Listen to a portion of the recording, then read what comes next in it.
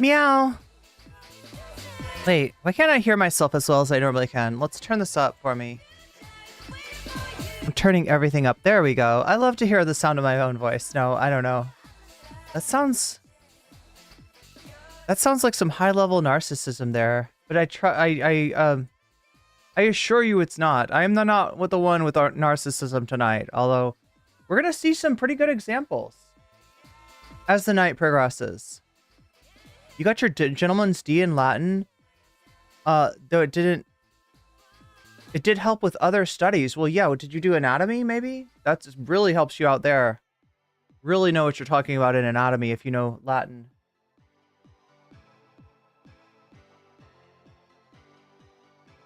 Yo, okay, so let's get into this, right? Let's not waste any time today. What's up, Vamps? What's up, Soul Life? What's up, Miska? I'm supposed to turn this down, and I'm supposed to find...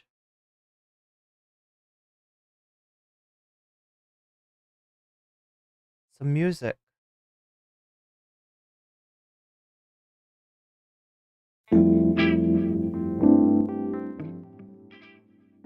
Alright, we got our music. I got my...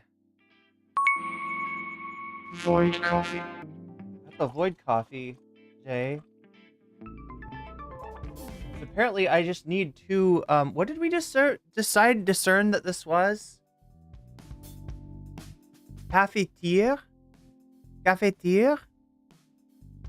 I feel like I pronounced it a bunch of ways that were wrong the last time this came up, but... Yeah.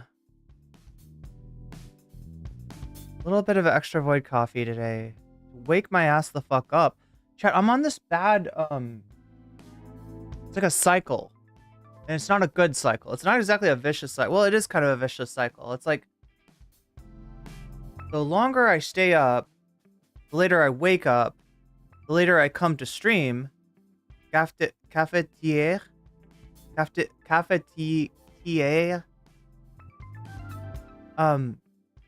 Yeah, we discovered what it is actually called, because I had a feeling it wasn't really called the French press, right? In French. It's like, I mean, there are some things, like there's American cheese, but I don't think anybody else calls that American cheese. I think they call it plastic. I think they call it, get it out of my sandwich. I don't think the rest of the world puts up with that slop. It is a vicious cycle. Yeah, it really is. And I want to be streaming earlier. Waking up earlier, getting things done. Just never happens. My family calls it plastic as well. Yeah, it's a cheese product. Yeah, it's not really cheese, is it? How did cheese ever become that?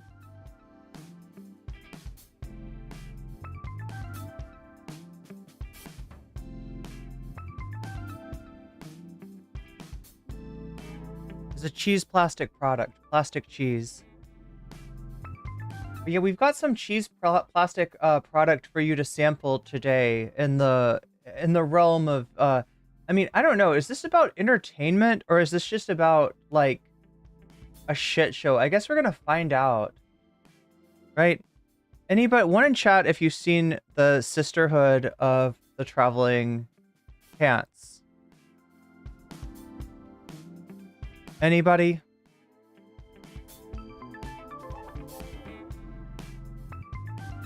You don't know who Blake is, but have you heard the name around? Have you been hearing people mention the name Blake Lively? U.S. dairy surplus. I'm going to try to help you. Any of you who are wondering what this is, you may have just seen this like on your timeline and you're just like, I don't know who that is. Should I care? Do I care? Does it matter? But years ago. Yeah, right. She kind of hasn't been, well, I don't know. I mean, like her bigger, you know, her bigger things have not been for a few years. I did try a really expensive German soft cheese, which was absolutely vile. Yo, Europeans, man, they got a taste for some really interesting flavors when it comes to cheese. This is indeed Ryan Reynolds' wife. That is one of Blake Lively's claim to fame. In fact, that's probably how she's better known in this decade, right? She was, you know, a large figure in the 2000s and maybe into the 2010s, but not such a big figure in the 2020s, other than the fact that, yes, she is Ryan Reynolds. Ryan Reynolds, yes. Ryan Reynolds. That's the Deadpool at home, right? If you got Ryan Reynolds rather than Ryan Reynolds, right? We got Deadpool at home, okay? We got Mint Mobile at home.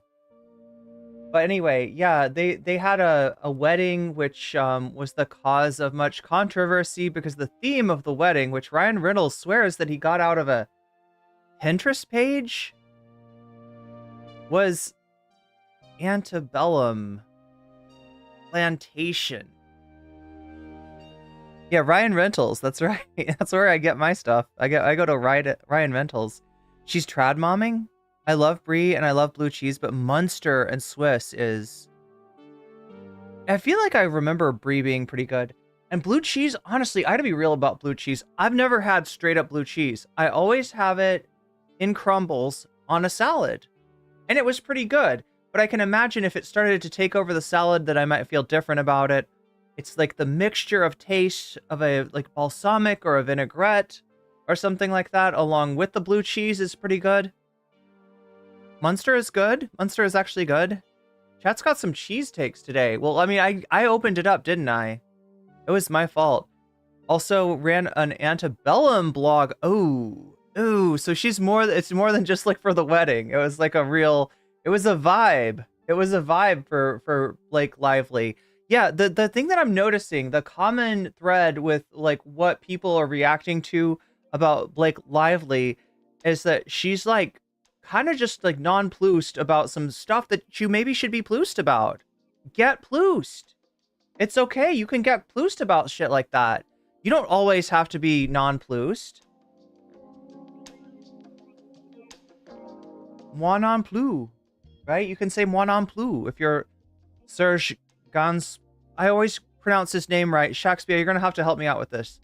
Serge Gainsbourg.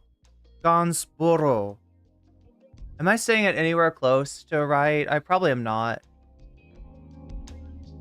I feel like it's one of those French names that has an idiosyncratic pronunciation. Nobody knows who I'm talking about anyway, so Gainsbourg. Gainsbourg? Oh my god, I'm adding too much. Yeah, I should know that. I should know to swallow that last syllable. Serge Gainsbourg. Gainsbourg. That's his name. Je t'aime, je t'aime. Ah oui, je t'aime. Ah oui. Ah oui, je t'aime, chat. Je t'aime.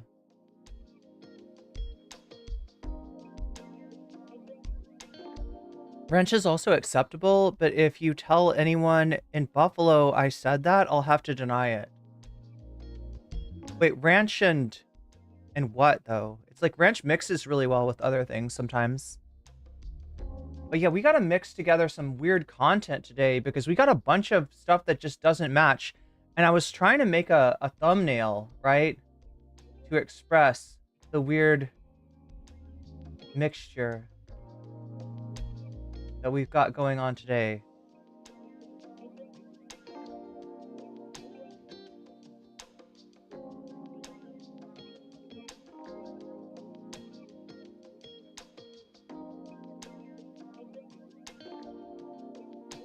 So like here was one version of it, right? Oh wait, you can't even see the main part. Anyway. There we go, chat. We got some sun tint, we got some pop culture, and we got some Trump tint. That's pretty much it. That's pretty much what we got going on. And as always, I will be reacting. And that's what everybody's really here for. The Pepe Sylvia. Well, yeah, it's a Pepe Sylvia because we're gonna like try to go down the rabbit hole to figure out what else going on with Blake Lively, but I want to do it in a way, I want to approach it in a way that you don't have to already be halfway down the rabbit hole in order to understand what's happening, right? So I found some content that's going to kind of ease us into it, and that's going to explain any of the questions that you have, like who the fuck is Blake Lively? And why is NCC talking about Blake Lively? And what do Ethan Klein and President Sunday have to do with any of this, right? These are all good questions. These are all very good questions. I love blue cheese, not a ranch fan though. You know, ranch is overdone, I think. Like it feels like it just gets overused, right? Especially in chips. I'm not a fan of ranch in chips. We like the funky, the same chemical that is found in vomit. Oh God, you're right. Yeah, why Europeans say that, is it really the same chemical? Oh God, I'm trying to think of what that chemical is. I think I know what you're talking about. It's bile, right? Bile? Is that what you're thinking of in terms of the chemical found in...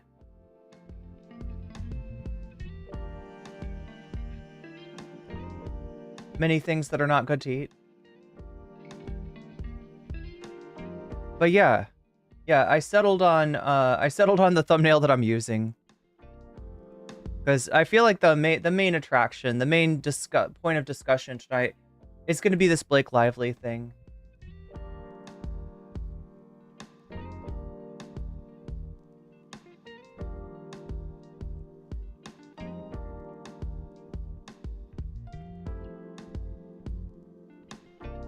There's an acceptable amount of bugs allowed in chocolate bars? God damn. America's nasty. America's nasty. Right? Like Q-Man nasty. Like, what the fuck? Like, what kind of mold is eating your hoodie nasty? You know what I'm saying? That's what happens if you sit in a room for too long, streaming to YouTube with a wiggler. And you don't feel any necessity to make yourself look decent, right? Your hoodie will actually get some sort of a mold on it, and the mold will start eating away at the hoodie, and then it'll start eating away at you eventually, and you end up just like Q-Man. You end up just like Q-Man, but we're not talking about Q-Man tonight. All right, we're done with Q-Man for a while. Unless I decide to put out a video. Because chat, it's not like I got the perfect thumbnail for that video or anything like that, and I'm just looking for the right content to go with it. No. But we're going to dive into like a number of rabbit holes today. This is maybe the first one. Should we start off with the pop culture? I kind of want to give this a try. Because with the way that the YouTube Shorts algorithm has been treating me, which is very hot and cold. It's very hit and miss. I feel like it's time to try out some new things. Wait, he brought up Lavloon's... I don't know. I think I need to just find what the best Q content is, and then we need to do that. Sounds like a Stephen King story. I mean, I don't really know what we're in for. But I do know that we can extend the content to maybe something that's more your liking, especially if this stuff is not your cup of void coffee, as it were. Void coffee. We got other options on the table, and I think I have at least something. Oh, here's what I have, chat. Who in here has heard of a man named FD Signifier? You're hot, then you're cold, you're less than you're no? I feel like I know a lot of Katy Perry, but I don't know those lyrics.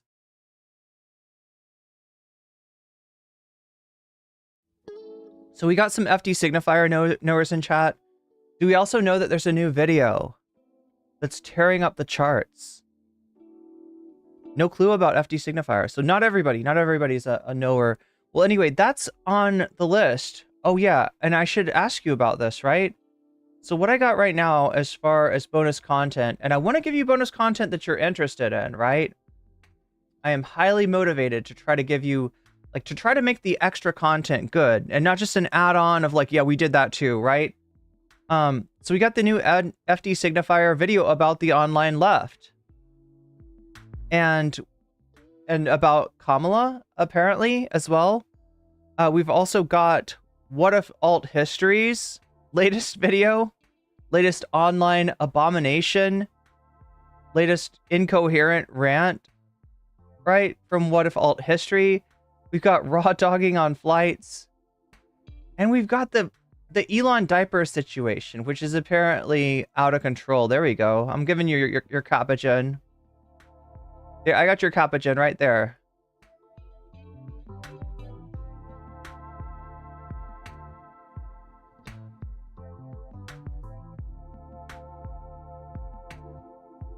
Whoa, what's going on?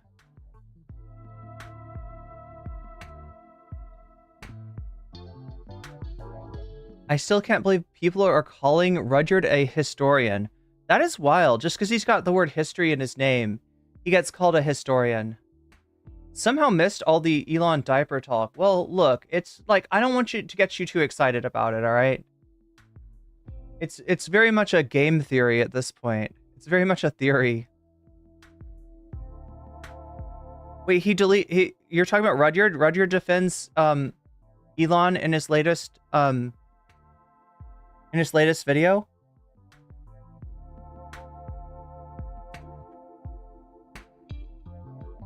Let me give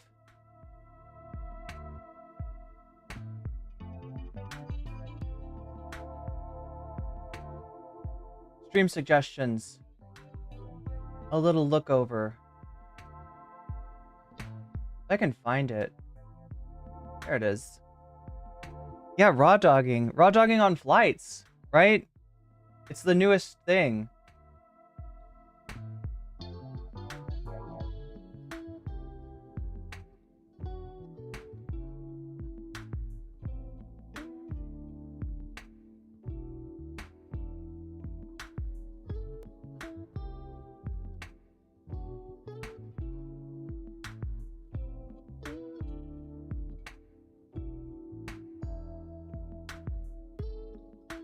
Okay, wait. Age reversal for dogs. Is that something that people are interested in? Is this something that people are interested in? I'm seeing this in stream suggestions, along with some pleas for me to cover this. Wait, if we have raw dogging and we also have, like, wait, which would we get rid of? Would we get rid of raw dogging on flights? We got another story about dogs. Can you reverse your dog's age? Would you reverse your dog's age?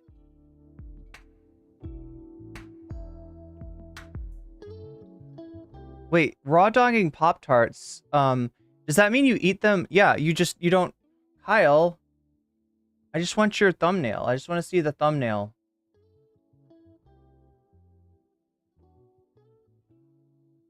Should we try to work this one in? It's not age reversal unless it's new. The new medicine adds 2 years to your dog's lifespan. I want to make my dog reverse age, right? That would be pretty sick, right? This would be like some Dragon Ball GT shit, right? You know, where they turn Goku into a little kid? You do that with your dog. You're like, oh my god, you're a puppy again. Humans are so messed up. Like, right? We love our pets. We love our pets, okay? Right, humans? We love our pets. We love our pets, but some of the ways that people love their pets is a little bit weird. Like, take, for instance, the president of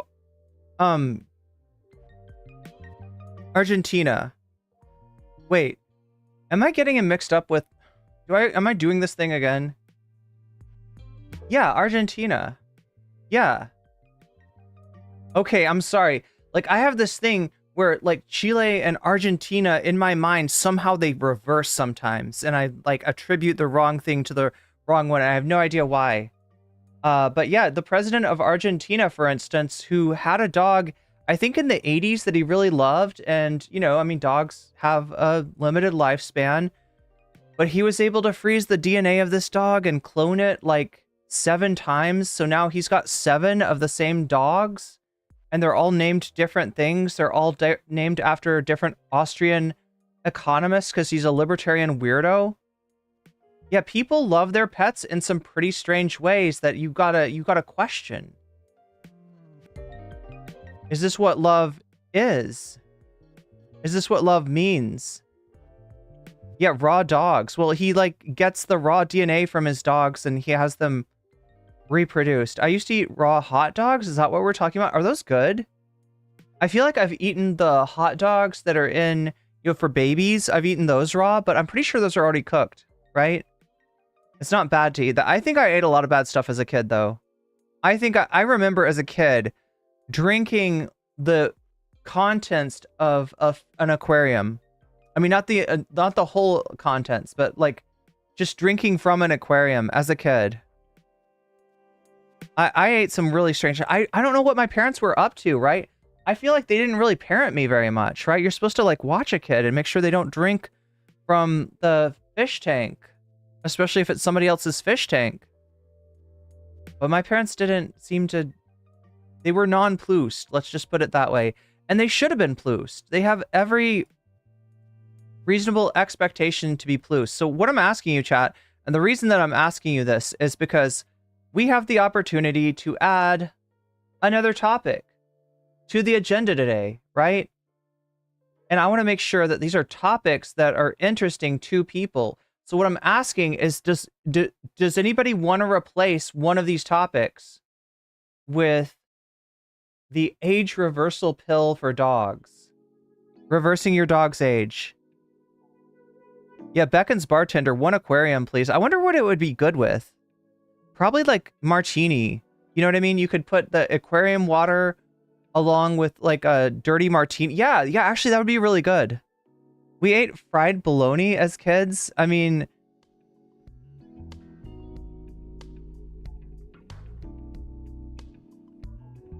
people always said ooh when I say cooked bologna until they smell me cook it. I feel like it's better than like, I mean, I know bologna's not raw, right? The meat is like cooked and then it becomes the bologna. But you can cook it again and add a little bit of flavor, I think, with used to love... Yeah, it's kind of like fried Spam. I mean, look, I don't eat this stuff anymore, okay? Shots of Aquaria as chasers. You cook bologna on the hood of your car and they... Oh, yeah, we'll peel the paint. I've heard that. I've heard that people do that to people. But I'm asking you, chat, do we want to replace, I don't know, raw dogging on flights with, like... Your dog can live forever? Who wants their dog to live forever? I'm just trying to remember. Last night, I feel like the What If Alt has got a lot of votes. Elon's diaper got a lot of votes. Raw dogging got less votes. So that would be the one to replace. Yeah, Dog Holla. Should we replace this?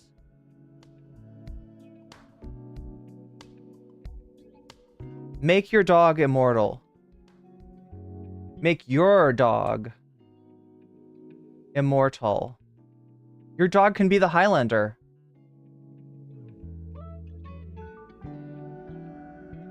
Is this going to make me feel bad for the dogs, though? I don't know. They're not doing the things... They're not turning the dog into puppies, right? Or sorry, they're not turning the dog... They're not doing the Goku thing to the dogs, right? It's not going to be Dragon Ball GT for dogs. So it's not as bad as it could be.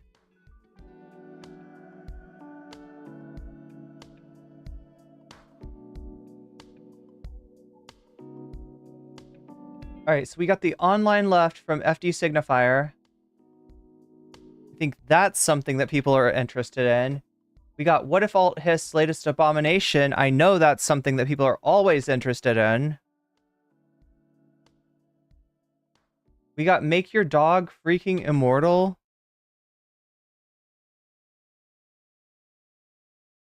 Frickin' Immortal. That's a thing. And then we got Elon's diaper situation. That's a thing. That's a poll. Full Metal Alchemist, but with dogs. I need to see that. Kyle Kalinske went over it. What? Yeah, we're actually looking at Kyle right now.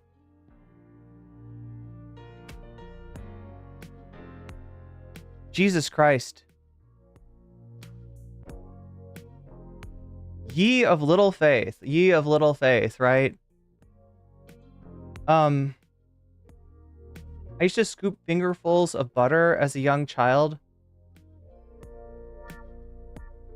I mean, it depends on how salty it is. What if Alt Hiss Mondays? I don't know, chat. I don't know.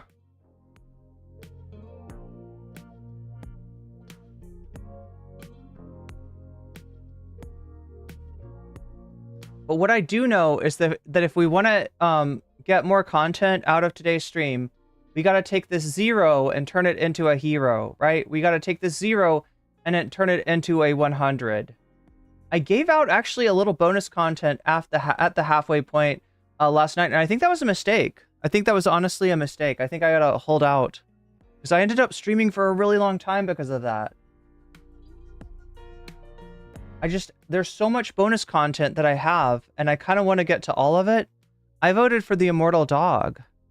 I mean, that's a good vote, right?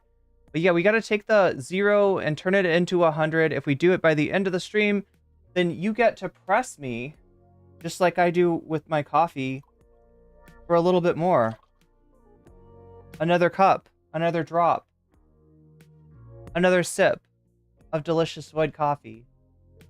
And as always, when you donate, you can let me know which of these topics you want to see come up for bonus content, because I am ready, willing, and able to put your money where your mouth is and add your donation as a percentage to the topic of your choice, even if your topic is just Vox Populi, because you really want to see what people vote for actually win, and you believe in that sort of thing. You believe in democracy and money out of politics and all that kind of stuff. You can say Vox Populi as well.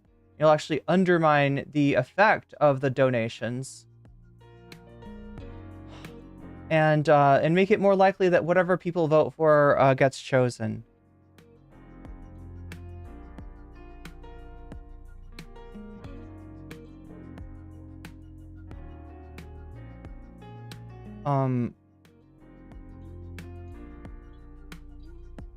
But yeah, we got to jump down this rabbit hole. I have a feeling this is going to take me longer than I think. Right? The Blake, the D'Angelo, and we might even watch a little bit of H3. I kind of hate to do that. But Olivia from H3 made a PowerPoint explaining the whole situation. 100 likes and YouTube treats Irene better. That's true. That's true. YouTube likes me better too. If you like me better, YouTube will like me better. They care what you think, chat. They want to know what you think. So what I think right now is that I've been edging you for long enough, and I got to press the important buttons.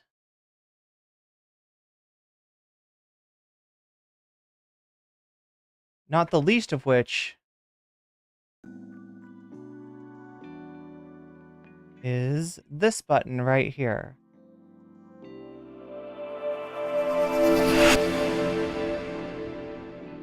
Localist Party says, RIP H3 career. His content sucks since years ago. Localist, when do you think it started sucking? I've heard many people say similar things about H3. We're not going to start with H3. We're going to start with D'Angelo Wallace, right? Because this is short and sweet. The H3 thing is a little bit longer, and I don't know how long I'll stick with it. I've got really mixed feelings about H3, and I have for a little while now. Yeah, Soul Life knows why. Soul Life knows why I got mixed feelings about H3.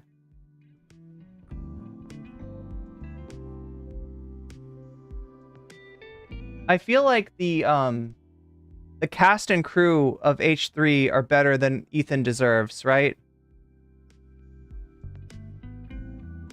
Someday, chat. Someday I'm gonna recruit them all. All right. Maybe 2018 to 2019. What did he used to do before then? Was that before the H3 podcast? That was like before Frenemies, right? Was that before Frenemies? Shakespeare getting us started today on the dono goal with a $1.99 super chat for the Grillin' Sicilian.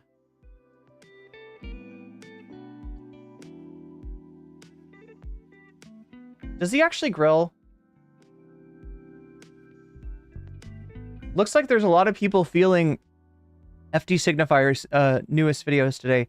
It was before Frenemies. What's up, Passing When?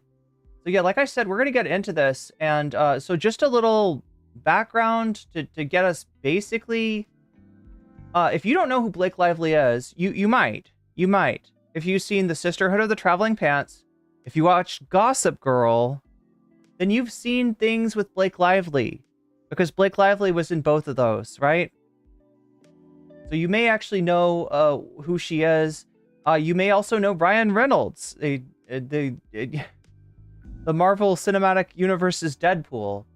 And she's his wife. So you kind of maybe sort of know Blake Lively already, possibly, even if you think that you don't.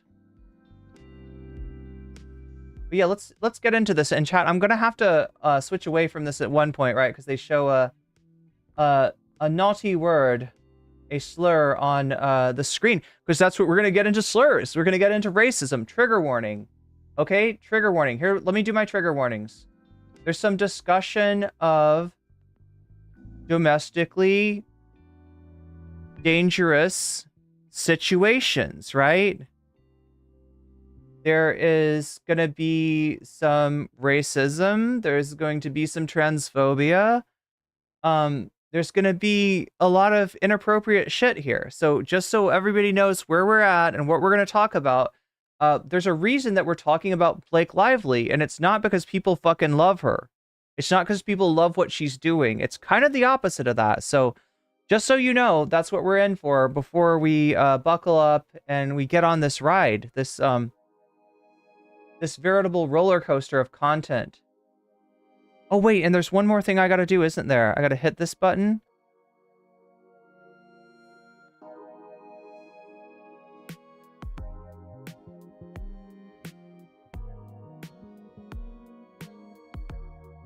Just waiting for... Come on, YouTube. Come on, YouTube.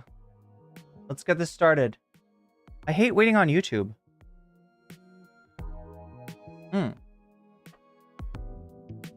But I'm gonna have to do it anyway. Are we talking about political ad spam? Political ad spam? Are you talking about on your phone? Or are you talking about on your YouTube? Where are you seeing the ad spam?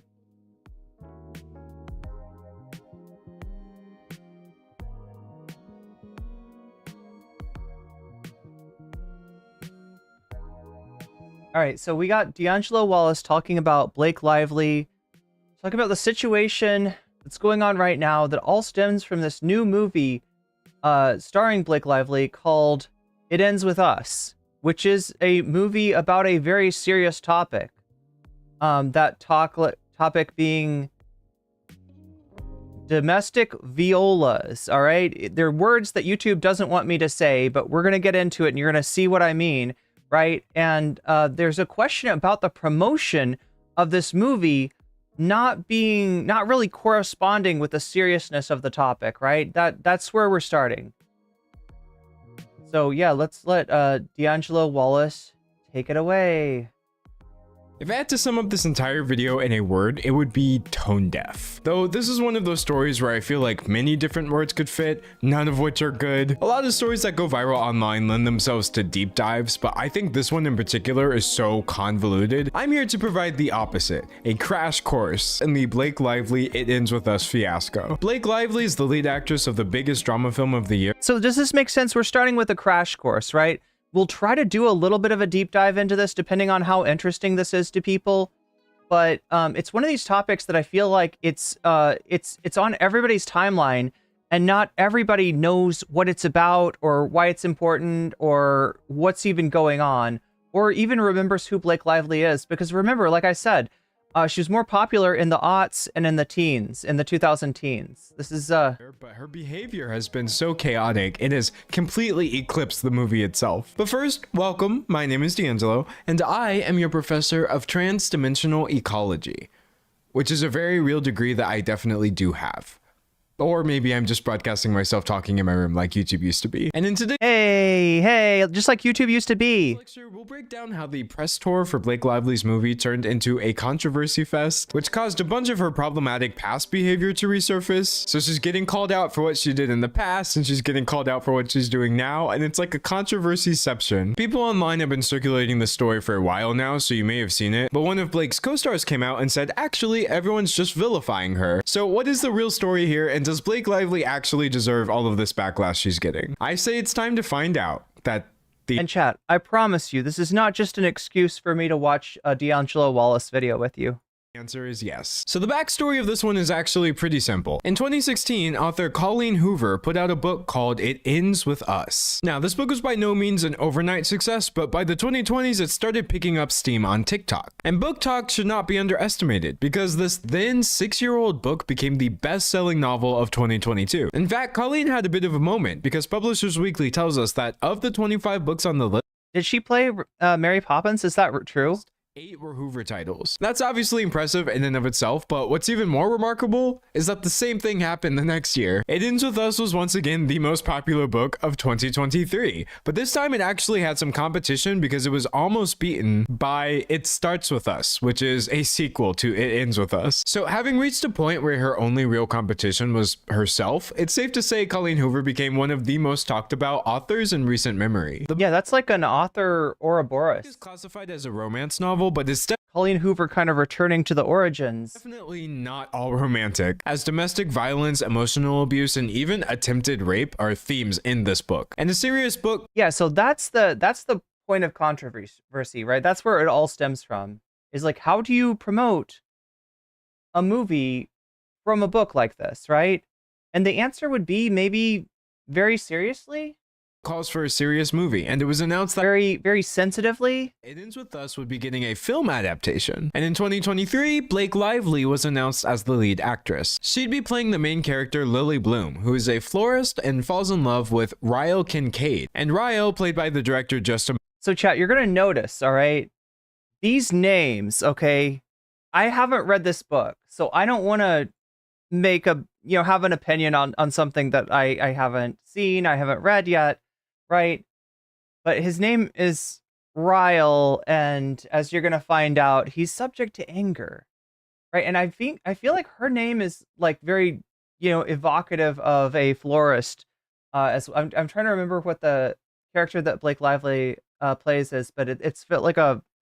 Anyway, you're just pay attention to the names. Pay attention to the names. The names they're a little too on the nose. I don't know, for my taste. Baldoni turns out to be incredibly abusive. As you can see, it's a pretty heavy story. So when the press tour started earlier this year and the posters and the promotional material were released, you can imagine that people thought it would all be a pretty somber affair. We love, we break, we pick up the pieces, we break the pattern or the pattern breaks us. And so all of this explains why people were a bit confused that Blake Lively kind of made the movie sound like it was just going to be a fun girls' night to watch with your friends. Hello, Blake. Well, yeah, and the fact of what she's done in the past, right? Colleen Hoover, and It Ends With Us is in theaters now, so grab your friends, wear your florals, and head out to see it. Grab your friends, wear your florals, and come watch a movie where a woman suffers through domestic abuse. This was obviously a bit of a tone mismatch, but Blake was going to continue to mismatch the tone for the duration of this press tour. So if someone understands the themes of this movie, comes across you in public, and they want to really talk to you, what's the best way for them to be able to talk to you about this? How would you recommend they go about it? Like asking for like my address or my phone number or like my location share. Or I could just location share you and then we could I'm not really sure why she thought sarcasm was the avenue. Thank you, Bloodstone. Yeah, Lily Bloom. Thank you for reminding me. I couldn't remember, but yeah. It's a very, and look, that doesn't make a book, you know, bad necessarily. Like in and of itself, it sounds a little silly, and especially for subject matter as serious as this. But it's not really, the issue isn't with Colleen Hoover, as you're going to see. The issue is actually with Blake Lively. There, but it turns out nobody else was either, because that clip wound up going viral. Her co-star's face when she launches into her sarcastic tirade is just absolutely priceless. 2.4 million views here, 7.2 million views here, and thousands of people who were very confused by her response. It was such a valid question. Someone may connect to the character and imagine her reacting like this. She's making a joke of this. But to be fair, it's possible those people did not see the second part of Blake's answer, which was not included in those viral TikToks, because she at least had the decency to follow up her weird snippy response with like a genuine answer. for anyone, if anyone ever comes up to you and says that your work meant something to them outside of just having that collective experience in a theater, what a blessing. Like what, you know, the fact that we get to do this and it gets to mean something is like, yeah, it's really significant. And so here's the thing, if that was the extent of this controversy, I genuinely believe Blake would have just been able to come out and say, you know what, actually there was a second half, but regardless, my answer was off base a little bit. And this would have been a really good time to hammer home the fact that she is taking this seriously, since this story contains such serious themes. But it turns out that would just be one of the disastrous promo moments for this movie. Promo moments is a bit of a mouthful. Yeah, it's a promo momo. Promo moment. It's like the past tense of edit. Like I took the promo moment and edited it. English is like not a real language. How compatible are our zodiac signs? I'm a Virgo. What are you? I'm a Libra. Sagittarius. Oh, yeah. Like of all times to just sit around and laugh about your zodiac signs. I'm an Aries. I understand why people were thrown off by this. I truly do. Why did this press tour have less to say about domestic violence than it did about which shoes Blake Lively was wearing in the movie? The boots were mine. There's these great Louboutins that are also a close-up on them when we're dancing in the bar. Those are mine. Breaking down which designer clothing items the character's wearing. Now, look, I mean, I haven't looked very far down this rabbit hole. I'll be totally honest with you. I'm learning along with you on a lot of this stuff, right? But right away, I'm wondering if it's possible that Blake Lively, like, you know, this is a subject that is not easy to deal with. Like, if I started talking about, you know, a very emotional subject that hit close to home for me, I might be in danger of crying on stream, which, you know, I've done before, and it's not the worst thing in the world that can happen. But yeah, I do try to avoid it's not easy to deal with something like that, right? So I that's the first thing that crosses my mind, right? In wanting to find an explanation that makes sense of you know, why is she treating the promotion of this movie like this, possible explanation that doesn't include, you know, just like completely blaming her. Maybe this is difficult for her to talk about. Belong to you could be seen as like a fun little movie detail, but certain people were starting to get the impression that all of this was kind of just like a fun girls' night to Blake. This is so tone deaf on a story about a woman that experiences domestic violence. I'm so sick of her press talking about how she wore all her fancy clothing for the film. What a fun movie about beautiful clothes, which I really like this one because it highlights. So I'm guessing there's also people that have read the book, they're waiting for the movie to come out, and when they see the promotion, they're like, what the fuck? How completely out of place this is. The top comment is my favorite though, which says me, my, me. And I too was kind of getting the vibe that Blake Lively wasn't just making this press tour like a fun girls' night. She was kind of making the press tour about herself. She was giving off that vibe. Okay, so now there's the other explanation, right? At least, though nobody could say for sure. That is, until she launched a new line of hair care products in the middle of the tour. Blake Lively's hair care line is finally here after 7 years in the making. Debuting this during a domestic violence film is crazy. And so you may be thinking, what if the timing was Okay, like being 100 with you, I was afraid they were gonna say that it was like a floral themed like hair care line, right? And that there was going to be some actual tie-in with the movie. It doesn't sound like there was that, but yeah, this is bad timing to say the least. It's just some sort of unfortunate coincidence. Even though I promise you, when it comes to marketing, there are no coincidences. But even if that was the case, that doesn't really explain why she then used the film to promote her alcohol brand. So Blake owns this alcohol company called Booze, and they hosted this pop-up shop. I mean, it's a good name. Filled with like flowers to... Oh, there we go. There we go. This is what I was afraid of, right? You tie in the themes of the movie with the promotion of the products. That's just no. That's no. Tie into her florist character. It was very clearly It Ends With Us themed, and it was launched in honor of the movie's opening weekend, but she just had to go a step further with it because Betty Booze threw an after party for the premiere, and one of the drinks they served was called Rile You Wait. No! Oh no! Oh hell no! Oh no! Chat, you look, D'Angelo hasn't described the plot, right? But you saw that Ryle was the, was the other main character in the book and in the movie, and Ryle is not a positive character. You remember the subject, the touchy subject that gets talked about in this movie, right? Ryle is the person doing that. Ryle, of course, being the domestic abuser. Yeah. And that's pretty much where people just stopped giving her any kind of benefit of the doubt for the most part. And you can count me among those people because, seriously, naming a drink after a domestic abuser, if that is not the... That sounds like a, oh my god, chat. I don't even want to say. This is like an idea in a writing room that probably gets thrown out, right?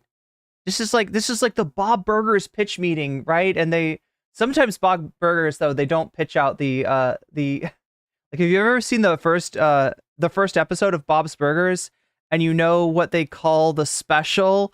You know what I'm saying. There's some stuff that maybe should have gotten tossed out of the script that did not get tossed out of the script.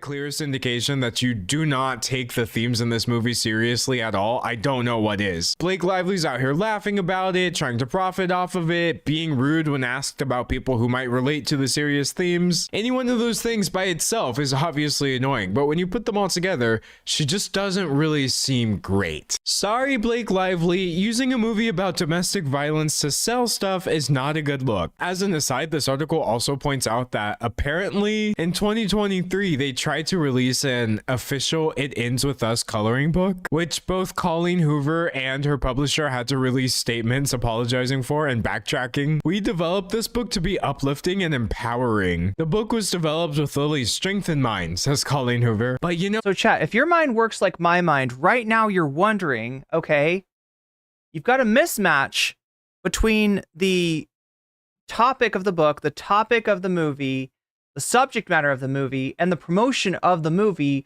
by the particularly the lead actress. I'm starting to wonder, like, how did the author react to this? How you know what? Though this is the bare minimum, at the very least, she did apologize. Actually, she kind of didn't, but she did say it was tone deaf and she hears people and she agrees with them, no excuses. Thank you for the respectful discourse and accountability. It's definitely a lot better than Blake, who gave us absolutely no response to anybody who called her out so far. But I guess she wanted to quell the discourse a little bit because after the film was released, suddenly she had a lot of very somber things to say about the issues at hand. She posted statistics about intimate partner violence. She said everyone deserves relationships free from domestic violence, and she provides links and resources, which of course disappeared in 24 hours because she posted it on her Instagram story. And needless to say, people kind of found this behavior to be too little too late. And it turns out when you are on a crusade to squander every little bit of goodwill you have, it backfires very quickly. Because as people were Googling Blake Lively, her name was blowing up, they were trying to find all her interviews, certain people started going back a little earlier than the It Ends With Us press tour. And let's just say they found a lot. So we're just... Okay, so I'm going to be really careful with this, right? There is, like I said, I gave some trigger warnings, like racism, transphobia. Like there's a lot going on here, let's just say. And so I want to be really careful as far as what I show on screen, because although D'Angelo Wallace is careful not to, you know, is like editing the sounds, the words. What am I trying to say?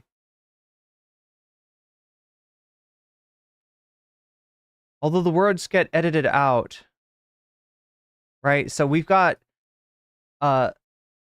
this screen and we've got this screen, right? And when I'm afraid that something that is like that I can't show on Twitch particularly might come up, I'm gonna switch screens just so you know what I'm doing, right? Because they go over, they don't say the words, but they show the words, right? And Twitch is very sensitive about that.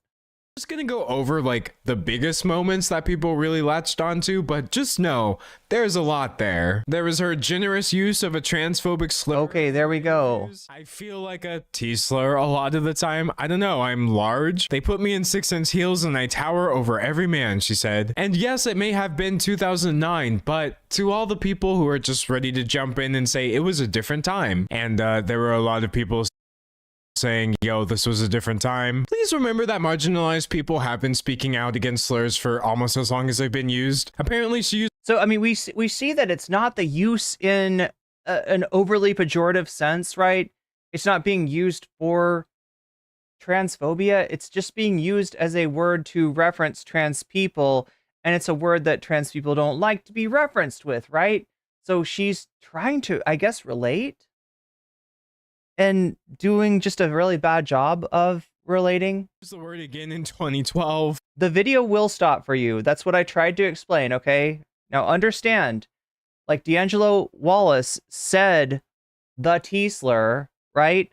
But on the video, it shows the actual word, right? So I got to be really careful to keep that off of the screen. So I'm going to try to do that to make sure that we're not... Yeah. No, you're going to see this pause. Okay, chat, being really clear with you. What I was just explaining is that we've got the live video itself, and then we've got this screenshot, this pause. It would be the thumbnail if I could make it be the thumbnail. But unfortunately, I've got to just like pause it here. Like I got to show you this instead, right? I can't show you the word.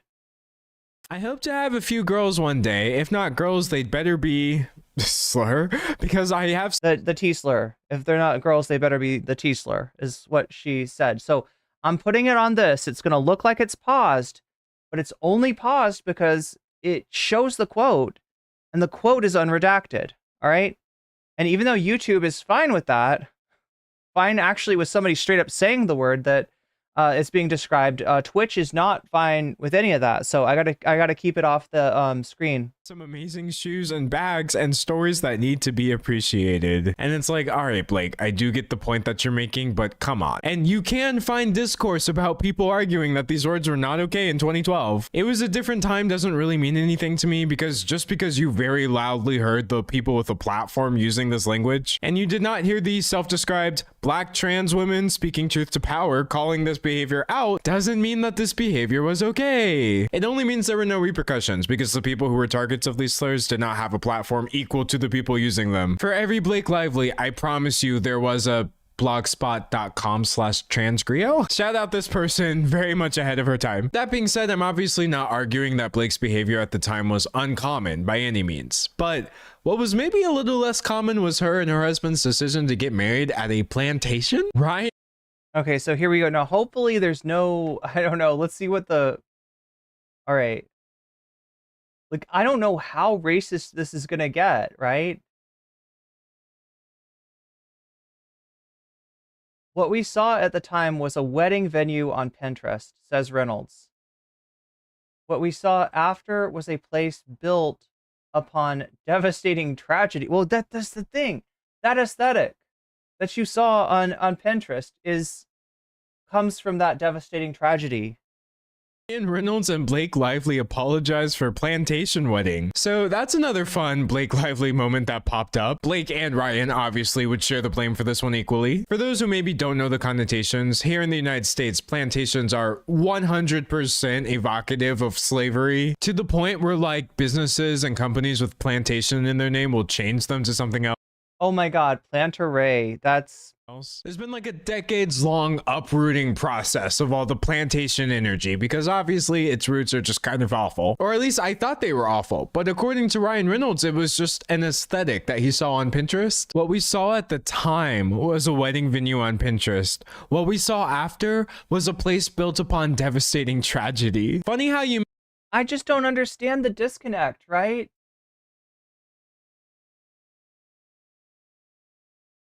I just don't understand the disconnect. Yeah, there's an aesthetic there. Yeah, that is a historical aesthetic, I suppose, but it's obviously going to be connected with slavery. It's like, I don't see how you thought that you were getting, like, I don't know, like antebellum, like, right? Like there was a singer named Lady Antebellum who changed her name. Oh my God, I can't remember. There's this whole story about this, right?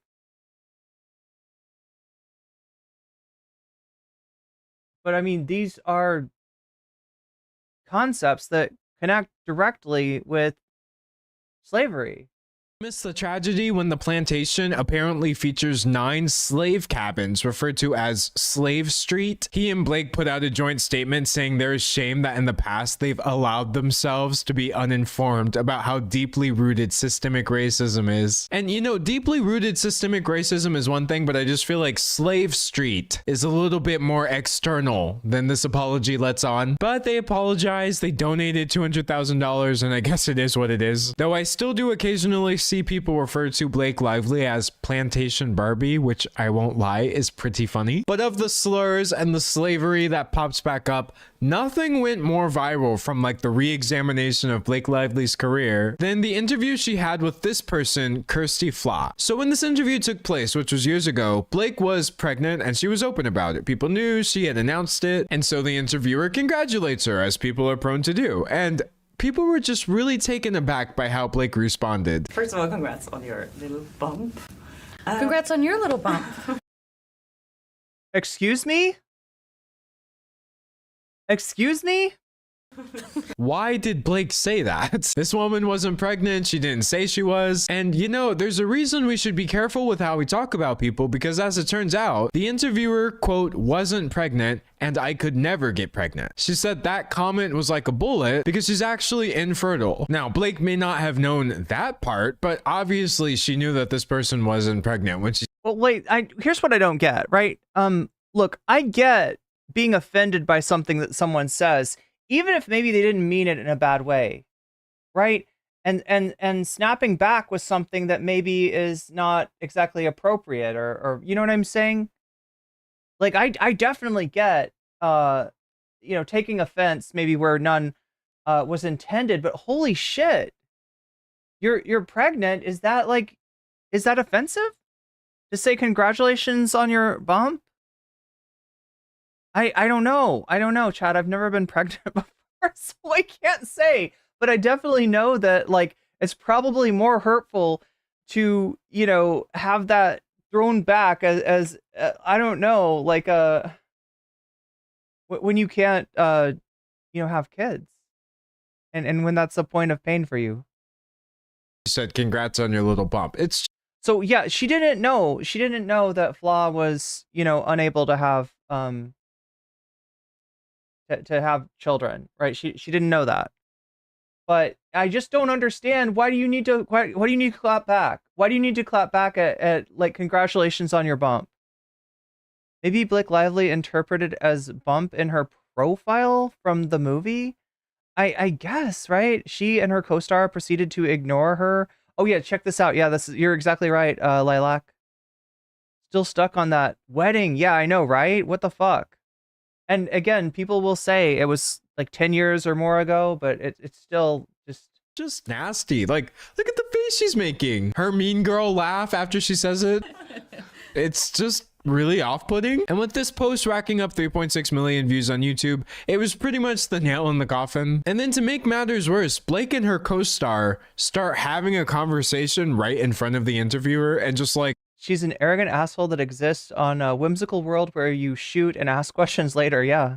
ignoring her. Visually amazing. Yeah, it's gorgeous. Did you guys love wearing those kind of clothes that you... Yeah. Yeah. And you know, working in Everyone digital. wants to talk about the clothes, but I wonder if they would ask the men about the clothes. I would. I love Jesse's He has some suits and beautiful. That's what how I'm saying. he- His Oh God. wardrobe was beautiful. I know, Corey's everybody- wardrobe I was know, gorgeous. he's Those so great. high-waisted pants. He's so great. I would wish men And wore sorry, high-waisted too. pants like I know. that. But the thing is, okay, look, if Law had said something offensive, right? Like, I guess I understand in the context of an interview, like talking to your co-star, like, right? If Law was just being like obscenely offensive, flagrantly offensive, just fucking rude, then yeah, do that shit. But I don't understand in this context. It doesn't really make sense for me. Still. This is just nasty behavior. I think mean is a really difficult label to slap on somebody because just because somebody's not giving you a customer service smile doesn't mean they're being mean. Different people have different social cues, etc. But I feel pretty confident in saying Blake Lively is just being really mean to this interviewer for no reason. Did the other two forget they're at work doing an interview, or do they think they're at a brunch with themselves? I'm more offended that they're Well, I mean, they're just being, they're reacting in anger, and I just don't see like the cause for so much anger. basically ignoring the interviewer and practically having I mean, I know that like our issues with our bodies don't stop when we become pregnant. I get that, and that actually some of those body issues might be, magnified, right? And I've seen people be rude and inconsiderate of that fact to pregnant people. I just don't think this is that. And I don't understand interpreting this as that and needing to get defensive and about it, right? a side conversation, just the two of them. Blake is barely even looking at you. How disrespectful can you get? Seriously, I think the interviewer was being more professional than Blake and Parker combined, which is not hard because 0 + 0 does equal 0. But just because she reacted calmly doesn't mean that wasn't aggravating. She said the interview made her want to quit her job, and just a couple days ago, she I mean, you could see her like dying inside, right?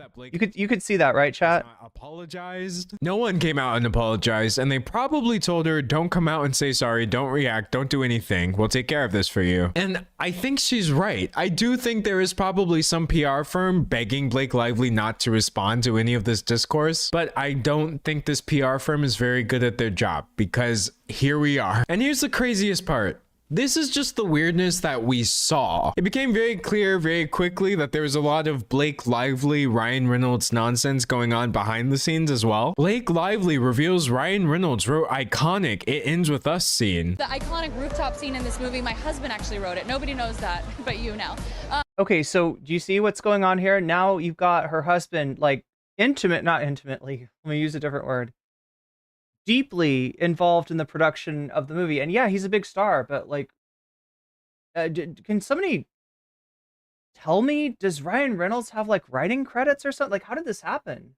But he wrote it. He works on everything I do. I work on everything he does. Maybe nobody knows that Ryan wrote that scene because he didn't, right? Oh, okay. Ryan Reynolds is not the screenwriter for this movie. The actual screenwriter for the movie, Christy Hall, says that she wasn't aware Reynolds had contributed to the dialogue used in the final version of the sequence. There were a couple little things that I thought had been improvised. So if I'm being told that Ryan wrote that, then great, how wonderful. So, Ryan tweaked some lines in your movie. for some reason, and you did not run this past the actual writer. You then delivered his lines and told interviewers that he wrote the scene. Blake Lively really does not seem to appreciate the people who are actually supporting her career. The interviewers, the screenwriters, the people who may be survivors of domestic violence just trying to view this movie. She's just treating all of these people with like this sharp unpleasantness. Yeah. Or like, look, I mean, there's a built-in audience here, right? In terms of people that have read the book. And yeah, for those people, right, for fans of the book, the topic is, you know, like it's like there's the audience that's seeing the movie and they haven't read the book, and then there's the audience that's sort of built in from the book, and so I don't know. A Megastar, thank you for the 100 bits. That was supposed to come with unicorns. Wait, what was supposed to come with unicorns? Oh, I mean, it's got something. Is that a unicorn? I can't tell what that emoji is, but thank you for the 100 bits, A Megastar. It's completely uncalled for. And there are rumors that the behind the scenes beef goes even further than that, with some speculating that Blake is actually in a feud with the director of the movie. And I won't go over these since these are just rumors from anonymous sources, but let's just say Blake's behavior. Yeah, so D'Angelo's not going to go over this, but people have dug into this. Oh, right before? Oh, I see. Those things are supposed to be unicorns. D'Angelo always looks fantastic, just like Irene. Oh, that's really sweet of you.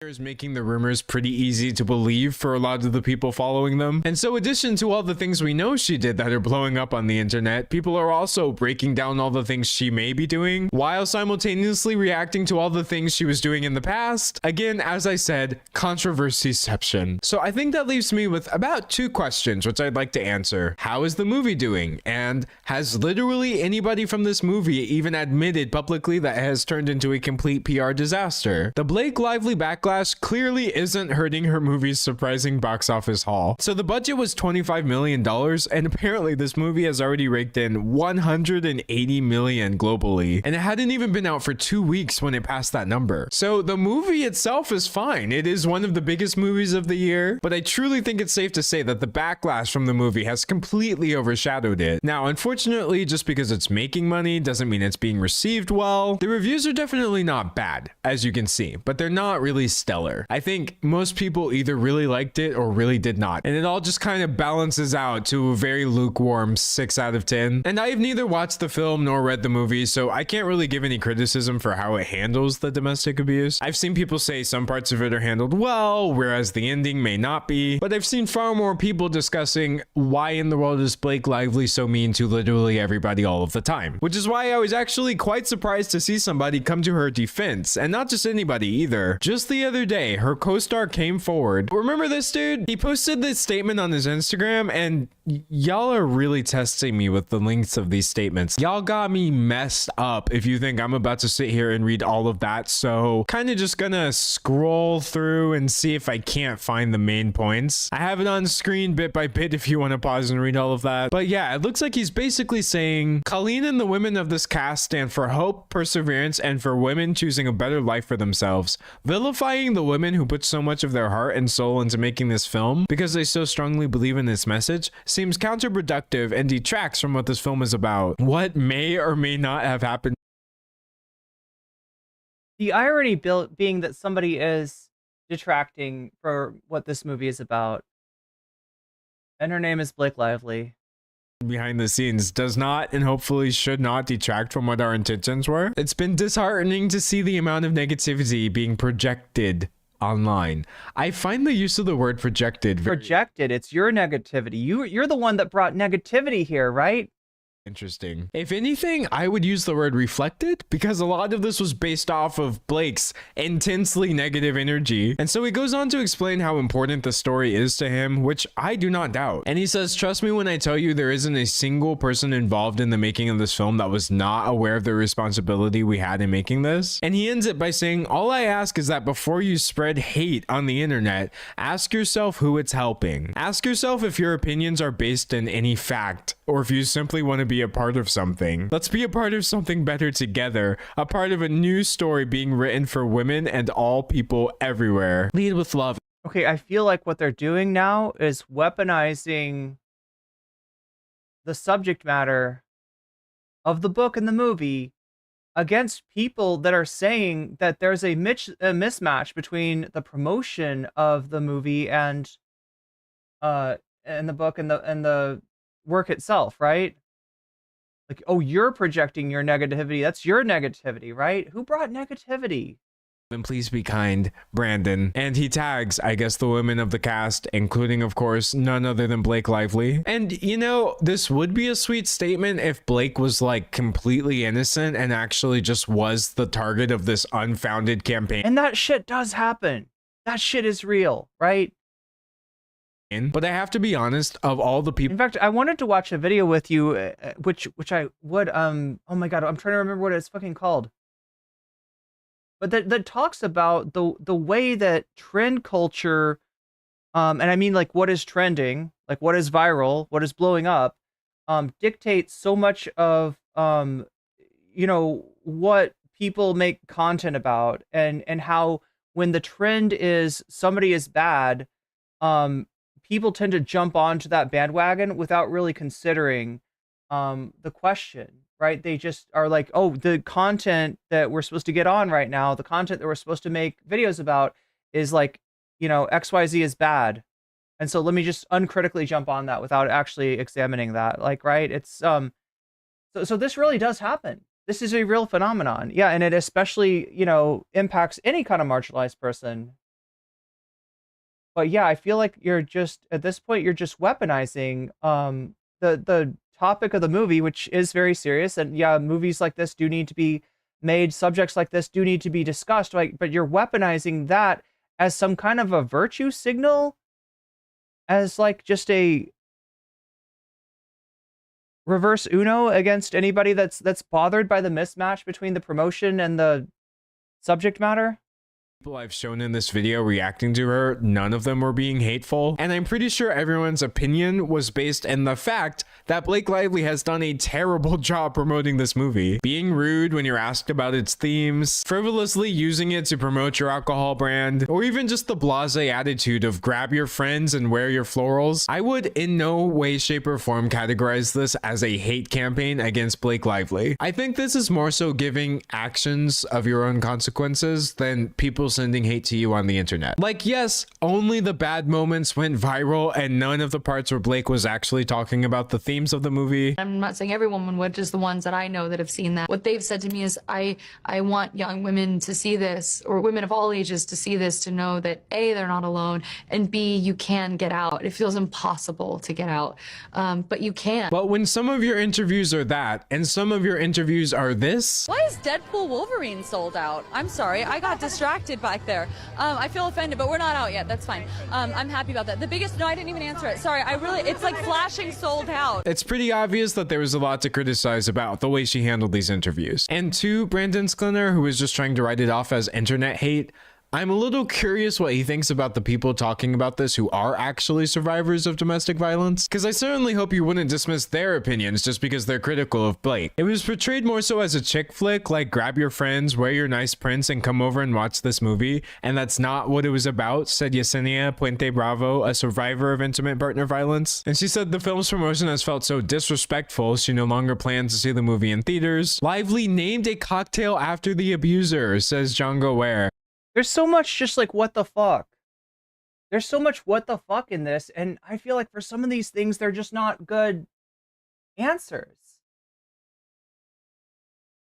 A domestic violence survivor. So it's just one insensitive thing after another, and then for her to plug her hair care company or her husband, she had so many opportunities, and she still does have an opportunity now to make an apology and try to make things better. And I definitely think an apology would be in order for survivors of intimate partner violence who found this disrespectful, but instead the cast has opted for complete silence in Blake's case, or just downplaying all of this criticism. So my verdict is I won't be holding my breath for an apology that probably should be coming, and I really have to wonder wonder what happened to media training. They say no press is bad press, but I'm pretty sure when more people are talking about the controversy as opposed to the thing you're trying to promote, you might have lost the plot. So that's my take on the situation. Dave's take on the situation is that film adaptations are never as good as the books anyway, so he will not be watching It Ends With Us. And of course, I'd love to hear your take. I mean, this is the part of the video where a layman would ask you to subscribe, like the video, and leave a comment. But I will ask you to enroll, evaluate the video, and submit your feedback. Because So yeah, D'Angelo Wallace, if anybody is not subscribed yet, I will pass along the link to you. Amazing video essays. Amazing video essayist. Highly recommended, chat. Highly recommended. Speaking of recommended, what is going on in chat? I'm not entirely sure. But yeah, this is not great. This is not great. So Squall Leonard says, did you see the undercover journalist who posed as a donor for the whole Project 2025 thing? I actually did not, Squall. I'll have to check into that. We do have a little bit of, we're going to do a little bit of politics in just a bit. I don't know, maybe sooner. Look, there is more content on this, but it's H3. And I, like much of chat, have mixed feelings about H3.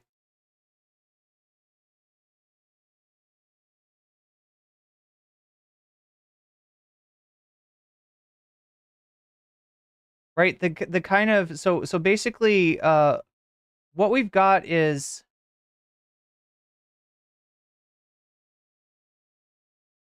Olivia from H3 made a PowerPoint to explain the whole situation in sort of a deeper way.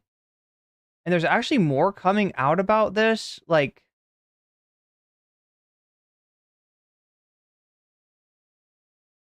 there's more coming out about this, so I'm just gonna ask chat, what do you think, right? It's like an Olivia-focused segment by H3, where most of them don't know anything about this drama or what's going on. So it's Olivia using a PowerPoint that she made to explain to the rest of the cast, including Ethan, like what went on there. I'm just not sure. Like this is like this kind of, I don't know. I gotta say, I kind of feel gutted by this story, right? It's just like, I'm not sure how long I want to stay with this.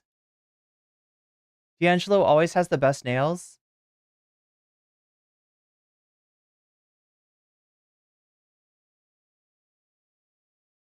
Has Blake Lively done this with other projects she was part of?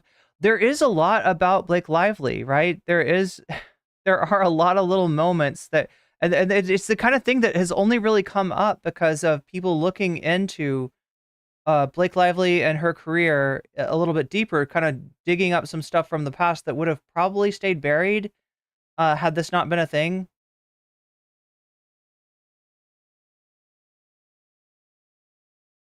You think that the guys that the cast sided with Blake because she's a celeb and is their ticket to fame? I mean, there's more to this, right? And there are some like inklings of maybe some not okay stuff behind the scenes, if that makes sense.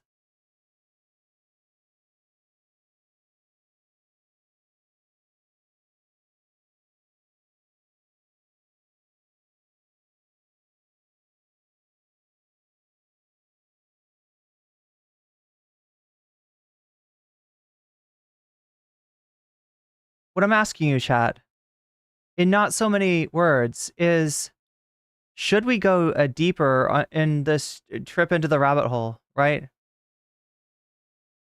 you want to know more about this situation, or is the what did D'Angelo call it? The opposite of a deep dive is a quick explainer, right? Is the quick explainer enough? One in chat if you're okay with the quick explainer.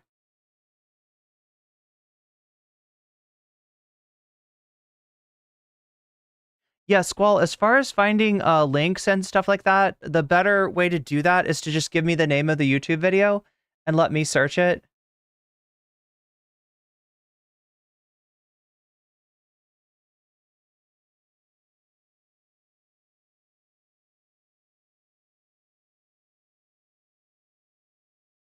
I don't know, chat. I'm kind of leaning towards I've seen enough, right? Is that what I'm getting from chat as well? Am I getting some I've seen enough of this vibes, like, right? Is the quick explainer enough, or do we need to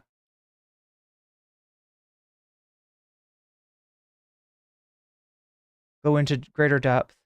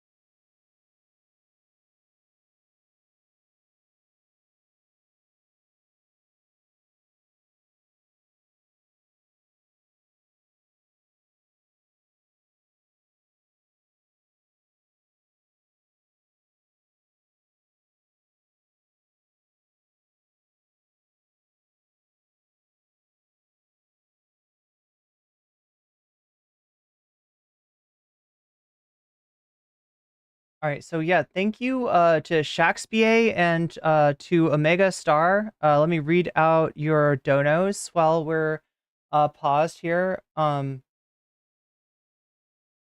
Star says that was supposed to come with unicorns. Oh yeah, the previous post was. Yeah, thank you for the 100 bits, Omega Star.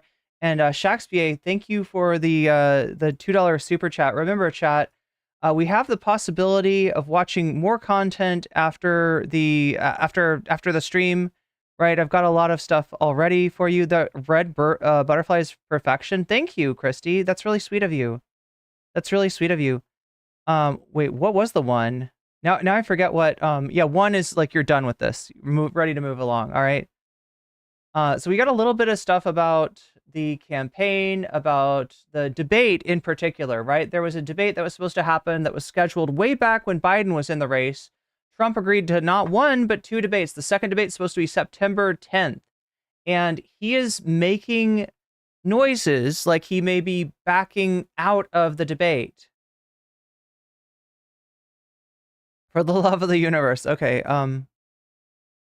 So yeah, that's what we're going to cover next. And again, the dono goal, right? The extra content that only happens if we hit 100%.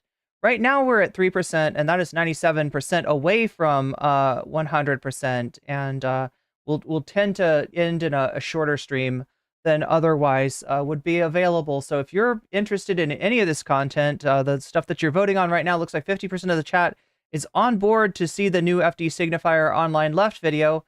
What do we have as far as the rest of it? 10% for the What If Alt Hist video, 14% to make your dog immortal, and 26% for the Elon Musk diaper situation. So if any of those are interesting to you, make sure to vote in the full scale stream. You can also donate while you're at it. And if you do, you will drive the donation goal further along. If we hit 100% before the stream is over, which we're not exactly on track to do right now, but things could change, then we will, it'll unlock extra content. You'll be able to see it. What content you say? Well, it depends on two things. It depends on what you vote for, and it also depends on when you donate, if you tell me the topic that you want to see, and I will actually add your donation as a percentage. So you'll be able to massively help out the chances of the topic that you want to see, or you can massively help out the voters, the chatters, the vote, like, help the vote just, decide everything by saying Vox Populi. So those are your two options. And remember, when you donate, whether it's a super chat, super sticker, whether you're giving memberships to other people or giving a membership to yourself, whether you are over on Twitch, getting yourself a sub to get out of the top of the hour ad break, which happens, yes, every hour on the hour at the top of the hour and lasts for 3 minutes unless you get yourself a sub. You can do that for free with a Twitch Prime, or you can do that for $6 with the $6. You could also possibly be gifted a sub, but stuff like that more likely to happen if you're active in the chat. So be active in the chat. Be active in the chat if that's you. Also, the Throne. Wait, why is this up here? Should be like right there. Yeah, the Throne link. If you donate to the Throne or you sign up for Patreon, that counts as a donation as well. Any kind of donation allows you to put your money where your mouth is. All you need to do is tell me, hey, I donated X and I want it to go towards blah.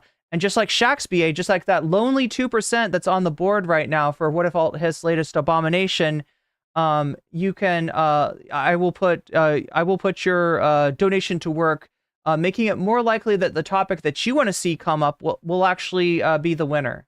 So that's how that works, when it works.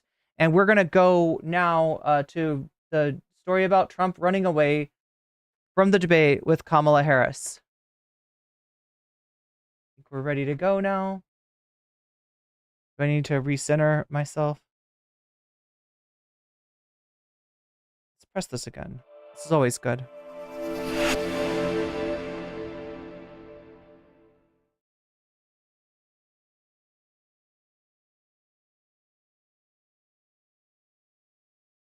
And unmute.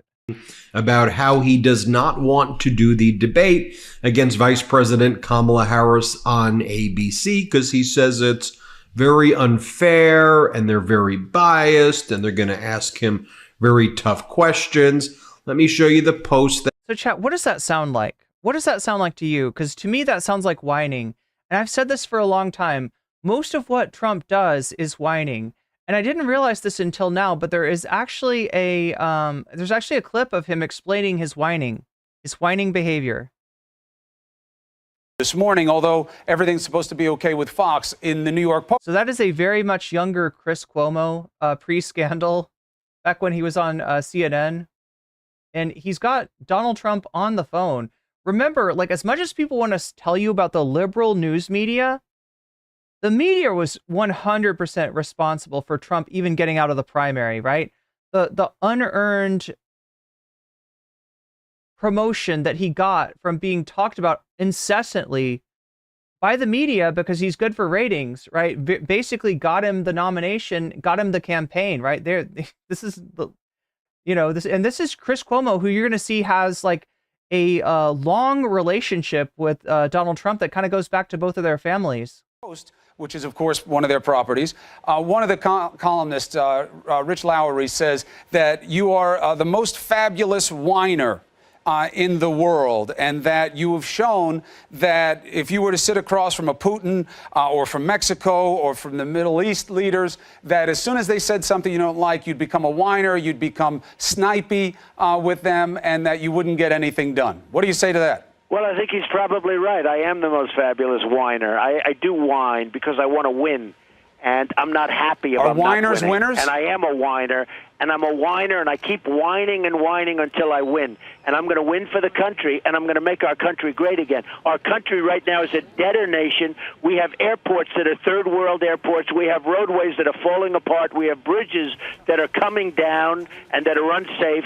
60% of the bridges in this country need work and they're unsafe. But how do you pass that infrastructure bill? Apart. How do you work with government? You can't just come back at everybody. Chris, I've been better when at they working insult with you. Government.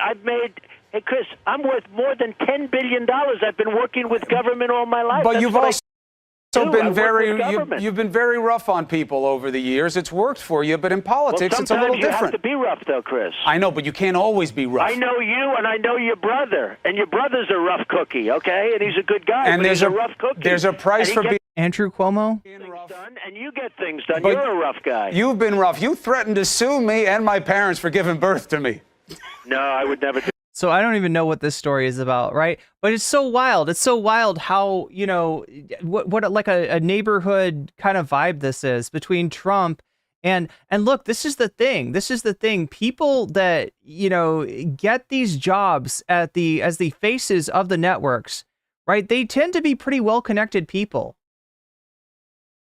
And so they're kind of like in the same social circle as the candidates that they're supposed to be objective about. That's No, exactly they did a what great you did. service to the world. You play they very did a rough. great- And as much as there's this, like, you know, remembering something kind of, it sounds like fucked up that Trump did in terms of suing the Cuomo family, right? It's you get this feeling like it's almost like it's a squabble, but it's like a family squabble. It's like a neighborhood squabble. It's a squabble between friends. It's a squabble between like tightly intertwined, you know, families and, you know, very powerful families. Sometimes. To the world. And you know, I'm a huge fan of your mother. I don't know, you know, your mother and Well, my she's mother watching.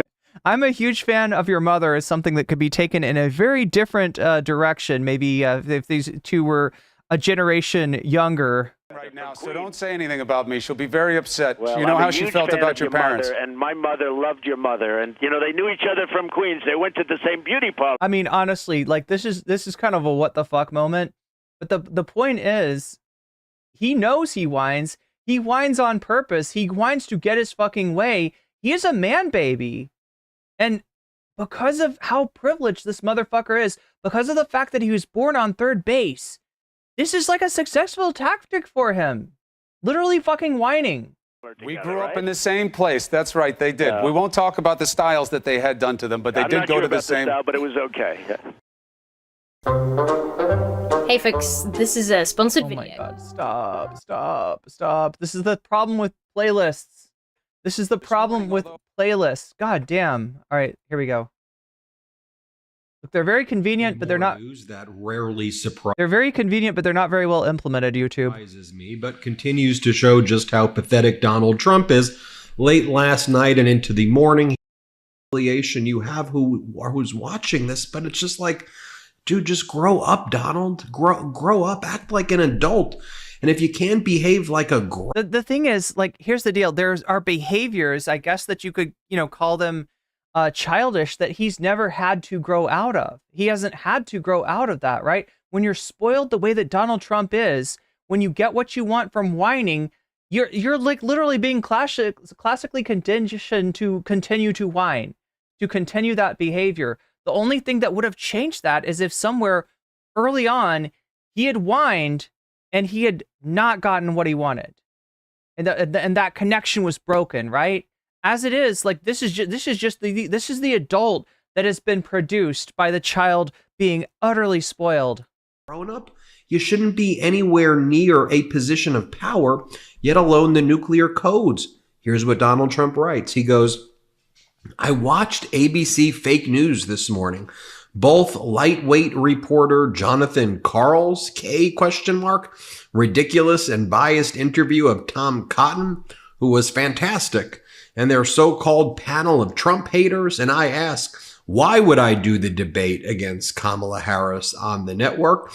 Will panelist Donna Brazile give the questions to Marxist candidate like she did for crooked Hillary Clinton? Well, Kamala's famous Marxist Hillary Clinton best friend who heads up ABC do likewise? Where is little George Slopadopoulos hanging? Slopadopoulos, okay. Will he be involved? They've got a lot of questions to answer. Why did Harris turn down Fox, NBC, CBS, and even CNN? Stay tuned! Exclamation point, exclamation point, exclamation point. There was no agreed upon debate on Fox. Donald, you made one up after you backed out of the September 10th debate on ABC. Okay, I'm sorry. I'm sorry, chat. That surprised me. Look. I mean, oh my God. Do we want to talk about this? Like, there's a certain sound when somebody sniffing results in like a plug of material being sucked up their nostril and like then going down their throat, and that was it right there. That's a reason enough to maybe do a retake. I don't know. Or like a little bit of editing. Look, like, are they streaming? Like, do they do a stream and then cut out segments of the stream? Like, is there a reason that there was no, like, could we not have been spared? Because I like I'm sorry, chat. This is hanging me up. I viscerally felt Ben Mycelis's swallowing of whatever the fuck that was in his nose. And I'm grossed out now. I was already a little bit grossed out before. I'm even more grossed out now. August 2nd, 2024, Trump goes, I have agreed with Fox to debate Kamala Harris on a Wednesday, September 4th. Oh no, get yourself a tissue. The debate was previously scheduled against sleepy Joe Biden on ABC, but has been terminated in that Biden will no longer be a participant, and I am in litigation against ABC Network and George Slopadopoulos. George Slopadopoulos. Thereby creating, just these names, these childhood names. His last name is Stephanopoulos. Well, he gets away with it. He gets away with it, right? He's been trained that this is what you fucking do, and you get what you want. Slopadopoulos, delicious. And look, it works with anybody. Where the media gives you what you want, the party gives you what you want. It's just silly. It's old. It's boring. Grow up. Grow up. Trump goes on to say the Fox News debate will be held in the great Commonwealth of Pennsylvania at a site to be determined. Again, Trump is just making this stuff up. There's no agreed upon debate there. And then this is when on July 25th, the Trump campaign canceled officially the debate on ABC. It said, given the continued political chaos surrounding crooked Joe Biden and the Democrat Party general election debate details cannot be finalized until Democrats formally decide on their nominee. There is a strong sense by many in the Democrat Party, namely Barack Hussein Obama, that Kamala Harris is a Marxist fraud who cannot beat Trump, and they are still holding out for someone better.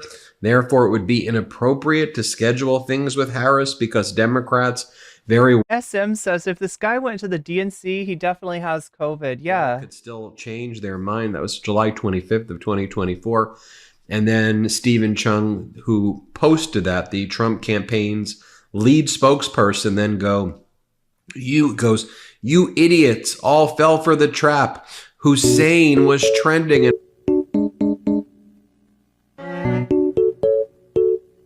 you never would have noticed that? You wouldn't have noticed that? I can't help noticing that, but thank you for the 100 bits, Omega Star.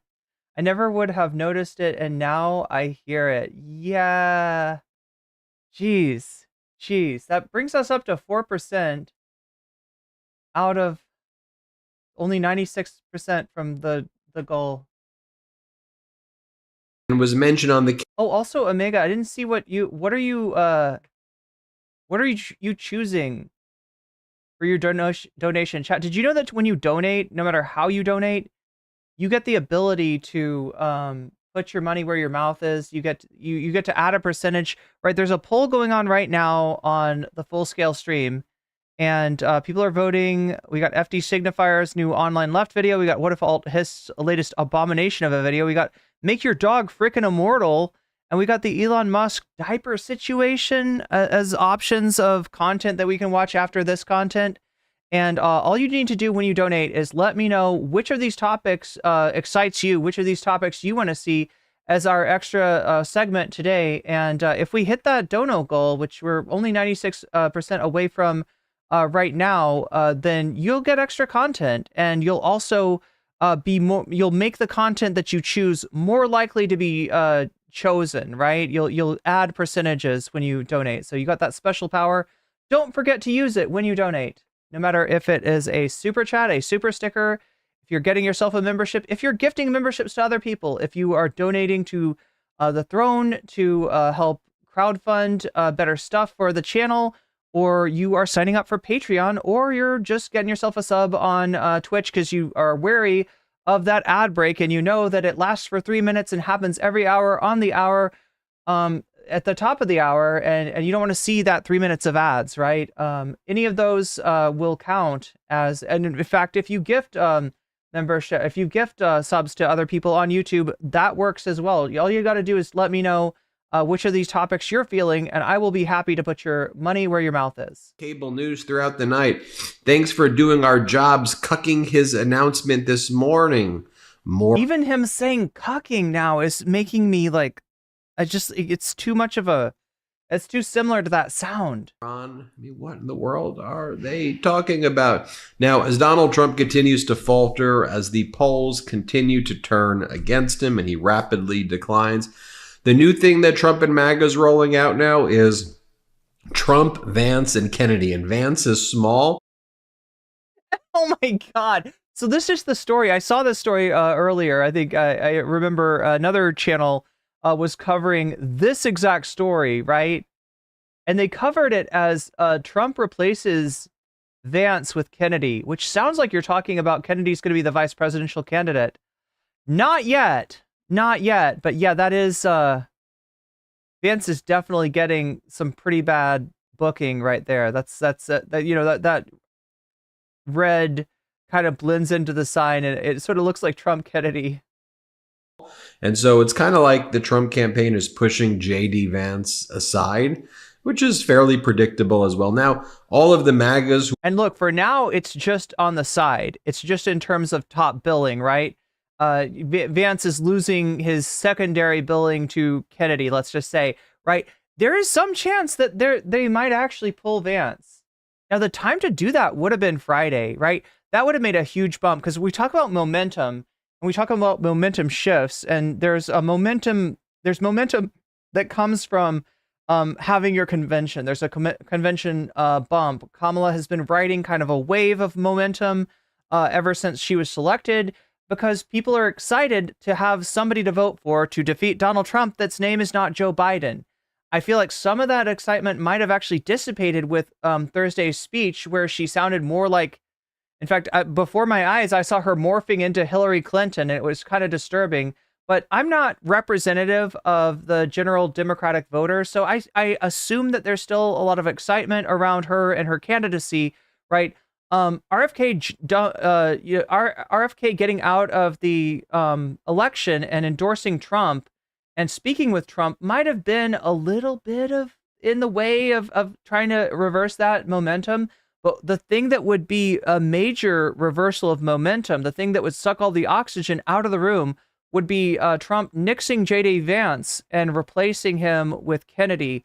Now, again, there's some complications to this, because there's a reason that Trump chose Vance. Vance is actually not the vice president that will help him most to win the election.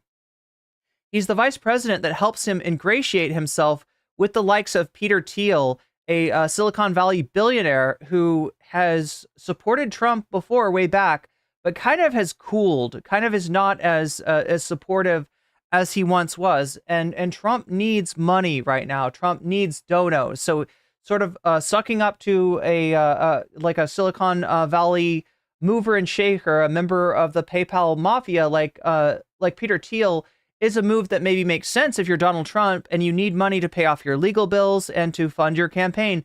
Kamala's fundraising has gone, galactic at this point. It's basically, it's blasted off, right? And and so Trump needs something to fight that with. So that's part of the reason he chose JD Vance. If he unceremoniously dumped JD Vance, there might be some backlash from those quarters. So it's complicated. We're basically calling RFK Jr. like everything from like, were they calling him like a pedo? They were calling him like the worst person ever. They were calling him a communist. Wait, I didn't hear that part. Where do they call Kennedy a PDF? Marxist. Now they're like all in on the Kennedy train. And now Kennedy and Trump are... Brad Purcell says CNN ain't news. Brad Purcell, what stream are you watching? What stream are you watching right now? Do you see CNN?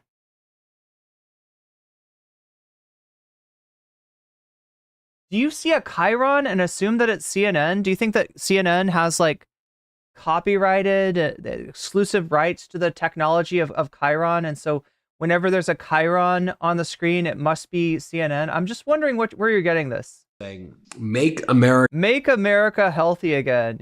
Yeah, healthy like RFK. America needs more brainworms. Honestly, America needs to eat more suspect meats, right? If you find a bear that's been hit by a car by the side of the road, you got to take that thing home. You got to take that thing home, and you got to clean it and feed it to your family so your family can share in the parasites, right?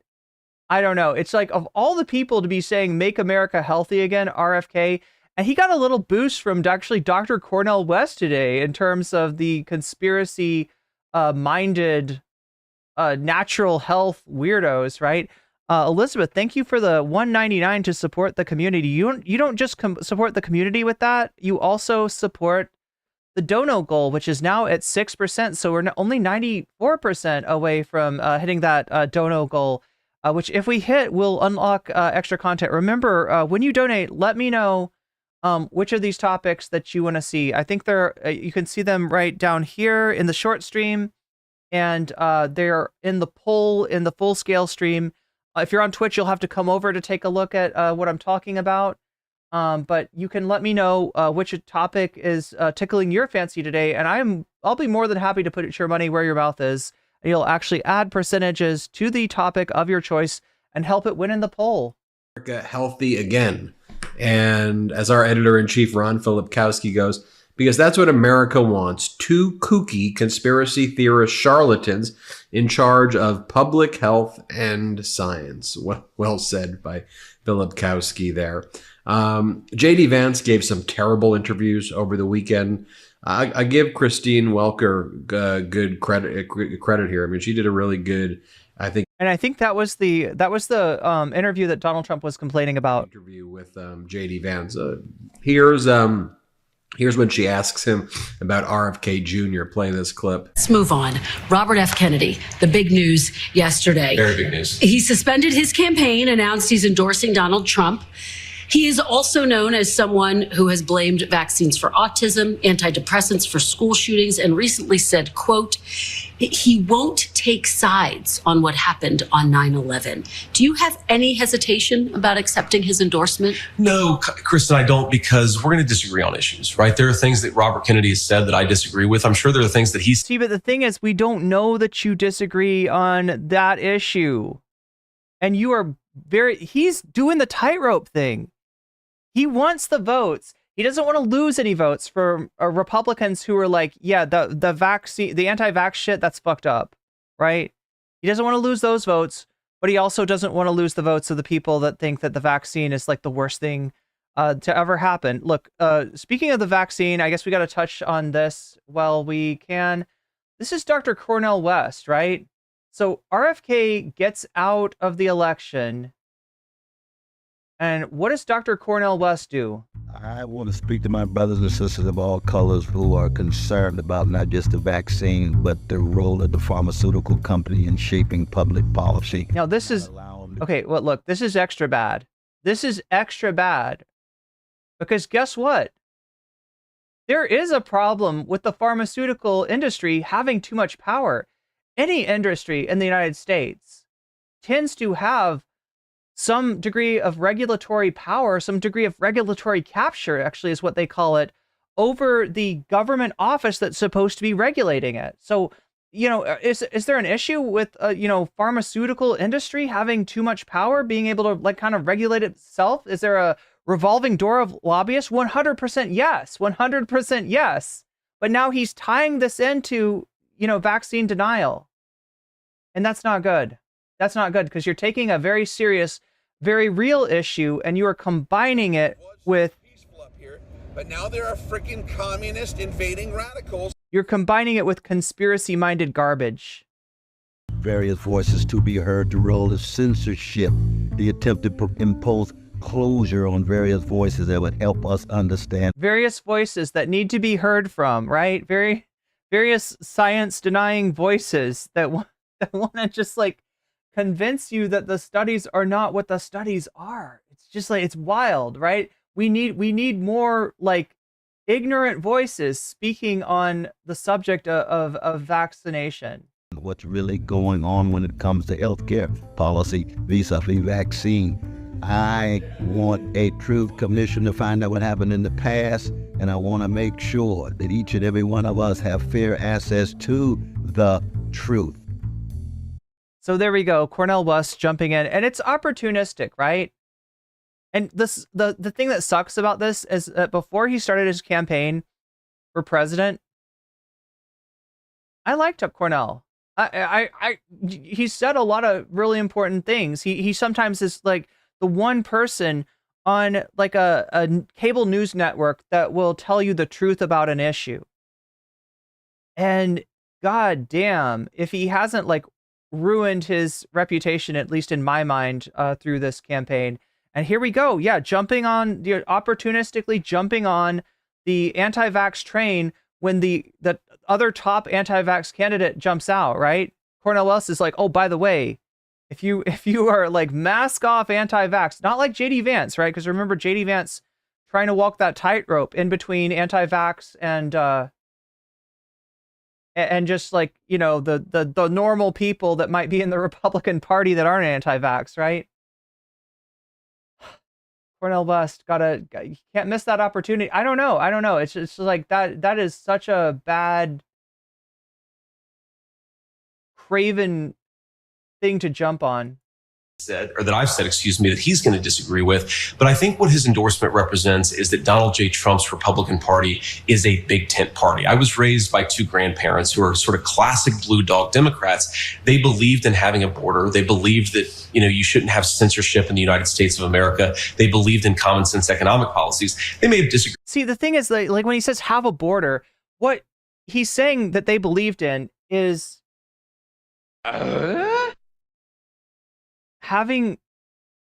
spending a lot of money on a border wall that doesn't fucking work.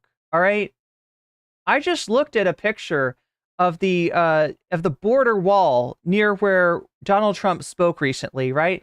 And he was praising this great big beautiful border wall that we've got there.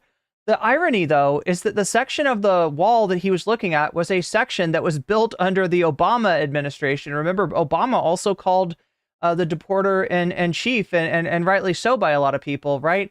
And there was a section of Trump-built wall not far from it, and that wall is already falling apart. So some of the wall that Trump built during his administration, remember he requisitioned money from the military budget to build the wall. Some of that wall that got built has already fucking come down. Look, it doesn't even do what they say that it's supposed to do, right? In terms of turning a line on a map, which is what the border actually is. It's literally just a line on a map. Like, there's no real, you know, there's nothing really there. Turning that line on the map into a hermetically sealed, inescapable boundary, right? That's what they're trying to do. And that shit is a waste of fucking money. The real way to deal with immigration is with one, a pathway to immigration, and with two, our foreign policy, right? You want to talk about what you know provokes what causes, what is at the root of immigration? Conditions in other countries. People don't just like get up and leave their home for no reason at all. They're not just like they're not these evil immigrants just plotting, let me fuck up the United States by crossing the border. Right? They leave their home because their home is screwed up. Why is their home screwed up? Oftentimes because of U.S. foreign policy. Case in point, Venezuela immiserated by the Trump administration's punitive sanctions against that country. Hyperinflation. People got the fuck out of there, and some of them came to the United States, right? Our foreign policy affects the rates of immigration, and it's a lot more peaceful up here, but now there are freaking communist invading radicals. It's a lot more productive to change your foreign policy than it is to try to build some imaginary hermetically sealed wall that's just gonna fucking fall down anyway, and that doesn't really do anything, and that you can dig. Like, I mean, there's so many reasons, right? It is a puerile vision of national security to think that a motherfucking wall protects you, right? And actually, it kind of harkens back to, you know, another wall that existed in Germany and in Berlin and across the divide between the, you know, the NATO aligned states and the Soviet aligned states during the Cold War, right? It's just, it's something that you would hope that humanity at some point would get over. It's literally just xenophobia crystallized and made manifest through a huge, wasteful expenditure of money where that money should and could be used for infrastructure. Yeah, we need to build stuff. Yeah, we need to build stuff. Super chatted $6.03. The Marxist POV that a vaccine should be open-sourced and free, available to everyone in the world, not made into a brand like a soft drink or... There you go. There you go. There's another example that Thomas Jerome is bringing up of what's actually wrong with our health policy, of the fact that pharmaceuticals do indeed have too much power, right? So now this is what's frustrating, right? This is pure Bannonism right here. You're finding an issue where there is, at the heart of what is being talked about, there is a real problem. There is, there is a issue that the Democrats have left behind because they, like the Republicans, are in the pocket of big pharma. But then it gets turned into this whole ass thing of like fear of the vaccine that actually hurts public health. And part of this distrust in the government, part of this distrust in public health does come from the fact that that like any other industry, the pharmaceutical industry regulates way too much of its own is in charge of way too much of its own regulation. But yeah, thank you for mentioning that, Thomas Jerome. And thank you for the super chat as well. Again, I will respond. If you want to interrupt me and get me to talk about what you're saying right now, you can super chat $5 or more. If you super chat less than $5, I will get to your super chat at the end of each segment. So that's how it works. And every time you super chat, you're also pushing forward our donation goal, which is now at 11%. And if you want to, you can let me know which of these topics that I've got in the poll on the full scale stream you want to see as our bonus content. Because if we hit that dono goal, which we are now 89% away from, or maybe less than 89 at this point, I'll have to count up all the super chats, right? But if we hit that dono goal, then we will unlock other content. That content is chosen by you when you vote. And that's any of you. Anybody can come over to the full scale stream and vote. And also by people when they donate, letting me know which of these topics they want to put their money towards. And I'll literally put your money where your mouth is and add it as a percentage to the topic of your choice. Anyway, explanation too long. Let's get back to Vance. Agreed with Donald Trump about tax policy, but they believed in some fundamental American values. And I think what RFK's endorsement really shows is that the Kennedy Democrats are actually more at home in the Republican Party of Donald Trump. And unfortunately, Kamala Harris's party, higher prices, doing nothing to fight back against the Chinese, to say nothing of a wide open border. That is not JFK's Democratic Party. It's not RFK's Democratic Party. We're thrilled to have the Kennedy Democrats where they belong. Well, and some in the Kennedy family have stepped forward to say that they sharply disagree with this endorsement. But let's just go back very quickly. He says he isn't taking sides on 9/11. Do you agree with that statement? Well, of course I don't agree with that, Kristen. Now, to be clear, I don't know what RFK actually said there. Maybe there was additional context. Of course, you actually have to see what people say before you agree or disagree with it. I certainly have taken sides in 9/11. See, the thing is that if you're going to bring somebody onto your campaign, and again, this is maybe a better question for Trump than it is for Vance, right? Vance is, again, the vice presidential candidate. He has a lot less power in terms of like who the ticket is going to work with, right? But you'd think that if you're bringing somebody on board like RFK, you'd know a little bit more about them. This is what vetting is about. 9/11, I'm the pro-America side. I don't think that we should have been attacked, and I certainly think hitting back against the terrorists was justified. I don't know what RFK said there, but what I do know is that RFK said a lot of very interesting and important things, that the Democratic Party has become too pro-censorship, that the Democratic Party, especially in the wake of COVID, became really anti-freedom and anti-child. I mean, you have Democrats saying that we should be masking toddlers in their schools. That's anti-child. Protecting your fucking kid from getting infected with COVID is anti-child. Even though we knew it caused developmental disabilities, I agree with RFK that was. It caused developmental disabilities? What is this guy smoking? Crazy. Well, to be fair, there was a lot of information that scientists were grappling with as it came in, and masks were perceived to stop the spread of the disease. Let's move on.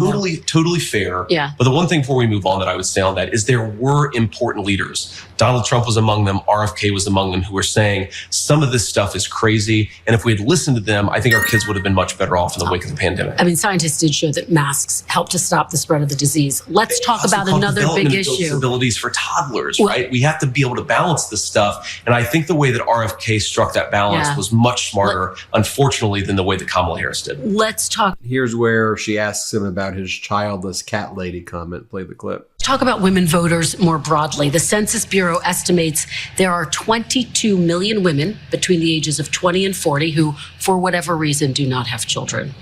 What do you say to those women who hear some of your comments, including the childless cat lady comments, which you've been asked about, but who feel as though you won't represent them? Well, I'd say, first of all, I will represent. Shakespeare, thank you for the donation on Throne towards the speed editor, which is a pretty cool piece of tech that I've got my eye on. Chat, like I realize that it can be difficult to get through my content because I usually put out VODs, you know, I usually put out live streams, right?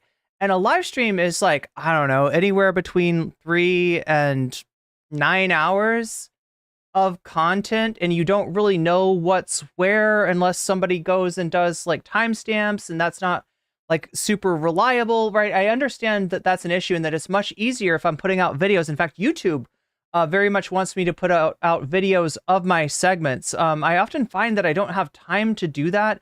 And the speed editor is one thing that that helps me get videos edited faster. So thank you, Shakespeare, for that donation on Throne. And again, that counts towards our dono goal, which is now up to 28%. I want to be the vice president for the whole country, and I want to represent everybody. And yes, I made a sarcastic comment years ago that I think that... And I'm guessing, Shakespeare, that goes to what if alt hist? That a lot of Democrats have willfully misinterpreted. But what I've simply said is that I think that it's really a profound change that's happened in our country where we become anti-family, and I would like to change that. And I think if you... And here she's saying, like, you're saying... Yeah, he's weaseling. This guy is a weasel. This guy is an absolute and total... weasel. Saying sarcastic, but like, this has really hurt a lot of women. Here, play this clip. Out a little bit. Then you're calling it a sarcastic comment. Sure. And yet... some women, and you got the feedback in real time, felt like it was a gut punch. But wait, no, that's not. He's abusing sarcasm. Let me just say this, all right? Sarcasm means something. If I said something like, I don't know. I'm trying to think of, if I said that Waluigi had the best posture in the world, right? That's sarcasm. He doesn't have great posture. All right. So what the actual meaning of what I'm saying is the opposite of what I'm saying. I really mean that Waluigi does not have the best posture in the world, right? I'm really saying that Waluigi has kind of like has not great posture, right? So for the cat lady's comments to actually be sarcastic, it would have to mean that JD Vance was saying that our country is not run by childless cat ladies. That's not what he's saying. That's not what he's fucking saying. There might be another, I don't know. Like he could have said he was shit. I don't even know. No, he's full of shit. Let's be real. Let's be real. He's fucking full of shit. He feels antipathy towards women who deign to not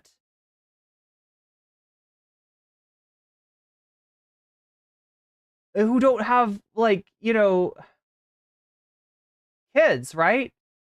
He feels an entitlement to people's wombs, and that those wombs should be used in service of producing more children, right? And if I'm being real, probably he has a race in mind for those children he wants to have more of. He has a religion in mind for those children that he wants to have more of. This is part of trad culture. That's what he's actually saying. That's what that is. That is him signaling to people that believe that we got to have more white Christian children in order to, I don't know, not be replaced, right? I mean, this is just fucked up shit that he's saying, right? This is like right-wing id just kind of spewing out. And he's like, oh, it was just sarcastic. It was sarcastic. I mean, I love childless cat ladies, and there should be more of them. If he was really being sarcastic, then what he would be saying was that childless cat ladies do not have enough power, right? And he was really being like, childless cat ladies have too much power. But what I really mean is that they don't have, right? It's not sarcasm. It's not fucking sarcasm. I'm so sick of him being able to abuse and twist language like this and people just letting him get away with it. Okay, I guess it's sarcasm. No, it's not fucking sarcasm. That's not what it is. to them personally. Do you regret making that comment? Look, I regret certainly that a lot of people took it the wrong way. Oh, it's how they took it. It's how they took it. And I certainly regret that the DNC and Kamala Harris lied. No, you regret that the wrong people heard it. You regret that the wrong people heard it. You wanted people to hear it who also hate childless cat ladies, right? And you didn't want people who resemble that remark to hear it, but that's what happened. And it turns out, yeah, there's a lot of cat ladies out there, okay? But do you regret what you said, Senator? Look, Kristen, I'm going to say things from time to time that people disagree with. I'm a real person. He's like, look, I'm going to signal to my fucking racist, misogynist base from time to time, all right? And then when you call me on it, I'm going to say it was sarcastic. I wasn't serious about it. I love childless cat ladies. They should have more power. Make jokes. I'm going to say things sarcastically. And I think that what's important is that we focus on the policy. There are certainly going to be things that He's like, look, I need to be able to get away with shitting on the people that I need to shit on in order to vice signal to my fucked up base that I am one of them, right? That's really what he's saying, if we're getting down to it. If I'm elected vice president, people are going to say, well, I wish he had said that differently. I think it's most important to actually be the person I actually am and to say those sarcastic comments were made in the service of a real substantive point. This country. See, so it's not sarcastic. It's not fucking sarcastic, right? Here's his substantive point. Here's what he really meant, right? So I told you what sarcasm is, or sarcasm. I said that wrong. I told you what sarcasm is, right? It's when you say something, you know, purposefully tongue-in-cheek, and the real meaning is like the opposite of what you say, right? He is saying something, he's got his underlying point is what he really means, and unless that underlying point is that, like, actually childless cat ladies don't have enough power, then it's not fucking sarcastic. Has become too anti-family. It's too expensive to afford a house. It's too expensive to afford groceries. Donald Trump and I want to change that. And getting rid of sarcastic cat ladies is going to change. It's going to make it cheaper. I don't know. And unless we get better leadership, we're not going to. But again, just very quickly, given that people have told you directly, have spoken out, have said that they were offended, they were hurt by those comments, do you wish you never made those childless cat lady comments? I think that it's much more important for me to just be a normal human being who sometimes says, you're not a normal human being, you're JD Vance, okay? People make up a story about you writing of a formative experience of you know, losing your virginity to a couch in college on what was it, page 189 to 193 of Hillbilly Elegy, and it's believable not because you're a normal guy, but because you aren't a normal guy, and it seems like something that you would do. Things that people disagree with. I have a lot of regrets, Kristen, but making a joke 3 years ago is not on the top 10 of the list. All right, enough. Seriously, he says it's not on his top 10 list. I mean, what a brutal thing, what a horrific things to say. Here, she asks him about what he thinks about Donald Trump casting doubt on the election results. Play the clip. Move on to something that Donald Trump said in North Carolina. Yeah, she keeps giving him a chance to take it back. But like, also, look, what she's doing is kind of good, right? Because like what usually happens is like a journalist confronts a politician with something that they've said and they deflect. Right? And most journalists, they're like, I've done my due diligence. I asked them the question that everybody wants me to ask them. I didn't get a real answer, but that's because they don't want to give a real answer. And if I want access to this politician, if I want to call them up for an interview later, then I need to let them know that when they deflect, I will respect. And you should not respect when they deflect, right? When they deflect, you need to dig deeper. You need to pin them down on it. You need to re-confront them with the question that they are dodging, and she's actually doing that here. Carolina, and yet again Friday night. Our primary focus is not to get out the vote; it's to make sure they don't. Freudian Flop says, "Okay, I disagree. Lol, y'all are so easily butthurt. It's wild." Freudian Flop, that sounds kind of butthurt. Cheat, because we have all the votes you need. It sounds like you're the one that's butthurt. Why is Donald Trump casting doubt on the election before it's even... It sounds like you're the one who can't take disagreement. I don't think that's what Donald Trump is doing. Well, that's what he's doing. That's what he says here. We need to make sure they don't cheat. I think that what he's saying is that we want to pursue a set of policies in the Republican Party that make it... But let's roll that back. Let's roll that back. That was important. Election results, play the clip. Move on to something that Donald Trump said in North Carolina and yet again Friday night. Our primary focus is not to get out the vote. It's to make sure they don't cheat. Because we have all the votes you need. You can... Oh shit, chat. This is actually a deeper story. Chat, I feel like we're going to have to watch some Rachel Maddow. Will you forgive me if I inflict some Rachel Maddow on you?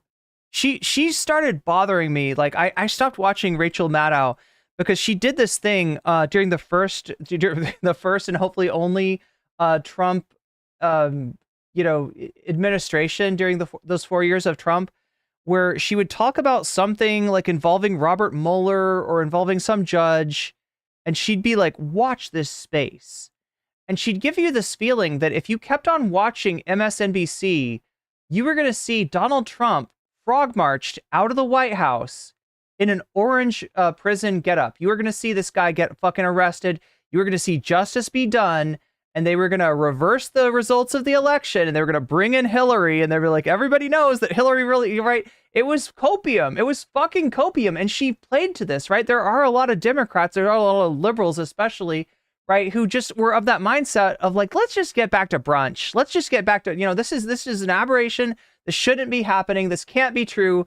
And they're like still in denial. And I feel like Rachel Maddow's like, not that there weren't things that were looked into by Mueller that were really egregious, that were really troublesome, but the way that Rachel Maddow gave you the feeling that something might happen legally based on the Mueller investigation, when really the only thing that could possibly happen would rely on the Republican Senate voting to remove Donald Trump from office, which was just never going to happen, right?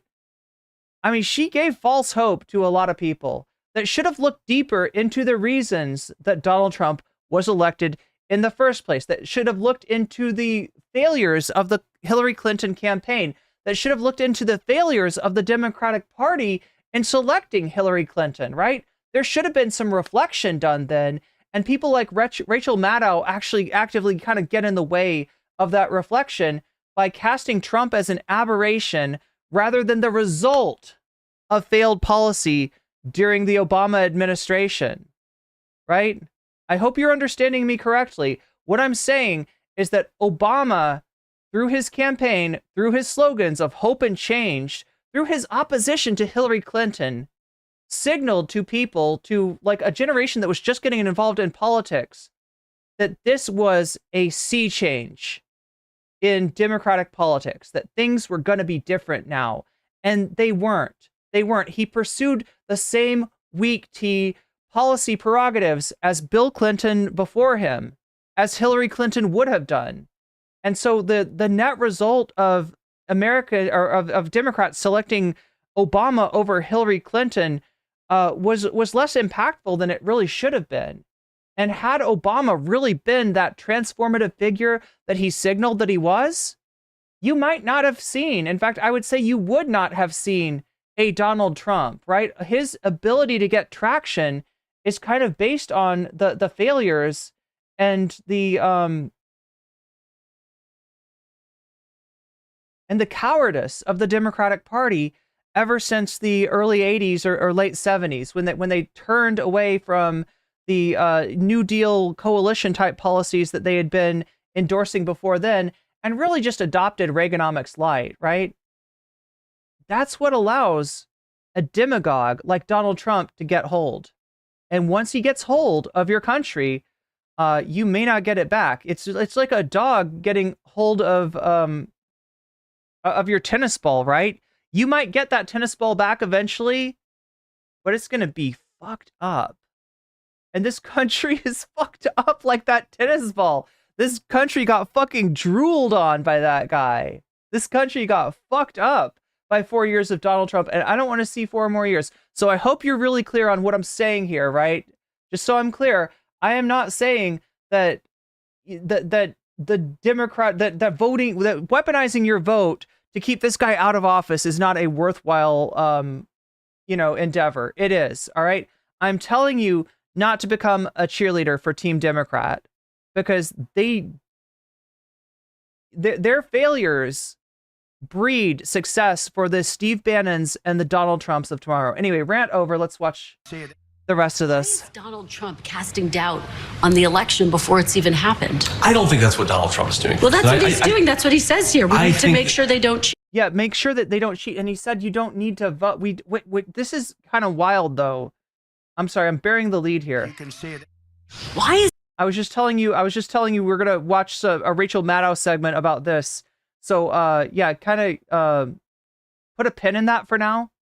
We're gonna come back to it, but he said something to the effect of we don't need votes. What he thinks about Donald. Our primary focus is not to get out the vote. It's to make sure they don't cheat. Because we have all the votes you need. You can see it. Our primary. So wait. So he's kind of signaling to his followers that they don't need to vote. Why is we've got all the votes we need, right? He's kind of signaling that he's prepared to lose the election and try to attain office through corrupt means. Donald Trump casting doubt on the election before it's even happened? I don't think that's what Donald Trump is doing. Well, that's what he's doing. That's what he says here. We need to make sure they don't cheat. I think that what he's saying is that we want to pursue a set of policies in the Republican Party that make it easier for every legal ballot to be cast and counted, but make it harder for illegally cast ballots to be counted. Now, we can disagree about how many of those there are, whether there are a few hundred, a few thousand, maybe. No, we can't. No, we can't, because we know that the numbers of illegal ballots cast are in no way, at no point, anywhere close to determinative. More, but just in the last week, okay? So just in the last week, once in Arizona and once in Pennsylvania, there were major court wins that make our ballot process more secure and more effective. I think that's what Donald Trump is talking about, is we have to pursue, sometimes through litigation, sometimes through better policy at the state or national. So there's what he's saying, litigation. There's going to be litigation. There's going to be shenanigans in the states as far as validating the results of the election. They are going to try to hang the election up. They're going to possibly try to throw it to the Supreme Court and get another 2000 situation where the Supreme Court ends up deciding the outcome of the election rather than the votes. Level, a set of rules that make sure every ballot is legally counted. Well, it's very different from your message, which is you said, and I'll quote you back to yourself, we have to work as hard as possible to persuade Americans to vote for us. Are you on the same page as Donald Trump? Because, again, he seems to be casting doubt on the results of the election before it's even happened. Of course, we're on the same page, Kristen. We talk all the time, and I guarantee you, if you sat here and said, Mr. President, Donald Trump, do you believe that we need to do, that your campaign needs to persuade voters as much as possible? Of course he's going to say yes. That's not inconsistent with thinking that we need to pursue a set of approaches that make sure legal ballots get counted, illegal ballots don't get counted. Do you have faith the 2024 election will be free and fair? I do, Kristen. I do think it's going to be free and fair, and we're going to do everything that we can to make sure that happens. We're going to pursue every pathway to make sure, again, legal ballots get counted. But I feel very good about where we are. I think we're going to win this race, and I think we're going to win it in a very good election. All right. And here she asks him about tariffs, and you'll see JD Vance lie here. Play this clip. So when Kamala Harris says, if we do the thing that Trump already did, it's going to be way worse than it was last time, I just don't think that makes a lot of sense. Well, let's talk about Trump's record during his first term. He did impose rounds of tariffs, and it cost Americans nearly $80 billion in new taxes. Do you acknowledge that imposing more tariffs will ultimately cost consumers? Well, what it really does... Like, it really doesn't matter, right? Okay, so here's the deal. Your budget is your budget, right? You got income, you got costs. And if somebody raises your costs and your income doesn't go up, the net result is you have less money. It doesn't matter if that is from a tax or if that is from a fucking tariff raising the cost of goods. The net effect of this is the same. And Trump's latest policy could cost the median worker as much as between $3,000 and $4,000 extra dollars a year, right? And if you don't have $3,000 to $4,000 extra dollars a year allotted in your budget, you're going to be fucked over by that. is it penalizes importers from bringing goods outside the country into the country. And I think that's just a necessary thing. We know that China and a number of other countries are... I'm not sure what's going on in chat here, but just so we're really clear, there's no vote scolding for me. The Democratic candidates should have to earn your vote. The Democratic candidates should have to be better. It's never something that I, endorse to try to tell somebody to, to vote for a party that's turned their stomach, right? They need to change their policies, right? And part of that comes from them worrying about disaffected voters. Using effectively slave labor to undercut the wages of American workers, Donald Trump thinks that has to stop. And again, what Kamala Harris is saying, Kristen, is that if you do this, you're somehow going to cause skyrocketing inflation. In reality, Donald Trump already did it. He brought a lot of jobs back. And yeah, Donald Trump already caused skyrocketing inflation. That's true. And it didn't cause inflation. But no, he did. He fucking did. His handling of COVID was so poor that it aggravated the supply chain problems, right? If we'd had somebody more competent at the helm, inflation would have still happened, but it wouldn't have been as bad. Caused consumers to pay more. They paid more in taxes, $80 billion worth. Do you acknowledge that consumers ultimately will pay more if there are more tariffs? And again, Donald Trump's trade war with China was disastrous. Like, it did not achieve the whatever, goals that he had in mind.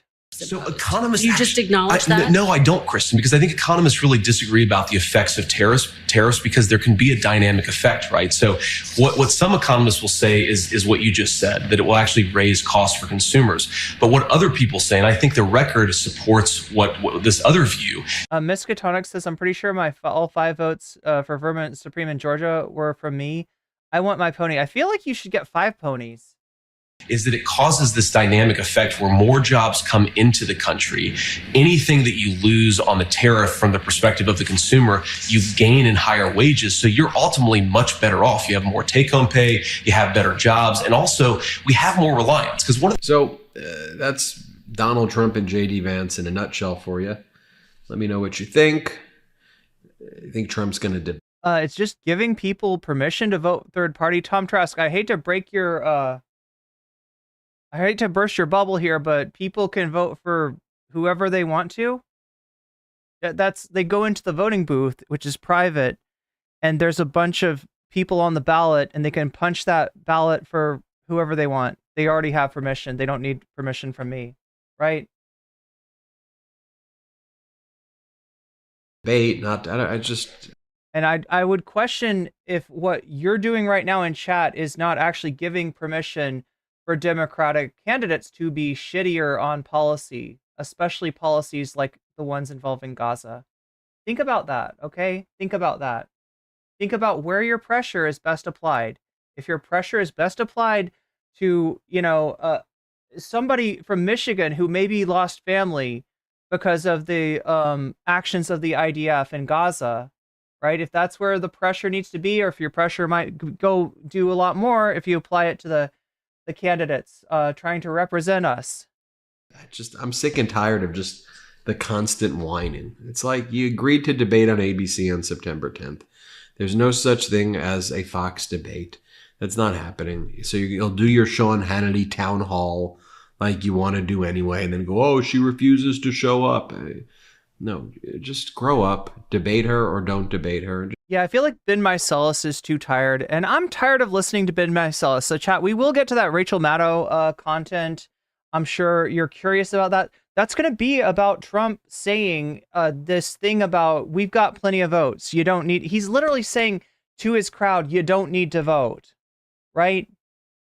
To me, that says that he's preparing to lose the election and try to steal it in court, steal it through the states, try to not certify the results, right? That's what he's planning on right now. He's planning to fucking lose and win anyway. So Rachel Maddow's got that story. We'll watch that in a second. I want to finish this whole debate, Trump trying to back out of the debate. With just over 2 weeks until their critical face-to-face showdown, it now seems former President Trump and Vice President Harris's campaign this morning have reached a brand new stalemate of sorts over exactly how the debate will go down. Trump going on a brand new social media tear, as Kamala Harris is... Oh, but remember, CNN's in the pocket for the Democratic Party, right? They're reporting Donald Trump trying to back out of the debate as you know, it's a impasse. They've reached an impasse. That's all. It's on both sides. This team is now making the case for debate microphones to stay on the whole time. Lucky for us, we've got CNN's Elena Trine and Priscilla Alvarez, who have the new reporting on what each side is saying. All right, Elena, I want to go to you first. What is the latest from Team Trump?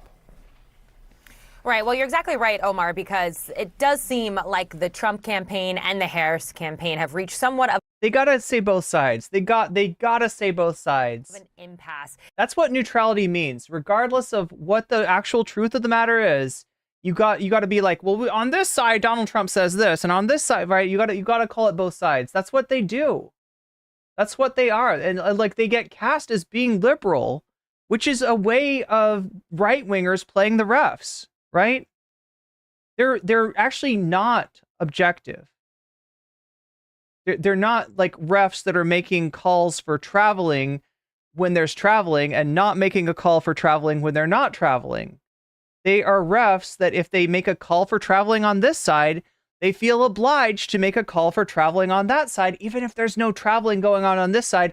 And even if this team is traveling more, right? Even if this team has more, is incurring more penalties, this kind of referee will try to make a call for this side and a call for this side and a call for this side and a call for this side. Meanwhile, the Trump team is like, you're making unfair calls. You're making unfair calls. And they're like, okay, well, I guess maybe two for Team Trump just to show that we're not that we're not biased, right? And you're literally showing your bias right there. So as it relates to the debate. That's the real state of play when it comes to the so-called liberal media. Rules for that ABC debate on September 10th. Part of that is about the microphones being muted. Remember, back in June for that June 27 CNN debate between Trump and Biden, there were a whole host of different rules that they had agreed to, including having the microphones be turned off when one of the candidates was not speaking. The Trump campaign, we're told, still wants that rule to be in place. However, the Harris campaign is now saying this is a new candidate. We are a different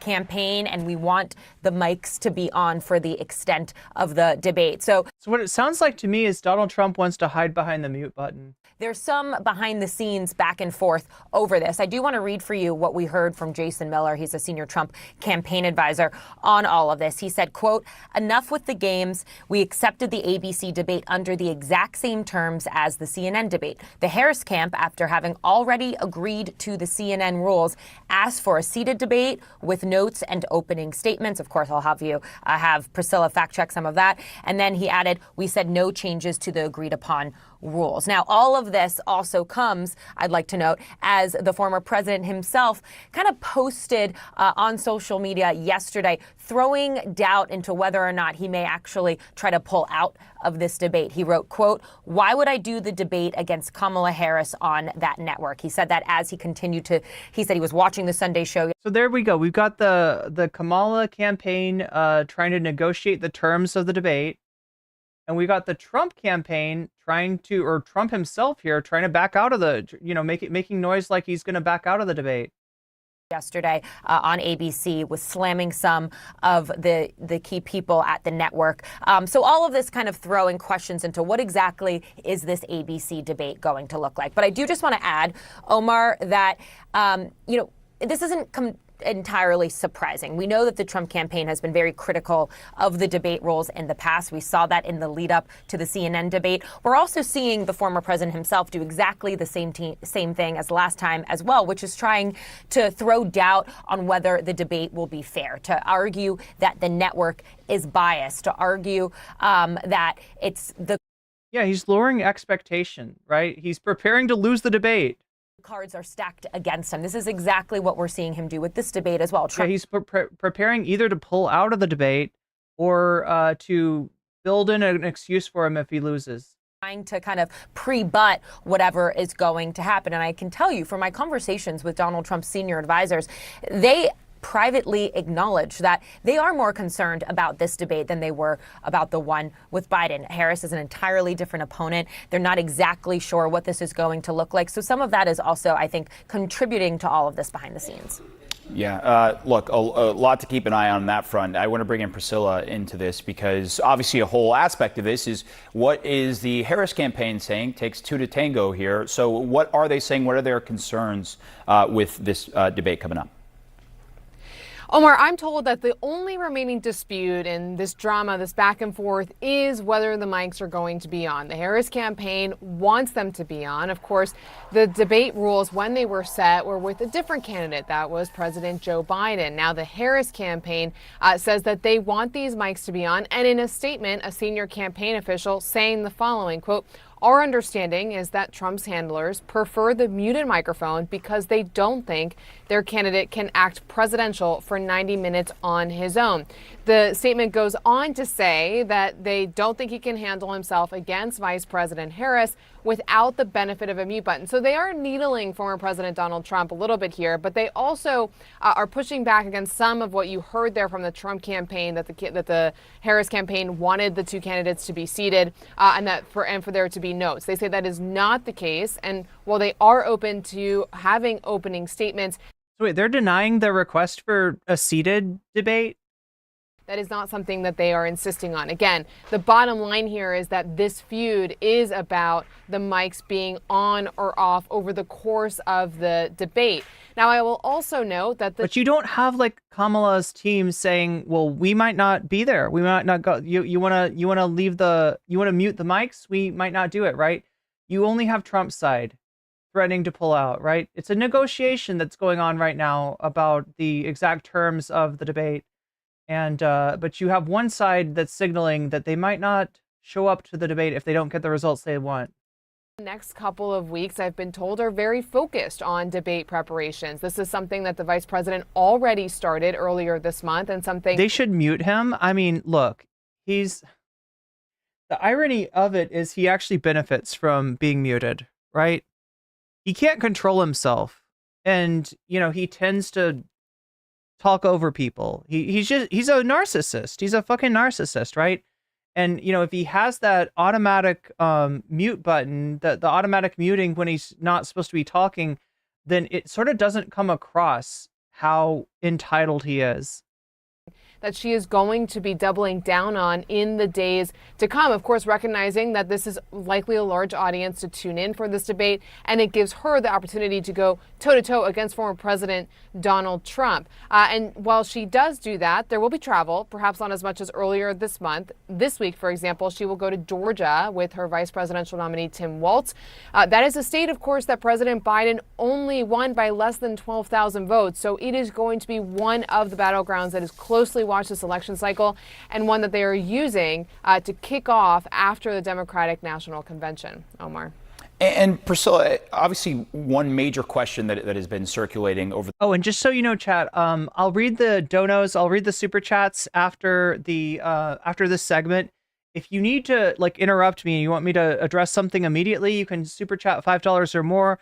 That'll actually have it read out by the TTS voice. So if there's something urgent, you can super chat $5 or more. If you super chat less, I'll read those out after this segment. So we're going to do this segment. Then we're going to take a look at what the whole situation about Trump telling his crowd that he doesn't need votes. That sounds pretty strange. Literally in some places actually telling his crowd, that it's not important to vote for him. And we'll look into what is behind that, what might be behind that after this segment. I'll read any donos out in between that. And as always, when you donate, let me know which of the topics in the dono goal you want to see covered, and I will put your money where your mouth is, and you'll actually add percentages to the topic of your choice. So the course of the quick launch of her campaign, now post DNC. But now there are freaking communist invading radicals. Welcome in, communist invading radicals.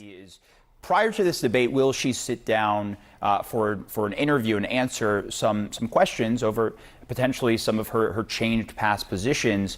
Do we know the latest on that front at all? If there are any plans on the books, even? Look, I feel like she answered those questions, right? Her changed past positions. If you watch her speech, I'm not happy about her convention speech, all right? I feel like I said, I could see her anamorphing into Hillary Clinton before my eyes, right? I was not impressed with it. I know that I am not the I'm not representative of Democratic voters, though, right? I have very different politics than your average Democratic voter. So it might not have, depressed her overall support as much as it depressed me. But I do think it's the wrong move from a pragmatic point of view. And I do think that it's the wrong move from a policy point of view, especially, her sort of both sidesing the issue of Gaza. But as far as her past positions, she lets you know where she stands now in that speech, right? I think she answered those questions. This whole thing about she won't sit for an interview. What does she stand behind what she said in 2020 under very different conditions in a very different world? That we were experiencing at that time. No, obviously she does not stand by some of those positions that she staked out in 2020. They have not yet provided any details on when exactly that will happen, but as you know, the messaging from the campaign was that there would be an interview before the end of the month. Of course, the month ends this week, and we still don't yet have any clarity on she's busy when or if she will be doing that sit-down interview. But certainly that is an observation that many have made. She's busy transforming into Hillary Clinton. Because a lot of the campaign over the last month has been very choreographed with these stops, these rallies, the Democratic National Convention. So while she has spoken to press over the course of those rallies and gaggles, as rallies end, she has not yet done that formal sit-down interview, which would be less choreographed simply because it is an interview. So you would have the journalist asking the questions there. So we're still waiting to see if we get more details on that, but certainly the timeline that was provided earlier. The thing that frustrates me so much is that, like, the concerns that the media has about her prior statements, her prior positions, that's not who she is at this point. That's not what she's chosen, right? The real concerns are how close to Joe Biden and his foreign policy is she going to play this? How close to a Barack Obama or a Hillary Clinton is she going to play this, right? Because a lot of what she's shown, a lot of what she's said signals that she is a different kind of Democrat, right? And she is swiftly etch-a-sketching that out of existence. So that's the real concern with Kamala. The media is concerned that she's some kind of a idealistic leftist is just ridiculous. This month is coming now to a close. Yeah, lot to keep an eye on, especially as both of these camps end up heating up their campaign blitz, I guess is fair to say. Priscilla Alvarez, Elaine Treen, thanks to you both. Donald Trump and Kamala Harris had both agreed to a debate on ABC News on September 10th. That's just 2 weeks away. But now Trump is giving an impression he may have changed his mind. In a post on Truth Social on Sunday, Trump attacked ABC News for a segment he didn't like and asked, quote, "Why would I do the debate against Kamala Harris on that network?" And now there is new uncertainty behind the scenes, too. Isn't Tom Cotton the guy that said he wanted to do violence against protesters blocking the highway? Statement this morning, Brian Fallon with Kamala Harris tells me this, quote, "We have told ABC and other networks seeking to host a possible October debate that we believe both candidates' microphones should be live throughout the full broadcast. Our understanding is that Trump's handlers prefer the muted microphone because they don't think their candidate can act presidential for 90 minutes on his own.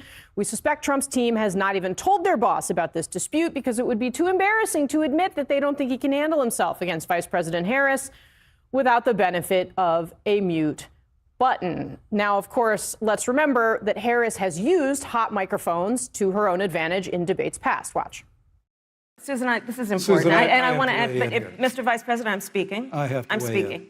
Appeal the Trump tax cuts. Mr. Vice President, I'm speaking. Well, wait, what the fuck? What the fuck? So he talks over her and look. The tactic that they're identifying is her standing up for herself, right? not the tactic of him talking over her. If you don't mind letting me finish, we can then have a conversation, okay? Please. Okay. And that, of course, Alex, became a sort of iconic moment for her, like it was plastered on T-shirts, etc. But very interesting back and forth here in the final. I mean, that Fallon statement is clearly written to get a rise out of Donald Trump himself, right? Yeah, I mean, after this summer, let no one ever say again that debates do not matter, which is why you are having this fight over these small details. Now, what's also really interesting is not just that she's used the hot mic to great effect in the past, but also you have to remember Joe Biden wanted the mute button for the first debate. They set those rules for that first debate, and because they didn't want a repeat of the first debate from 2020 when Trump just sort of ranted and raved. So this was the Joe Biden's idea. The problem was that then the Trump campaign was like, okay, we're actually going to like make him, as Fallon indicated, disciplined. And it actually made him seem more sober than he often comes across. Yeah. What do you think? I mean, look, when Kamala took over the ticket, they're trying to have it both ways. Because remember, when Kamala took over the ticket, they told the Trump campaign, we've already agreed to the ABC debate on September 10th. And they were like saying, well, we can renegotiate a little bit on what the debate is. Now they're flipping it and saying, well, just because you agree to the debate doesn't mean we agreed to the rules. Look, she won. What's up with that jacket? The hot mic moment, because what she's had, if you remember the first debate with Joe Biden, the I'm speaking, she loves to create these little memeable moments that, you know, are kind of based off stock lines that she's practiced and kind of her team is prepared for. They already have the t-shirts printed up. So she's trying to draw out Trump with some of this stuff. Yeah, at the end of the day, though, does this really matter? When they go to... So it's a weird situation, right? Because like the way that any negotiation works is leverage. What is leverage? Walk into a pawn shop sometime and pick up a piece of musical equipment, say a guitar, and tell the person at the desk that you're considering buying this, but you just don't understand why it's priced so high. Pick up, show the scratches on the guitar, show the damage to the bridge or anything else that might be wrong with it, and tell them that, you know, it seems like a good guitar, but you just think it's like really overpriced. If you don't need a guitar that day, you've got leverage, right? You can walk right out of there. And if they need to sell that guitar, if they need to make some money, they don't have leverage. That's what leverage is, right? So in this case, the Kamala campaign, they are ahead. They have the momentum. Unless something changes, they don't need a debate. But she would probably do well in a debate. She's a prosecutor, and he's Donald Trump. He can't even control himself. She has taken up a career in which self-control and self-discipline and message discipline is key to, you know, what she's done all her life, right? So she's got an advantage there, but at the same time, she's also got an advantage in terms of the election so far. So she doesn't really need that debate. And, you know, he's got the situation where he likely won't do, okay, let me just like knock the first thing down. She's going to outperform Biden, okay? That much we know without question, right? However the debate goes, it's going to go a lot better for her than it did for Joe Biden. And most likely it's going to, you know, be a win. So at the same time, Donald Trump will likely lose this debate, but he needs something. He's almost, chat, if you look at it, he's almost in the position that Biden was. The reason that Biden asked for a debate so early in the election season was because Biden was losing and he needed a change in momentum. And so it was kind of like a Hail Mary to try to maybe have an impressive debate with Donald Trump to change the momentum. Now, obviously, that's not what happened. But now you have Donald Trump as being somebody who, even though his debate with Kamala probably will not go well, he needs a Hail Mary. He needs to have a good debate. He needs to have something that's going to change the momentum, that's going to swing it back in his favor. So it's a really interesting power dynamic, and that's really what this is. This negotiation is 100% a power dynamic. Debate. That's what I mean. The American people deserve a debate. They deserve to hear the issues being fought, to have a discussion. So I don't think at the end of the day this matters. I think it's just more political insider baseball stuff. It's fun to talk about all the things. 3 weeks. Okay. So yeah, we're gonna watch one more video on the debate, And then we're gonna after that we'll take a look at why is Trump telling his voters that he doesn't need them to vote. Fresh drama in the 2024 presidential race is raising questions over whether Donald Trump and Kamala Harris will actually debate next month. Two campaigns are at a stalemate, we are told, over the rules. Sources tell CNN that Trump's team wants microphones muted when a candidate is not speaking, but the Harris campaign wants the mics left on. And Trump posted scathing remarks about ABC and some of its journalists over the weekend, asking, quote, "Why would I do the debate against Kamala Harris on that network?" End quote. Let's bring in CNN's Priscilla Alvarez. Priscilla, tell us more about this dispute. What's going on here? Well, the debate about the debates continues. In this case, the dispute is about microphones. So we have to rewind a little bit, because when these debates were agreed upon, it was with then candidate President Joe Biden. And at the time, one of the red lines for the Biden campaign was that they wanted the mics turned off when the other candidate was speaking. Well, now it's different with the Harris campaign. They actually want to keep the mics on for the duration of the presidential debate. That is not what the Trump campaign wants. Their pushback being that the rules were already agreed upon. But here is what the campaign is saying in a statement. It says, quote, "The vice president is ready to deal with Trump's constant lies and interruptions in real time. Trump should stop hiding behind the mute button." So they're clearly trying to needle him a little bit here as they try to get this dispute over the mics settled. Now, the Trump campaign has suggested that the Harris campaign has also wanted the candidates to be seated and have notes. That is not the case, according to the Harris campaign. This is very much about the microphones. Of course, they know this is a critical moment. This is another opportunity to put these two candidates in front of a large audience, for her to go toe-to-toe with former President Donald Trump, be in the same room with him. And it's something that she has spent the last several weeks preparing for. I am told that the next 2 weeks are going to be a lot of doubling down on those preparations for her. We know that she has taken the time out of her day where she can to read up on Trump's statements, on what he has said before about multiple policies. So there is clearly a lot happening here when it comes to the debate, because they are so well aware of how important a moment this is on a truncated timeline, when they don't always have visibility, or when Americans are not always tuning in to every development of the election. Yeah, and this compressed election schedule, I mean, she obviously has to prepare for the debate even before the DNC, as she's preparing for the DNC. And Priscilla, tell us about the fundraising numbers that the Harris campaign is announcing. These are pretty big numbers. They're big, they're historic, they're a record, and they're all something that the campaign is very pleased about. $500 million that they have raised over the last month, a big chunk, $82 million during the week of the DNC. The notable part about that $82 million is that a third of those are first-time donors, first-time contributors. This is something that the campaign has always latched onto, because it indicates for them some level of enthusiasm among voters if you have these first-time contributions. I will say, though, that part of the discussion happening within the campaign is how do you keep this momentum going, especially because they had so many big-time donors in the beginning of this, and they're going to have to seize on moments. And so that is part of the discussion that they're having, potentially splashy fundraisers in the future, but certainly they're feeling good about these numbers. I'll also note, Jim, that they already have plans for some of that. So at least $370 million of that going to TV and digital advertising between Labor Day and Election Day. So they are pouring money into that period of time, trying to take up as much space as possible. All right, Priscilla Alvarez, they have raked in a ton of dough since she ascended to the top of the ticket, no question. All right, thank you very much. Let's bring in Democratic strategist and CNN political commentator Maria Cardona and press advisor to former House Speaker John Boehner, Maura Gillespie. Ladies, thanks to both of you for being with us. I guess, Maria, reaction to you first. And I should note, I mean, the Trump campaign seems to be saying there's an issue over the mute button at the debate. But he was just asked about this a few moments ago. We're trying to cut the sound. We may play the sound before the end of this segment.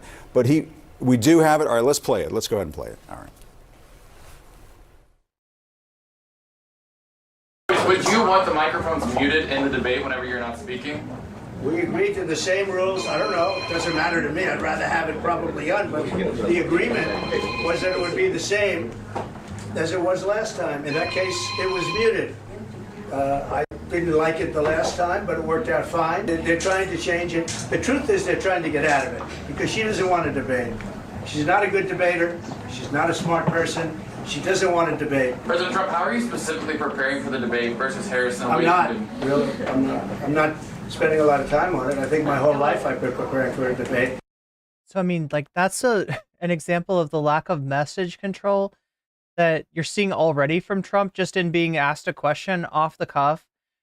If I am to guess, his campaign team is trying to emphasize on him, Donald, do not say that she's not a smart person. Say that she's not a competent person. All right? You're calling her a not smart person gets read as racist and misogynist. You're calling her an incompetent person, even though you're kind of doing the same thing, does not, right? He doesn't have that message discipline. This shows you why the mute button actually helps him, right? All of his, kind of outbursts, all of his reflexes potentially would be hidden behind the mute button. All right, and I just want to repeat, he said, quote, we agreed to the same rules. I don't know. It doesn't matter. Robert F. Kennedy Jr. just said he will fight against the crime of chemtrails. God damn. This just keeps getting better. This was in response to the question, would you want the microphones muted? It doesn't matter to me. I'd rather have it probably on. I don't know what that means. The agreement was... No, he's saying that he would rather not be muted, but that it works out fine last time. It's just a rambling answer, right? The question, do you want the microphones to be muted or not, right? And he's saying he'd rather have them not muted, but the agreement was whatever it was last time, which was muted. It doesn't make sense. That it would be the same as it was the last time. I didn't like the last time, but it worked out. That is definitely a conspiracy theory. Look, Bovine, you are correct. Fine. So Maria, it sounds as though what he's saying, and we just listened to this a few moments ago, is he's just fine how the mics are, if they're muted, if they're not muted, whatever. It sounds as though he's ready to do this debate. So what's going on? That's what he's saying, but it does seem like it's, if that's the case, then just go without mute buttons. It's Donald Trump. You never know what he's going to say from one moment to the next. Yeah. He hates all of the mainstream media. ABC is within that, the fake media. He said that earlier, which is why he said he didn't want to do the debate. And then there was this back and forth about the rules. But you know what fundamentally that says to me, Jim, what he just said, that it doesn't matter? It says to me that the real worry is with his team, because his team understands that when Donald Trump is unleashed, he is his own worst enemy, and that every time something comes out of his mouth, it alienates the voters that he needs to win. So I hope that he says yes, and he tells his team, yes, I want the mics on. This is what happens at the rallies when you have Republican strategists and advisors begging him to stick to teleprompter, to stick to the talking. And he's literally shitting on them in his speeches. Right? We saw him like take a poll from his crowd, like, how many of you want me to be mean? And they were like, yeah. How many of you want me to be nice? And they're like, boo, right? And so there we go. I'm going to have to talk to some of those campaign staffers and tell them you're fired, right? He's kind of like teasing them back, right? They're telling him, they're telling him, like, don't get personal. Don't get mean, right? Your best bet is to not show that stuff. And obviously that is not letting Trump be Trump. Points and to stick to the policy. They can say that until they're blue in the face. He doesn't do that because he doesn't want to do that. He thinks that what worked for him in 2016 is going to work with him again, and he's super wrong about that. Yeah, Maura, it sounds like it's the Trump campaign that wants the mute button. I mean, I see why he thinks that, right? From his perspective, it's like 2016 unexpectedly win. Nobody predicts that you're going to win, but you win, right? Maybe you didn't even think that you were going to win, right? 2020, you go in confident, but you lose. And I don't know. What did he change, though? Like, what do you think that he changed? It feels like, I can't imagine 2020 Trump having been, like, more disciplined than 2016 Trump. But he must think that's what happened. On Donald Trump. Absolutely. And why wouldn't they? Oh my God, your audio is terrible, Maura. To Maria's point, I mean, it's really frustrating to watch him time and time again. What is up with the fact that the news cannot keep their audio? Have you noticed this, chat? Since this campaign has started and I've been covering more news, I've noticed how bad audio is. That like they're worse than the worst YouTuber. Again, go off message and really derail what could be a really good opportunity for Republicans down ballot. The House is looking to grow their majority. The Senate could possibly flip. But with Donald Trump out there talking about crowd sizes and how good looking he thinks he is, that's not helpful. Oh yeah, I wonder if I have that too. He says that he's hotter. He says that he's incredibly hot or something like that. And he's like, I don't know if I was hotter back in the 80s or I'm hotter now. And again, using this press conference opportunity to talk about, which should have been about Afghanistan and what happened to those 13 service members, he still went back on this message that his campaign clearly is asking him to talk about that he doesn't seem to care about, because I don't think he really does care about the debate, about being president. He wants just to be in front of his MAGA world to espouse this, authority over them and to show the control he has. He could say the most contradicting things and they will still nod their heads and support him. Yeah, I mean, Maria, one of the things I've learned about Donald Trump over the years is he does like to play games with these debates. I mean, he has this Truth Social post. Yeah. I mean, that appears to be setting the stage for him to withdraw from the debate. Why would I do the debate against Kamala Harris on that network? And so is it about the mics? Is it about ABC? Obviously the people at ABC are terrific journalists, so they would do an excellent debate. So what is this? Here's the problem. Yeah. He didn't do the debates with the Republican candidates during the primary process. Right. Let's not forget that. It's never about anything other than what Donald Trump wants at that moment, at that very moment. Yeah. And that is the problem, because Donald Trump and Donald Trump's campaign is about Donald Trump. And you saw this massive contrast during the Democratic convention. Everything that came out of every speaker, especially Vice President Kamala Harris the last night, was about public service, was about, here's what I'm going to do for you. I wake up every morning, this is about you and your families. Donald Trump is all about what Donald Trump wants at that moment. And what he wants, Mara is right. He wants the world to see that he has control over his campaign, over his MAGA supporters. Yeah. He doesn't care about anything else. And he said, he was asked, how are you preparing for the debate? He says, I'm not really. So, I mean, he thinks, he doesn't care. My experience covering him is that he thinks he can wing it. Is she on a rotary phone? Yeah, I don't know. Is that what a rotary phone sounds like? But I do want to play a little bit, because a party line? Trump was just asked, what, like the Democratic Party whether he would appoint line? RFK Jr. To a cabinet post after RFK Jr. endorsed Donald Trump last Friday. Let's listen to that. Talk about it on the other side. Are you considering RFK Jr. as your health secretary if you're reelected? Well, we haven't talked about it, but he knows a lot about the subject, and he's really been well received by the party, I will tell you. He's a great guy. Maura, not exactly knocking it down. That. Oh my God! Wait! I got something just clicked, chat. I haven't thought about this before, but one thing that we know about Trump is he doesn't like to be outshined, right? If there's ever anybody who comes close to taking up his limelight, taking up his spotlight, he gets rid of them. And I'm wondering if RFK might be such a person. Now, obviously, it didn't work for DeSantis to challenge the king. It didn't work for DeSantis to try to out-MAGA Donald Trump, but he does. RFK says all the anti-vax stuff with his chest. Donald Trump has to dog whistle. Donald Trump has to talk out of both sides of his mouth, right? Who do you think that that MAGA crowd is going to like more? Obviously, the person that says it with their chest. Maybe a part of a future Trump administration. And obviously, we should note RFK Jr., a vaccine skeptic. I mean, a vaccine denier for a large part of recent memory. Yeah, this is one hard to believe that they didn't have this conversation, because I'm fairly confident that's what RFK Jr. was doing by endorsing Trump, was to ensure he would get a cabinet position should Trump be elected. So again, I'm just going to parse that there, but with that caveat. But I do think that this is, again, a sign of what Donald Trump has done, and again, making it about himself, what we're talking about. But it does not reflect what the Republican Party down ballot is looking forward to. Again, they're focused on the economy, on safety and security, and the House and Senate really need to distance themselves and focus on the policy issues, because what's happening at the top of the ticket for Republicans, which, I'm a Republican, and it's largely our own fault, right? We let Donald Trump be our candidate again. But they need to distance themselves, because if they have any chance in November, it can't be with the erratic behavior of Donald Trump. He is honestly rattled by Kamala Harris He keeps talking about Biden because he is worried about the fact that he is also aging, and that what happens if he loses and the party throws him out.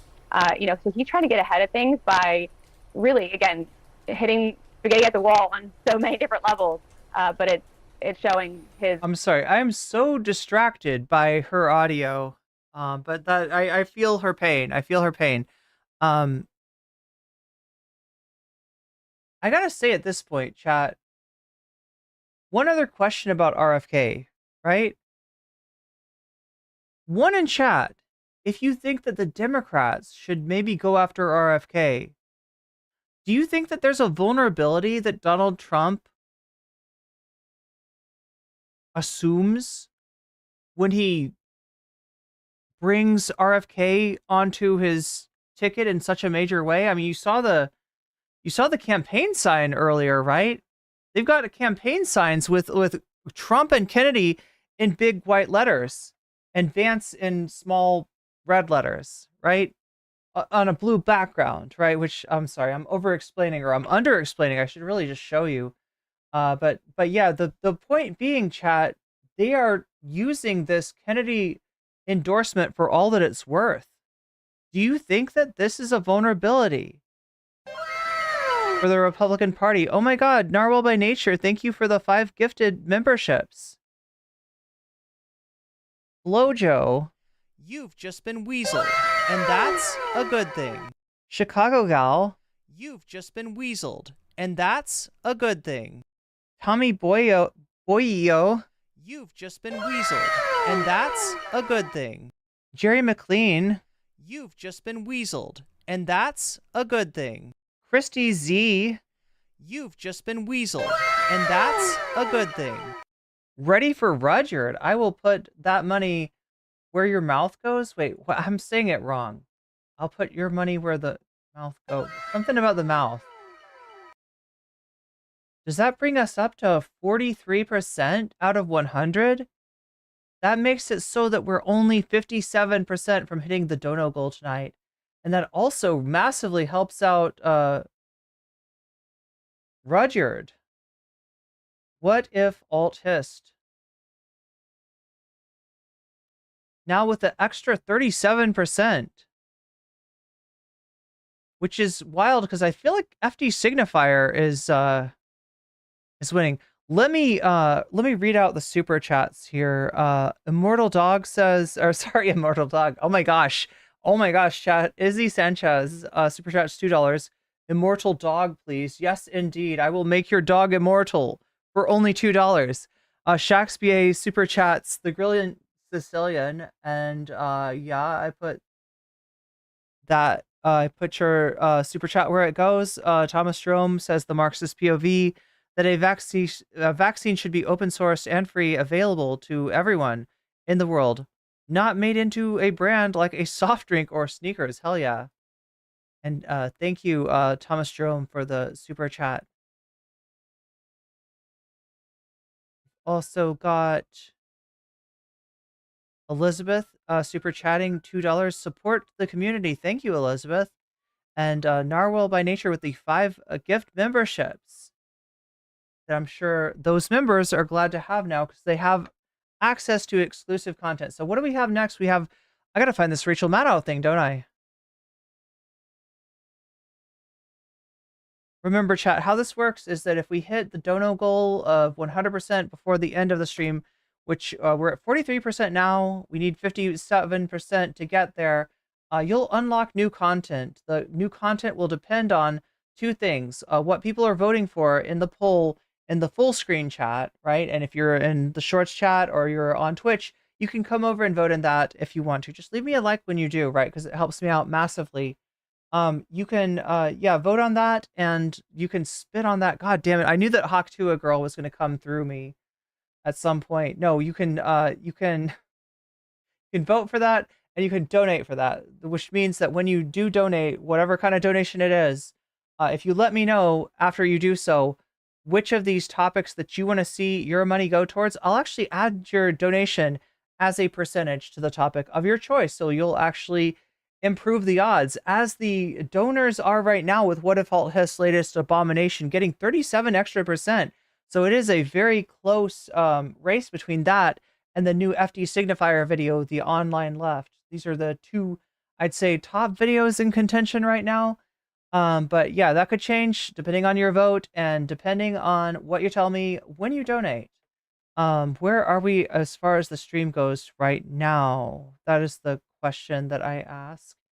We are 10 minutes past the top of the hour ad break. I'm supposed to let you know before this happens, sorry, chatters, that if you want to avoid the 3-minute ad break that hits on Twitch every hour at the top of the hour, you could do so for free with a Twitch Prime sub, or you can do so for $6 with $6, or you could maybe be gifted a sub. That can happen, and that does happen, but it's more likely to happen to you if you're active in the chat. There we go. I think I've said all the things that I need to say. Now let's find some Maddow. Rachel Maddow. I literally just typed in her name. Rachel Maddow. Checked election certification. Trump. Wait. 13 days ago. No, we got to find, it's more recent than that. Oh my God, chat. I don't know how I'm going to find this. I didn't think that it would be so hard. I didn't think that it would be so hard to find some Maddow. Not live. I'm looking at the MSNBC site, right? Or not site, YouTube.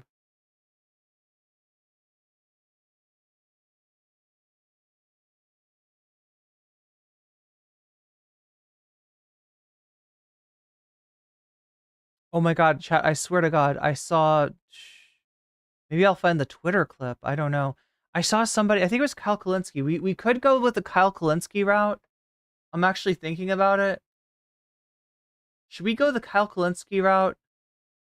I know that Kyle found this. I can't actually find the Rachel Maddow video. It looks like he found it on Twitter, actually. Okay, we'll tap Kyle. So look, I am not the biggest fan of Rachel Maddow. Look, the only reason I didn't want to do this is because he does some reaction to Rachel Maddow.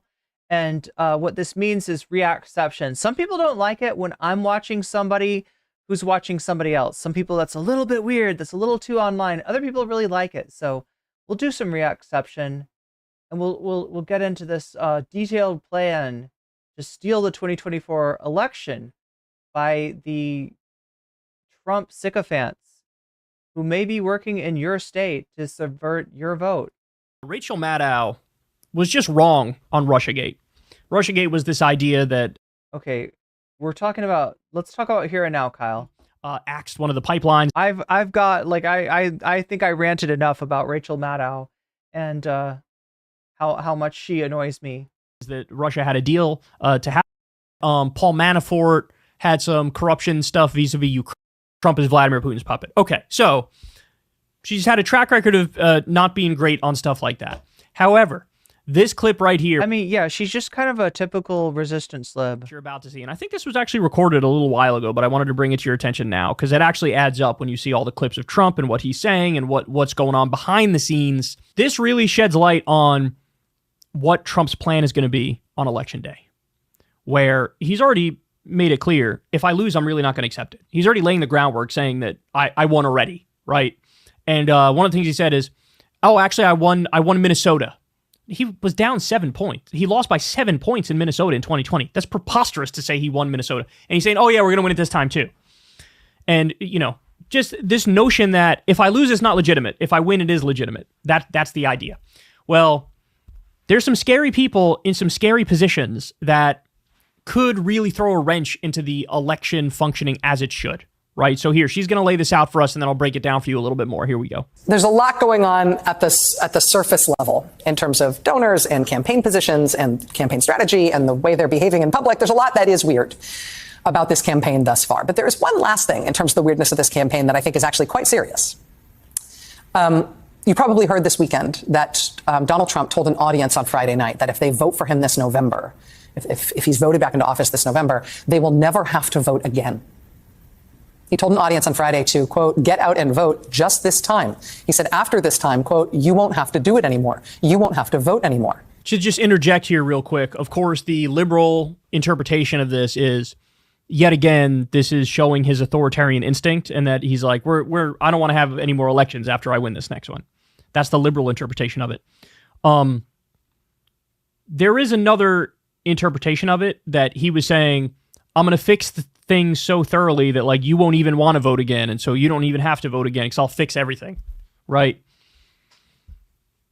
I mean, here's the problem. To give a guy like Trump the benefit of the doubt after he tried to overturn the last election, after he did the fraudulent elector slates, after he tried to delay the certification of Joe Biden in Congress, they were still making phone calls even after January 6th, like later in the day on January 6th. And they were calling senators and saying, don't certify Joe Biden, right? He sat there for 3 hours as a mob was rioting in the Capitol.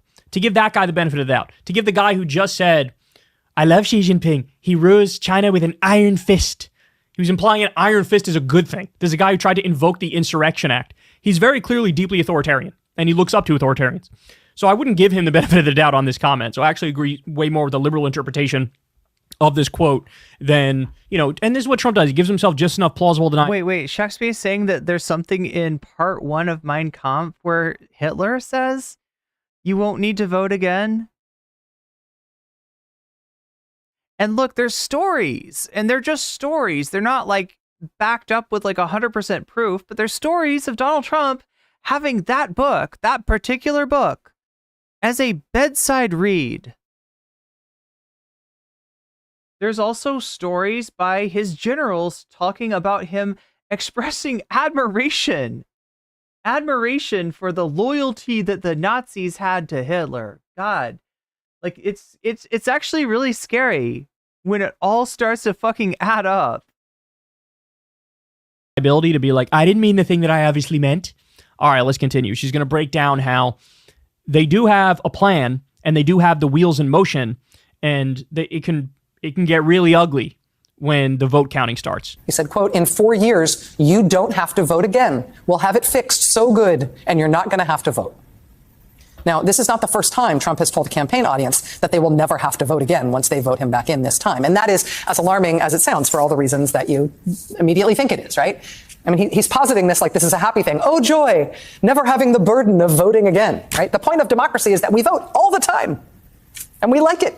That's how we decide what happens in our country. He's promising his followers that he'll end all of that. And it's exactly what you think it is. But let me also point out something more strange, which has been happening at the same time and it hasn't had as much attention. The day before Trump made those remarks on Friday he said, you're never going to have to vote again after you vote for me this one time. The day before that, on Thursday last week, he didn't say that people wouldn't have to vote anymore once he was elected this November. No, the day before that, on Thursday, he told his supporters, not that they're not going to have to vote again, but that they don't have to vote this time, that they don't need to vote for him this November. My instruction, we don't need the votes. I have so many votes. My instruction, we don't need the votes. I have so many votes.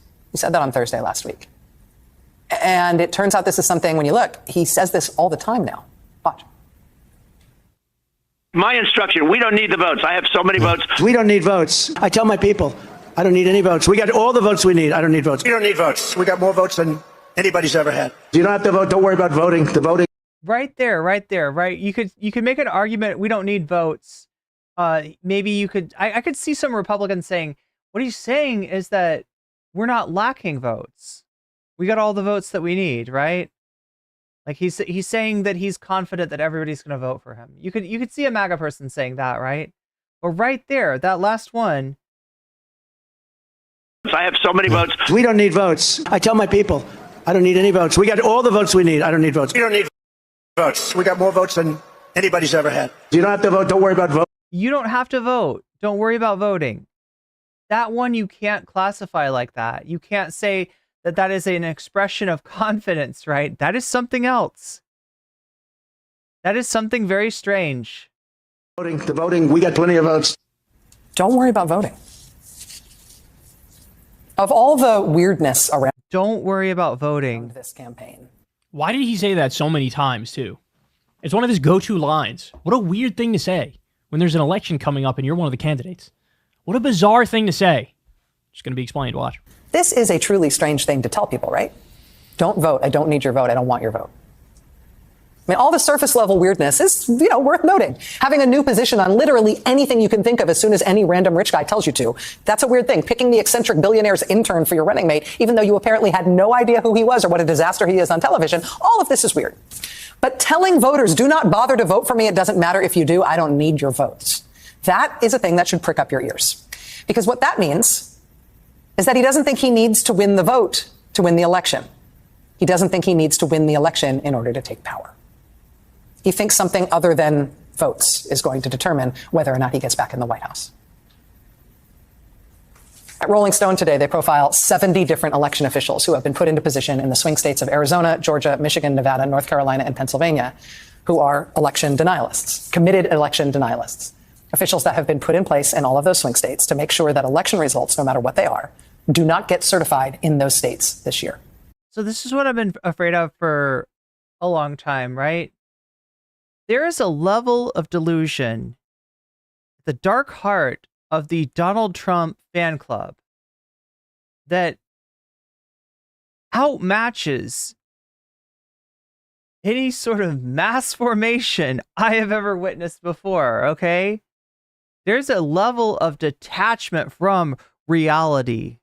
There is a level of suspending one's morals that exists at the dark heart of MAGA that is truly fearsome. And look, all that's needed for shit to go really, really wrong is for a few of these people to be in key positions in important government offices, like the ones that are being described here.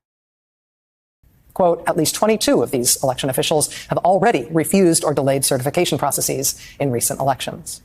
According to Democratic election lawyer Mark Elias, quote, I think we are going to see mass refusals to certify the election in November. Quote, Republicans are counting on not just that they can disrupt the election in big counties, they're counting on the fact that if they don't certify in several small counties, you can't certify statewide results. 70 officials in place across just the swing states. For all, and just keeping in mind that Rachel Maddow loves to clickbait you, right?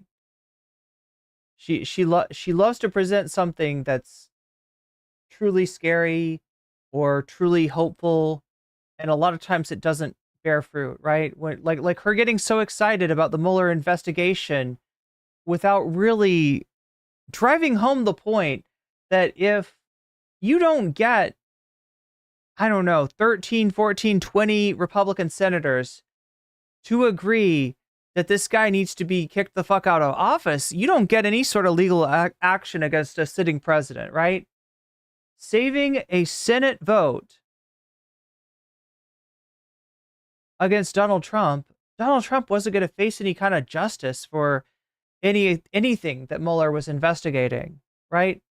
And she kind of gave people the sense that maybe right around the corner was the answer to all their prayers.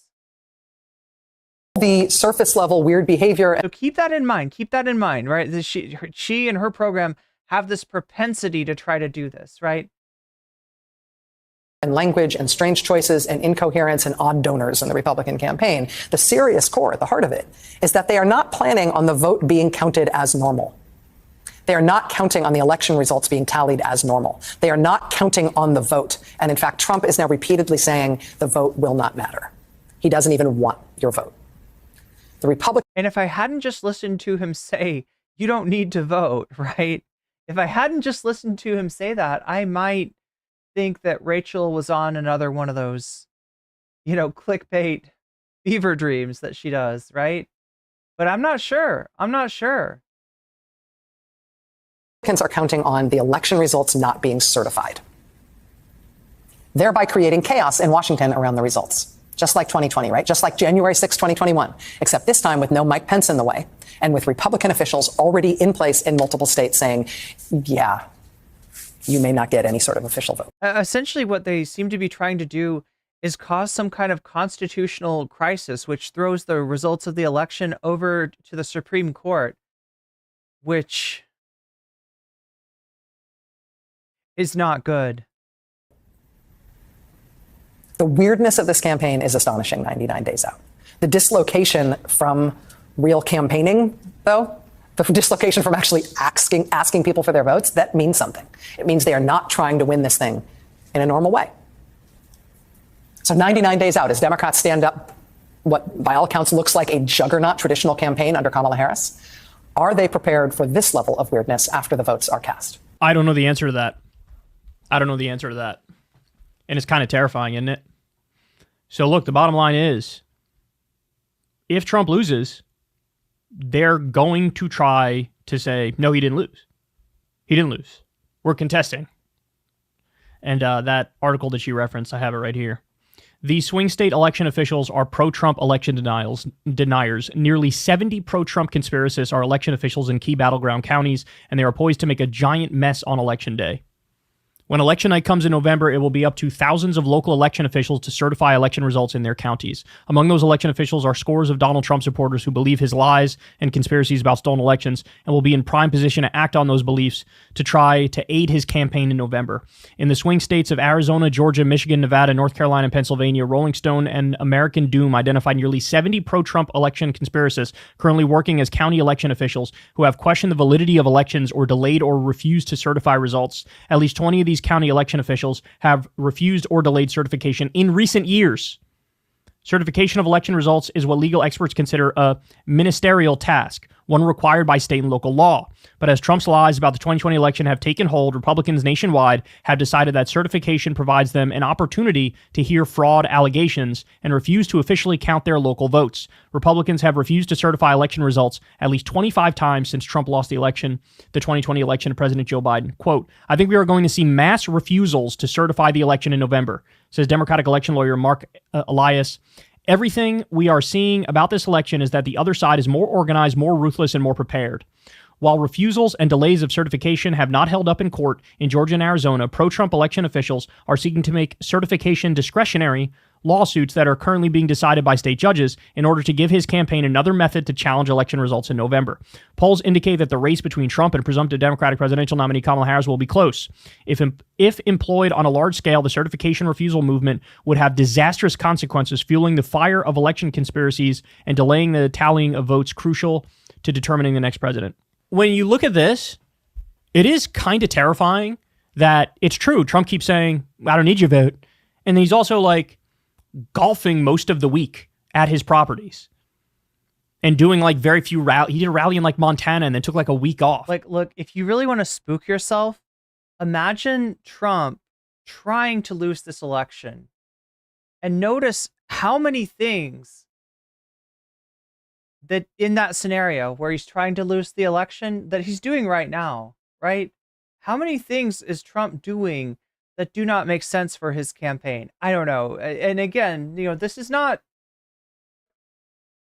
deductive reasoning I'm describing, right? We don't know what we don't know, but it is kind of spooky when you start to think about it in the middle of the campaign, right?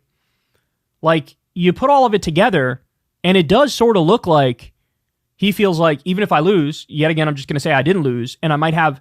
And the question is, does he have enough people in enough positions of power to gum up the works and try to take it? The only thing the Democrats have on their side right now is that Trump is not the current sitting president, right? So he wouldn't be able to have his... pressure his own Department of Justice, like under Bill Barr, to...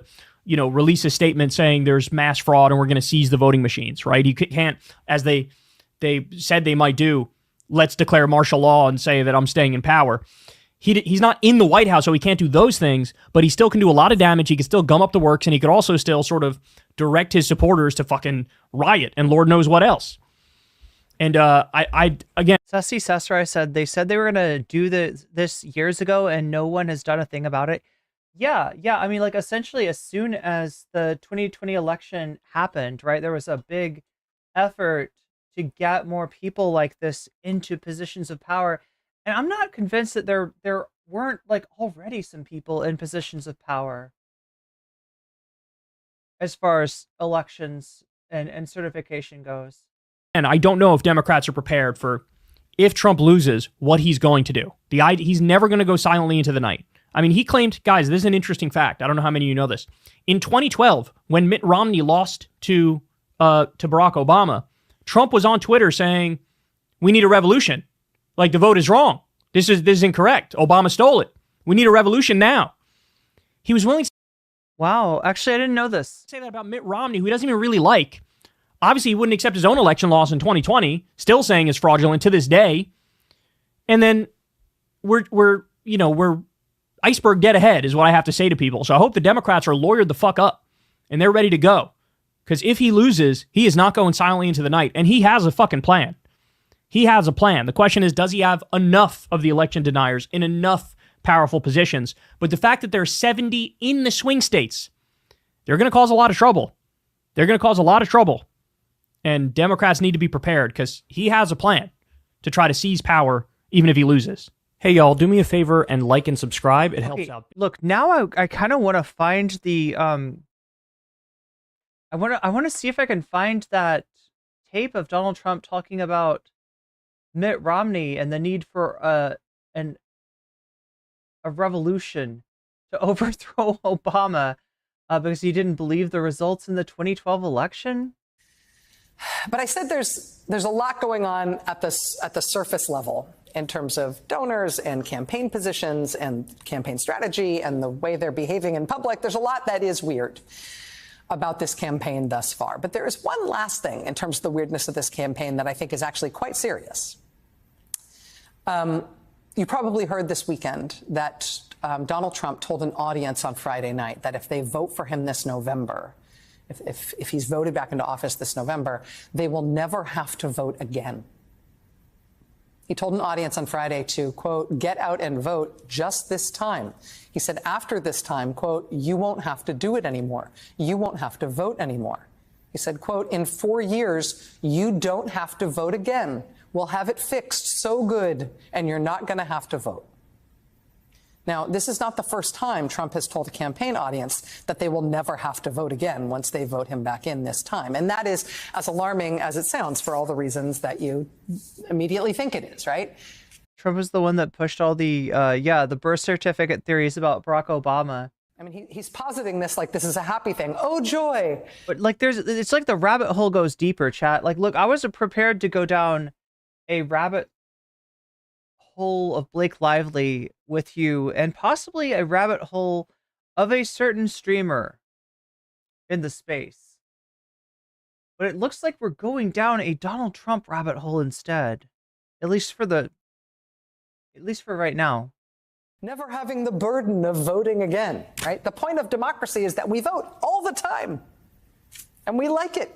That's how we decide what happens in our country. He's promising his followers that he'll end all of that. And I love that she feels the necessity to explain that voting is a good thing. It's exactly what you think it is. But let me also but we like voting. It's good. We want to be able to vote. Point out something more strange, which has been happening at the same time and it hasn't had as much attention. The day before Trump made those remarks on Friday. But do you see also like what he's appealing to, right? Imagine like a Trump voter. Imagine like a typical Trump voter, like older, white individual. And he is telling that person, you know how it's annoying that you got to go out and vote? That if, for instance, you don't vote, that there's some chance that policies will get passed that are beneficial to the people that you hate. And those people, and wink, wink, we know who they are. They'll be living it up because of the laws that Barack Obama will pass, because of the laws that Joe Biden will pass, the laws that Kamala Harris will pass, right? That person that you hate the most, that person, they're going to vote instead. Wouldn't it be great if that wasn't an issue? Wink, wink. Wouldn't it be great if you didn't have to worry about the votes of people not like you? Because your special guy won every time, no matter what. Your special guy was going to get reelected. The guy that cares about you. And literally no one else, like, right? On Friday, he said, you're never going to have to vote again after you vote for me this one time. The day before that, on Thursday last week, he didn't say that people wouldn't have to vote anymore once he was elected this November. No, the day before that, on Thursday, he told his supporters, not that they're not going to have to vote again, but that they don't have to vote this time. that they don't need to vote for him this November. My instruction, we don't need the votes. I have so many votes.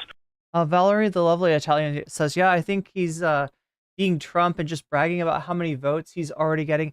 Yeah, like that's obviously something that you wrote before the fifth example of Trump saying something similar, where he straight up says, you don't need to vote.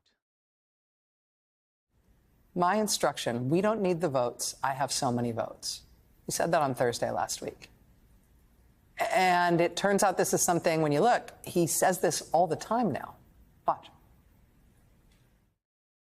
My instruction, we don't need the votes. I have so many votes. We don't need votes. I tell my people, I don't need any votes. We got all the votes we need. I don't need votes. We don't need votes. We got more votes than anybody's ever had. You don't have to vote. Don't worry about voting.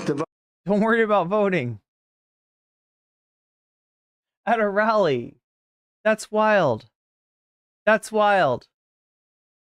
Voting, we got plenty of votes. Don't worry about voting. I mean, it is funny with the Rachel Maddow. Like, I guess she's just inherently funny. Like, her reaction is always overbearing. Like I said, there is, you know, a chance that somebody's going to try to stop certification, try to throw it to the courts. It's going to get into a messy constitutional crisis like that. There are people in place that are part of this Trump cult whose minds have been twisted to the degree where they no longer perceive reality. They no longer acknowledge the morals that they purport to have. Everything is subsumed under the imperative that Trump win, because when Trump wins, we all win. But those people are out there. Those people are occupying some of these positions, right? Rachel Maddow, it's just almost funny the way that she's like, wait a minute. Did he say not vote? Why would he not want them to vote? Of all the weirdness around this campaign, this is a truly strange thing to tell people, right? Don't vote. I don't need your vote. I don't want your vote. I mean, all the surface level weirdness is, worth noting. Having a new position on literally anything you can think of as soon as any random rich guy tells you to, that's a weird thing. Picking the eccentric billionaire's intern for your running mate, even though you apparently had no idea who he was or what a disaster he is on television, all of this is weird. We already watched this. Telling voters, do not bother to vote for me. It doesn't matter if you do. I don't need your votes. That is a thing that should prick up your ears. Because what that means is that he doesn't think he needs to win the vote to win the election. He doesn't think he needs to win the election in order to take power. He thinks something other than votes is going to determine whether or not he gets back in the White House. At Rolling Stone. I don't know. Here's my opinion, okay? Motherfucker's gonna try to cheat any way he can. And you don't need him saying you don't have to vote to know that, right? That's not the tell. That's not the secret thing. That is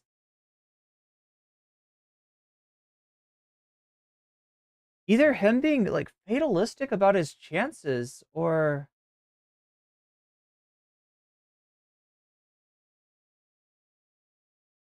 Today, they profile 70 different election officials who have been put into position in the swing states of Arizona, Georgia, Michigan, Nevada, North Carolina, and Pennsylvania, who are election denialists, committed election denialists. Officials that have been put in place in all of those swing states to make sure that election results, no matter what they are, do not get certified in those states this year. Quote, at least 22 of these election officials have already refused or delayed certification processes in recent elections. According to Democratic election lawyer Mark Elias, quote, I think we are going to see mass refusals to certify the election in November. Quote, Republicans are counting on not just that they can disrupt the election in big counties, they're counting on the fact that if they don't certify in several small counties, you can't certify statewide results. 70 officials in place across just the swing states. For all the surface level weird behavior and language and strange choices and incoherence and odd donors in the Republican campaign, the serious core at the heart of it is that they are not planning on the vote being counted as normal. They are not counting on the election results being tallied as normal. They are not counting on the vote. And in fact, Trump is now repeatedly saying the vote will not matter. He doesn't even want your vote. The Republicans are counting on the election results not being certified, thereby creating chaos in Washington around the results. Just like 2020, right? Just like January 6th. They do seem to try to do this with like everything, right? Every single thing out there. They want to throw it up to the Supreme Court. And like there's some things that the Supreme Court, you know, gets and they don't do like the weird thing. They don't, but like a lot of things they do. A lot of really weird stuff, right? NPR title from the article 6 years ago, Special Counsel Jack Smith appeals the ruling tossing out Trump's classified documents case. Yeah, Chad, I actually forgot to talk about that because I kind of assumed everybody knew it. But yeah, the appeal that I told you was going to come of the, thrown out documents case that Eileen Cannon, Trump appointed judge, very conflicted, very,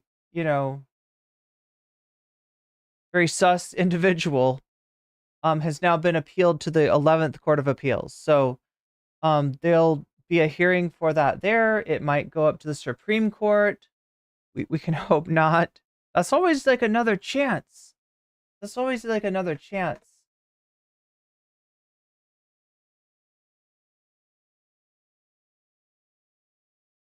...2021, except this time with no Mike Pence in the way, and with Republican officials already in place in multiple states saying, yeah, you may not get any sort of official vote.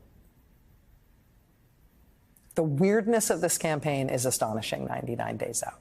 The dislocation from real campaigning, though, the dislocation from actually asking people for their votes, that means something.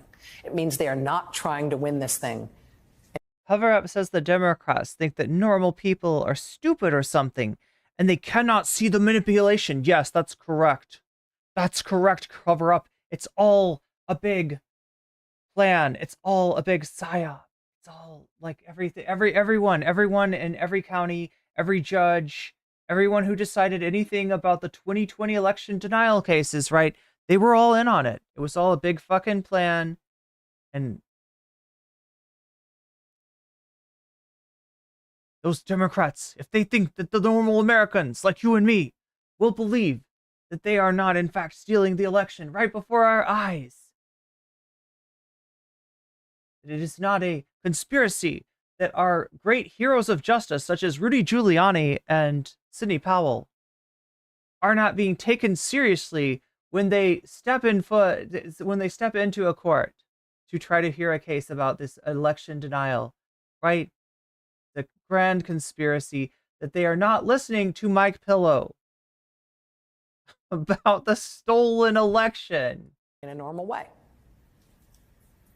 So 99 days out, as Democrats stand up what by all accounts looks like a juggernaut traditional campaign under Kamala Harris, are they prepared for this level of weirdness after the votes are cast? Are they ready for what's coming? What is this? Hello, everyone. I only want you to donate to my campaign if you can afford to. Unfortunately, most of you can't afford to because Joe Biden is a disaster as a president. That's awesome. That's awesome. Kamala's worse than he is. He's actually worse. More evil, more committed to being radical left. I mean, she actually believes this stuff, defund the police and all of the other things. But if you can, donate. If you can't, I don't want to. We're going to make it. We're going to win one way or the other. But whatever you can do with it. One way or the other. Appreciate it. Thank you very much. Thank you very much. Okay, well, there we go.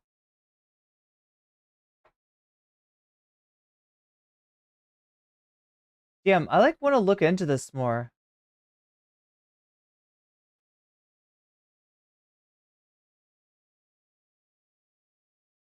Oh yeah, I was supposed to look into whether. So wait, what is this Donald Trump 2012 election?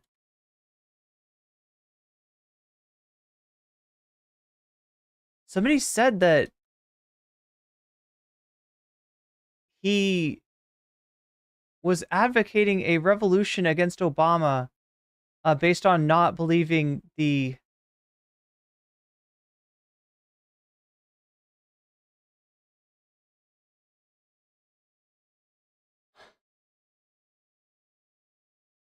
not believing the results of the 2012 election. I mean, you know how much Google sucks now.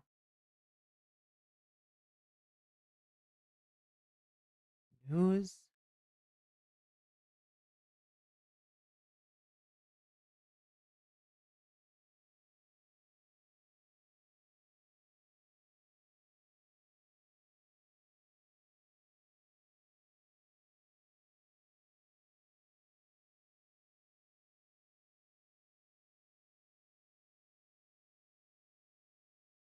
Okay, I found it. I found it. All right.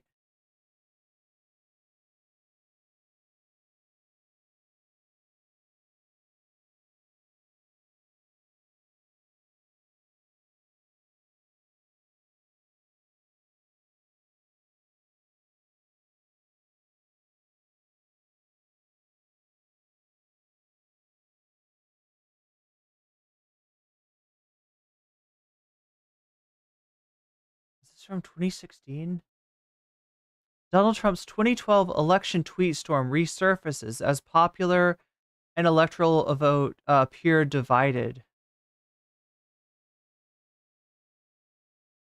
Though Donald Trump eclipsed the 270 electoral vote threshold early Wednesday morning, earning the Republican a concession call from Hillary Clinton and the titled president-elect, the vote count has continued through the day, with the results showing Clinton taking a lead in the popular vote. The most recent election, with a discrepancy between the Electoral College and the popular vote, a winner was 16 years ago in 2020, when then Vice President Al Gore received a higher national vote than George W. Bush, but failed to reach the requisite electoral levels. Since then, the function of the Electoral College itself has frequently been called into question and is receiving renewed scrutiny as Clinton's totals mount. So this is before it was known that Clinton would go on to win the popular vote and Trump the electoral vote. But it was becoming apparent, apparently. Apparently, it was becoming apparent. Anyway, chat, while Democrats are likely the party perturbed by the process this year, it was Trump supporting Mitt Romney in 2012 who challenged the viability of the practice by which the president was chosen. The Electoral College is a disaster for a democracy, wrote Trump in part of a tweet storm on the election night of 2012. This is the Barack Obama-Mitt Romney election that Barack Obama ultimately won. We can't let this happen. We should march on Washington and stop this travesty. Our nation is totally divided.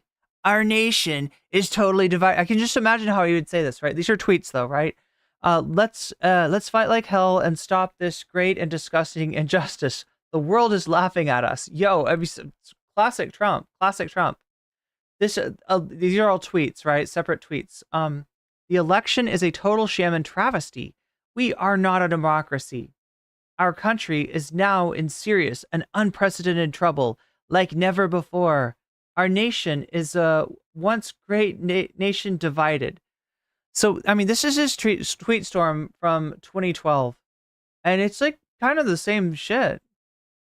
Now, like whoever described it as a call to action for a military, what does he say? What is the closest thing to say that he says to that? We should march on Washington and stop this travesty. Yeah, I mean, I guess he kind of did. He's like, this is 2012. He is calling for a January 6th. He is calling for a January 6th-like event to prevent the peaceful, well, it wouldn't be the peaceful transfer of power, but to force the unpeaceful transfer of power in the 2012 election, right? This is 8 years before Jan 6th. And he's basically calling for Jan 6. In addition, here, let me show you the fucking article. I'm sorry, chat. I'm just having you look at Rachel Maddow the whole time. In additional tweets since deleted, Trump asked why Romney should lose if he received a greater number of votes. Upon the final tally, President Barack Obama defeated Romney in both the popular and the electoral college. He lost the popular vote by a lot and won the election. We should have a revolution in this. Okay, straight up. This is what he's tweeting. We should have a revolution in this country. He would wait 8 years before getting his revolution in this country, said Trump in the one deleted tweet. More votes. Wait, okay, let me switch this.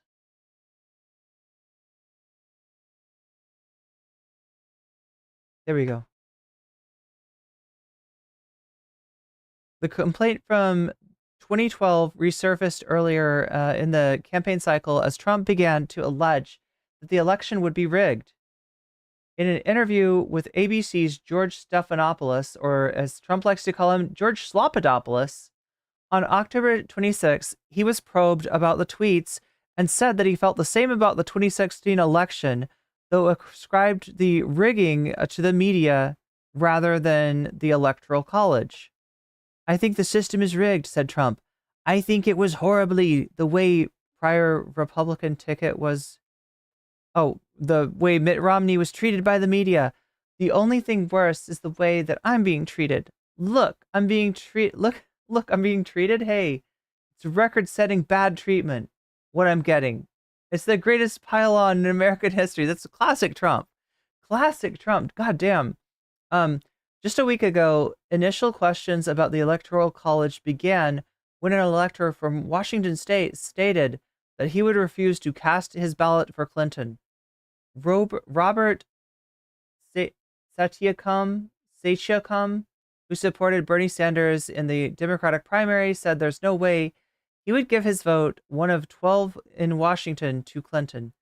Faithless electors such as Satyakam are rare, but can face fines and have their votes invalidated as a result of deviating from their state's choice. Whether or not Satyakam followed through on his claim won't be known until electors cast their ballot on December 19th. So yeah, that is article from 2016 that talks about the 2012 election denial that Trump engaged in, based on thinking that the Electoral College alone would have won Obama the election rather than.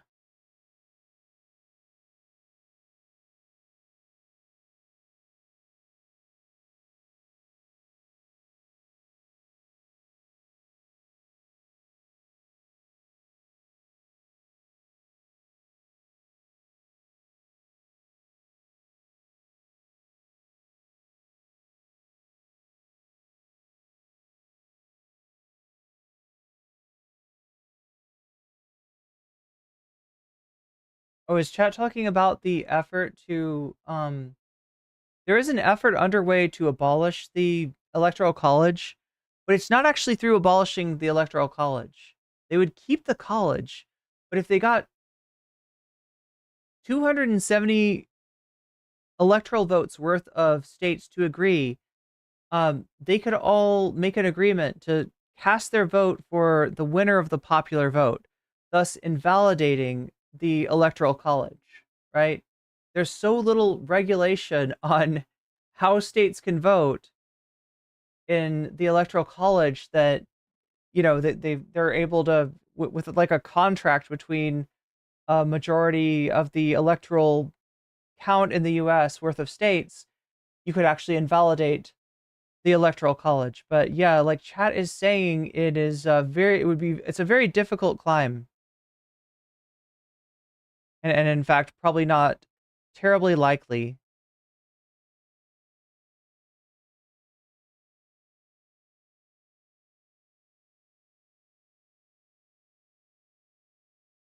Oh, wait, what is this? This is interesting.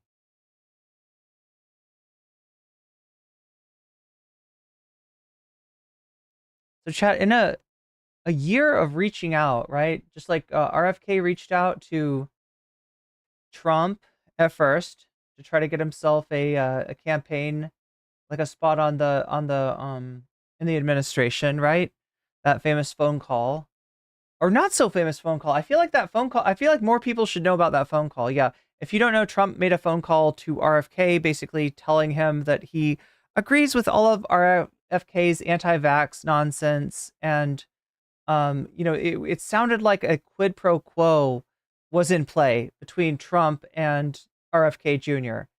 It was only revealed when RFK Jr. as a kid actually videotaped it or took the videotape of it, took the video of it and uploaded that, shared that so that people would know what was going on behind the scenes between Trump and RFK. But it sounds from that phone call like Trump and RFK have been working together for a very long time to try to do whatever benefited Trump the most. But yeah, you also had apparently the RFK campaign reach out to Kamala Harris. Lord knows for what. Lord knows what the ask was there. But obviously they did not reach a deal because Trump did drop out and ended up endorsing Trump. So apparently we've got another attempt to reach out and make a deal. This being from Cornell West, the same Cornell West that just today has just, I don't know, is this the first time he's gone anti-vax? I guess I haven't been paying that much attention to Cornell West's campaign since the sort of debacle early on, right? This has been a campaign that's just been kind of fatally doomed from the get-go, from starting out as the candidate for the People's Party to, the drama with the Green Party and all the rest. It just feels like Cornell's campaign has been kind of, TLDR chat. I haven't been paying attention to the Cornell West campaign, but now he's come out as a vaccine truther. So shout out here to Jordan Chariton of Status Coup News. Everybody go subscribe to Status Coup on YouTube and also follow him on Twitter. He had an interview here with Cornell West. And Cornell West said something really interesting, and they should have made news, but nobody really picked it up because they're trying to bury that this guy even exists. But Cornell West talks about how he was approached by the Democrats because he's running as an independent. And listen to this. Can you specify, if you can, you mentioned offering positions, resources. Were you offered a position in the Harris administration? Any financial incentives to drop out?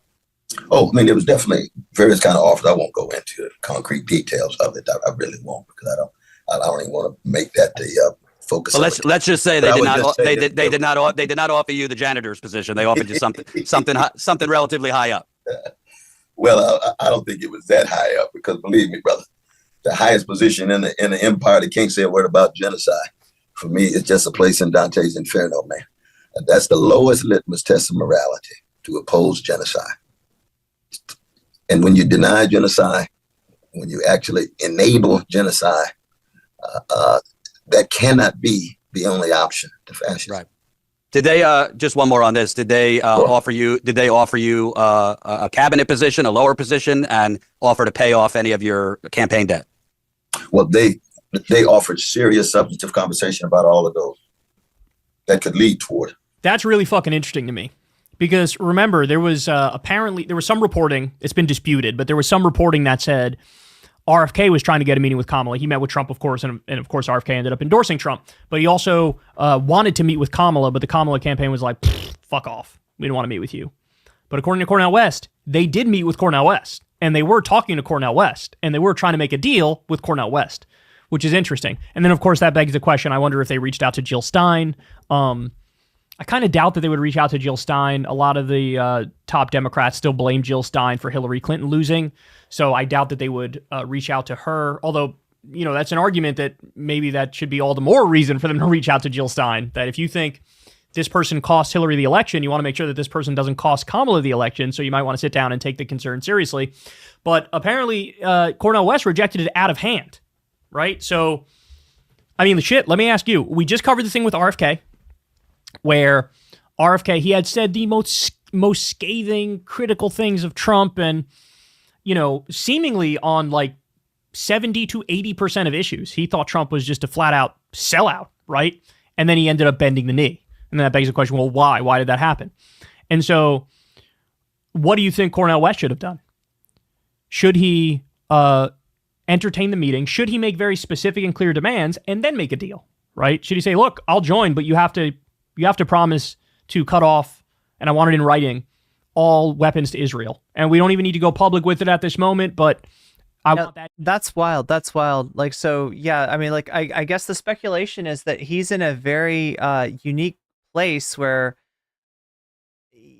you know, potentially, I don't know. It depends on how bad the Harris campaign wants him to drop out. And I don't know if that's even a good calculation, right? I feel like there's a lot of people, I don't know how many of the people currently voting for Cornell West, and especially the people who will be voting for the newly minted anti-vaxxer Cornell West, right?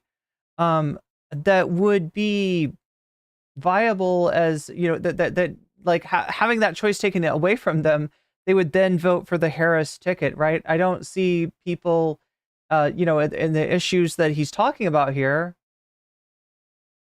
being, you know, swayed by his dropping out and even endorsing.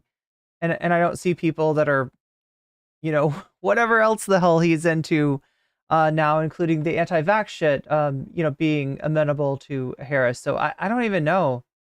That might be why that deal was not signed, because that would be fucking sweet if, as flawed as Cornell West's campaign is at this point, he was able to extract a concession from the Harris campaign on Gaza. Like, that would be fucking awesome. Obviously, that did not happen. Deal, and then when the time comes, you know, if you don't do it, then I'll show the world, look, we made this deal and you went back on it. Or do you think he did the right thing effectively? I'm curious what you guys think of this, because with RFK, I don't think endorsing Trump makes any sense because he's against him nominally on 70 to 80% of issues, according to his own words and the stuff he says. With Kamala and Cornell West, I don't think they disagree on 70 to 80% of things, right? I don't think they do.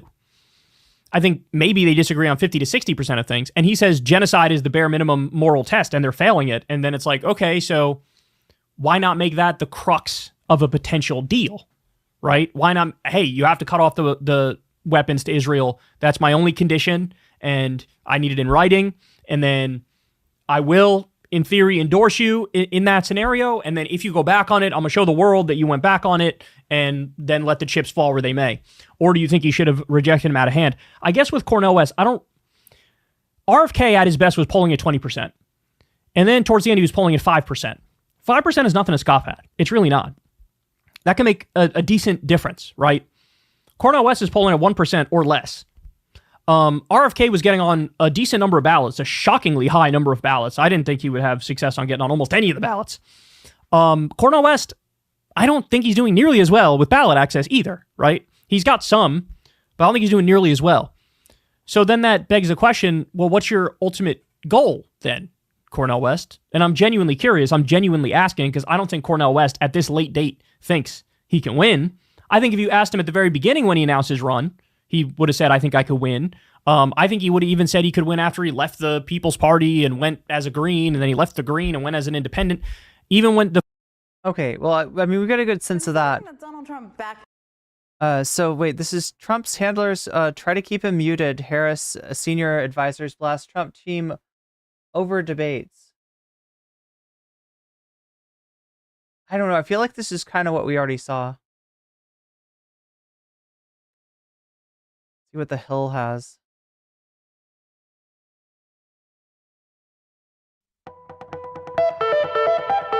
Wait, I've never seen. What is this? The debate begin. There's just a little over 2 weeks until Kamala Harris and Donald Trump are set to face off in a critical head-to-head showdown. But it now seems like there are questions if the debate will actually go down. Trump is slamming the network hosting the September event, even hinting in a Truth Social post that he may drop out. We have The Hill's congressional reporter Michael Schnell here to talk about all of this. Michael, let's jump right to this back and forth playing out. what's the latest? What is each side saying? Yeah, essentially what we're seeing play out right now is the debate about the debates. It's pretty customary when you talk about presidential election cycles when they have these very high stakes primetime debates. The question right now is whether or not to keep the microphones open or not during the debate. We'll remember back during the CNN debate in June that the mics were closed when the other candidate was talking. Trump campaign wants to keep it that way. They want the microphones muted when it's not their turn to speak. The Harris campaign, though, says that they are pushing for the microphones to be left open during this event, noting that during the negotiations for parameters for the debate in June, they were not part of that because technically it was the Biden campaign and not the Harris campaign. So that's their stance right there. Former President Trump was actually asked about this earlier today. He was asked by an NBC News reporter, would you want microphones muted in the debate whenever you're not speaking? His answer was, quote, we agree to the same rules. I don't know. It doesn't matter to me. The agreement was that it would be the same as it was last time. In that case, it was muted. So him right there making a push to keep the microphones muted, but also noting it doesn't happen. It doesn't matter to me. This all comes ahead of the September 10th debate. So it's definitely going to be something to keep an eye on to see how this shakes out. And again, the debate before the debates, quite a pastime in Washington. Certainly a lot of gamemanship going on there. Now, coming out of the convention, polling continues to be favorable for Harris. She's taking a big 7-point lead nationally in a new poll just out over the weekend. What's Harris's team doing to keep this type of momentum going? Yeah, Yeah, we actually saw a debate with Claudia de la Cruz. For some reason, showed up on I think the David Pakman show, and was really impressive. Was like the only one. It wasn't like a Brianna. It wasn't like a Brianna Wu, and oh my god, I'm trying to remember the other person. There was two really sus people, and then there was Claudia de la Cruz.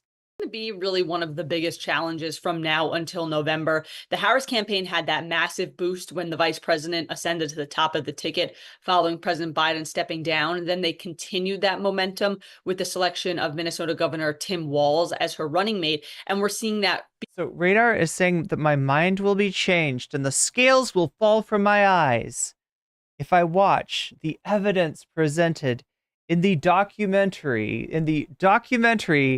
2,000 Mules, right? You just have to have the proper cult material to be inducted into the world where I see reality through a twisted lens that revolves around Trump. It's all about glazing up the God Emperor Trump. Be sustained last week. Yeah, Yuan Jia Zhu says muting helps Trump. I'd expect his campaign to continue. Save him from himself. That's probably more helpful. Yeah, that's probably more helpful than not. But then again, he doesn't want to. He wants to interrupt her. In Chicago. He wants to tell people she's not intelligent. He's not listening to the advice that he's getting from his campaign.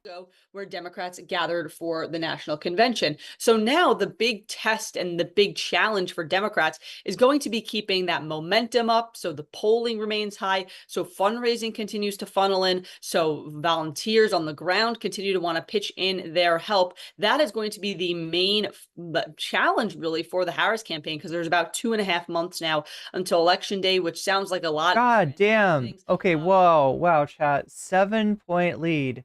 Now that's just one poll, right? That's not the aggregate. I feel like what was the aggregate? Like 2.8% ahead, or maybe we'll take a look at the. Do you want to take a look at the polls, chat? Shall we? But, in Washington, that can go very quick, but it can also be an eternity. So it's going to really be a challenge for the Harris campaign. I suspect she's going to continue to crisscross the nation, holding different events, talking about different issues that are important to the general electorate. But definitely, that is a question that is running through the minds of Harris staffers, I'm sure.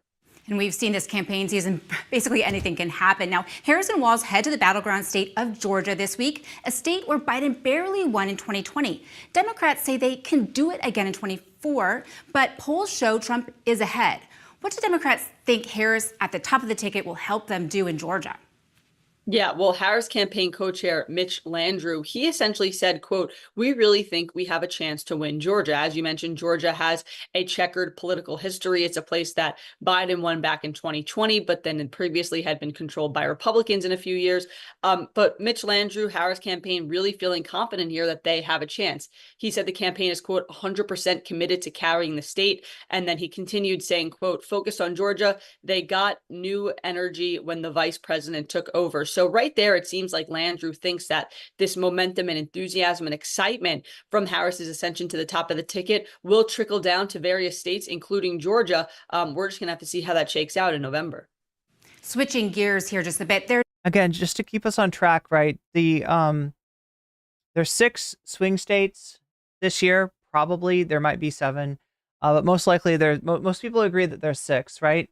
You've got the Rust Belt, which is Wisconsin, Michigan, and Pennsylvania. You've got the Sun Belt, which is Georgia, Arizona, and Nevada, and those are the states that are in play, right? So Harris's core strategy, as I've always mentioned, is to win the Rust Belt. If she wins the Rust Belt, it doesn't matter what happens elsewhere. Trump's strategy is to try to disrupt her in one or more of those states and force her to vie for the other 3 states that are maybe less likely for her to get, that being Nevada, Arizona, and Georgia. So if she does hold solid on the 3 states in the north, Wisconsin, Michigan, and Pennsylvania, then she doesn't need to win Georgia. She doesn't need to win Arizona. She doesn't need to win Nevada. But yeah, if she's in a situation where one of those states is lost, then that's when this really comes into play. The question of Georgia, where she's not doing as well as Biden. Obviously won Georgia by a small amount, and same thing with Arizona and Nevada. The question is, will Kamala win those states this time around? There's an awards gala being held at Trump's New Jersey Golf Club to help pay the legal bills for people who were attacked at the Capitol on January 6th. Oh God, this is going to be so good. The J6 Awards Gala, chat. If we can watch this somehow. The only thing that sucks is, right, he's been invited to speak, but apparently he's not going to speak. Right? He's holding, his campaign is doing this thing, or he is doing, like, right, this is him. That's doing an awards gala for the victims, red perpetrators of January 6th at his golf club in New Jersey. But I don't think he's going to be there. If he was there, though, that would be the ticket. Trump is listed as a speaker. All of this, it's drawing heavy criticism. Yeah, he's not going to speak. What are Republicans saying about it? Yeah, we haven't heard from too many Republicans about this, but I will tell you that Lindsey Graham was on the Sunday show circuits over the weekend, and he was asked about this gala and, the possibility of Trump speaking there, and he completely dodged the question. It was something that he would not answer. He was pressed by CNN's Jake Tapper, and he would not give a firm answer on that. Remember, we're currently in recess, so lawmakers are a bit more difficult to get a hold of, so it's harder to press them on these issues. But Lindsey Graham, he's an interesting barometer for how Republicans would react to this, because he is, a close Trump ally. So if he is being apprehensive about answering it, it probably means that there are more folks behind the scenes who are not too thrilled with it. All right, now this didn't take long at all. House Republicans are investigating Vice President Harris and Governor Walz, moving on from their probes on Biden. Michael, what specifically are they looking at? Yeah, well, one thing just overall. Okay, am I the weird one here, or is the blonde woman giving weird vibes? Like a stilted... It feels like she's trying to do like straight news from like a time long forgotten. Like she's in this weird news mode where she's like, right? And this other woman is just like chill. She's just like answering the questions like a normal person. I'm sorry, chat. I'm noticing weird things. that we've been hearing a lot of House Republicans now talk about the Biden-Harris administration, or say Harris, and not focusing so much on Biden, which, remember, is a change because for the past year and a half, House Republicans have been investigating the Biden administration, the Biden family finances, really every aspect in detail about the president, that all culminating in their impeachment inquiry, the report of which was released last week. Now we're seeing sort of a shift in rhetoric. We're seeing House Republicans really lean in on Vice President Kamala Harris. One of those areas is immigration. We'll remember that the Biden administration had tapped the vice president to be involved and take the lead on, immigration, the situation at the southern border area, aspects under that large umbrella. So Republicans are now turning back to that. They've called her the border czar a number of times, a title that the White House has pushed back on. So expect to hear a lot more about immigration in the lead up to the November when we listen to criticisms from House Republicans. And Democrats really along the way just saying this is a pointless exercise, a fishing expedition. Now back to the latest campaign headlines. RFK Jr. is out of the presidential race and has thrown his support behind Trump. He also spent part of the weekend embracing the term MAGA. We all know that's Make America Great Again on social media. What did he have to say exactly about this phrase, this MAGA movement overall? Yeah. I'm sorry. I can't take it. I can't take it. I'm just going to read you the quote right there because it's interesting. He said, quote, "Make America Great Again recalls a nation brimming with vitality, with a can-do spirit, with hope and a belief in itself. It was an America that was beginning to confront its darker shadows, could acknowledge the injustice in its past and present, yet at the same time could celebrate its successes." So an interesting statement right there from RFK Jr. It's going to be really fascinating to see how the suspension of his campaign and him throwing his support behind Trump changes the dynamics in the 2024 race. RFK Jr.'s support had dwindled over previous months. He was polling at a pretty significant level for a third-party candidate, but that has since decreased. There are a lot of questions of if RFK Jr. supporters will follow Trump in endorsing. No, so chat, as far as like who's going to run potentially in 2028, I feel like RFK Jr. is a good candidate. And my guess is the way that he's playing his cards, he might want to run in 2028 as a Republican. I wouldn't be surprised. I wouldn't be surprised. He could always try to run as an independent again, but he's going to be kind of tainted by this, right? This is going to change the kind of person that he can appeal to. It's going to restrict who he can appeal to. It's going to make it easier for him to appeal to, reactionaries and right wingers, and it's going to make harder for him to appeal to.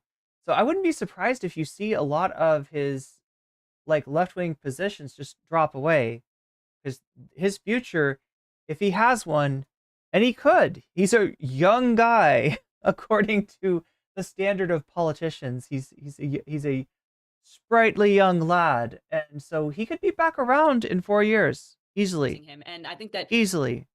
There's some skepticism because let's not forget a lot of RFK Jr. It says she is on the ballot. Wait, who is on the ballot in New Mexico? Junior supporters were folks who were disenchanted by former President Trump and President Biden beforehand, and now Vice President Kamala Harris. It was sort of seen as a protest vote, the double haters as they were called. So I don't think that folks should jump to the conclusion that they will now follow in Trump's footsteps and support they will follow in RFK Jr.'s footsteps and support Trump. There was an analysis by the New York Times over the weekend that said that Trump could benefit about 1% in battleground states across the country. Not such a high number. It could be significant in a state where the two candidates are very closely divided, but New York Times saying don't expect a large bump or boost for former President Trump with the endorsement of RFK Jr. All right, let's talk a little bit more about this endorsement, what's happening. The Kennedy family is unloading on their brother, RFK Jr., for his endorsement of Trump. What impact will Kennedy supporting Trump have on the race? Let's talk about it a little bit more. And how does his family essentially trashing this decision play into it all? Yeah, well, the Kennedy family criticism isn't exactly new, right? We have heard this from some family members since RFK Jr. threw his hat in the race, in the ring, since he was continuing his campaign. So this was sort of the culmination of it with him coming out and endorsing former President Trump. The impact it'll have on the race, that aspect, probably not too much because, as I said, we've known about the family criticism for a while. It just doesn't really help the image of RFK Jr. and really doesn't help the cause of former President Trump having criticism of being targeted at somebody who just endorsed his campaign. But at the end of the day, I don't think that the family's criticism is going to play too much of a role in results come November. All right, it's coming up quickly. The sprint towards Election Day is on. We have just 71 days until Election Day on November 5th. Like, I want to know, what time capsule did she jump out of, right? Like, she is not from 2024. She is like from 1975, or she is from like 1984. There's no way that this woman is from 2024. Like, get real. Michael, you are doing solid reporting on key races to watch. What are some of the top congressional races that you're tracking?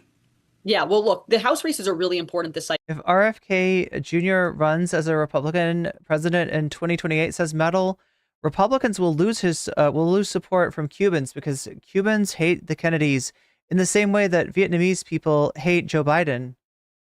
Because the House is completely up for grabs, as is the Senate. They're both very closely divided. Democrats just have to pick up 4 seats, net 4 seats, in order to take control of the chamber. Republicans are, and the Democrats are confident they'll be able to achieve that. Republicans, on the other hand, are saying that they will expand their majority, which of course we know right now is razor thin. So I looked at 5 races where this is really going to come down to. The first one, New York's 22nd congressional district. That's where we're seeing Congressman Brandon Williams, an incumbent Republican, being taken on by Democratic State Senator John Mannion. Another interesting race, Washington's 3rd congressional district, where Congresswoman Marie Gluskamp Perez is up against Republican Joe Kent. Once again, this is a rematch from a race that happened in 2022 when Gluskamp Perez narrowly defeated Joe Kent. Joe Kent is endorsed by former President Trump. Next race, New York 17. This one's interesting because it's between a former congressman and a current congressman, Congressman Mondaire Jones, who was voted out of his seat back in the 2022 midterms. He's on a comeback bid for his old perch in Congress. He's trying to take out Congressman Mike Lawler, a Republican, in that race. Then there's Pennsylvania's 8th congressional district. That's where we have Congressman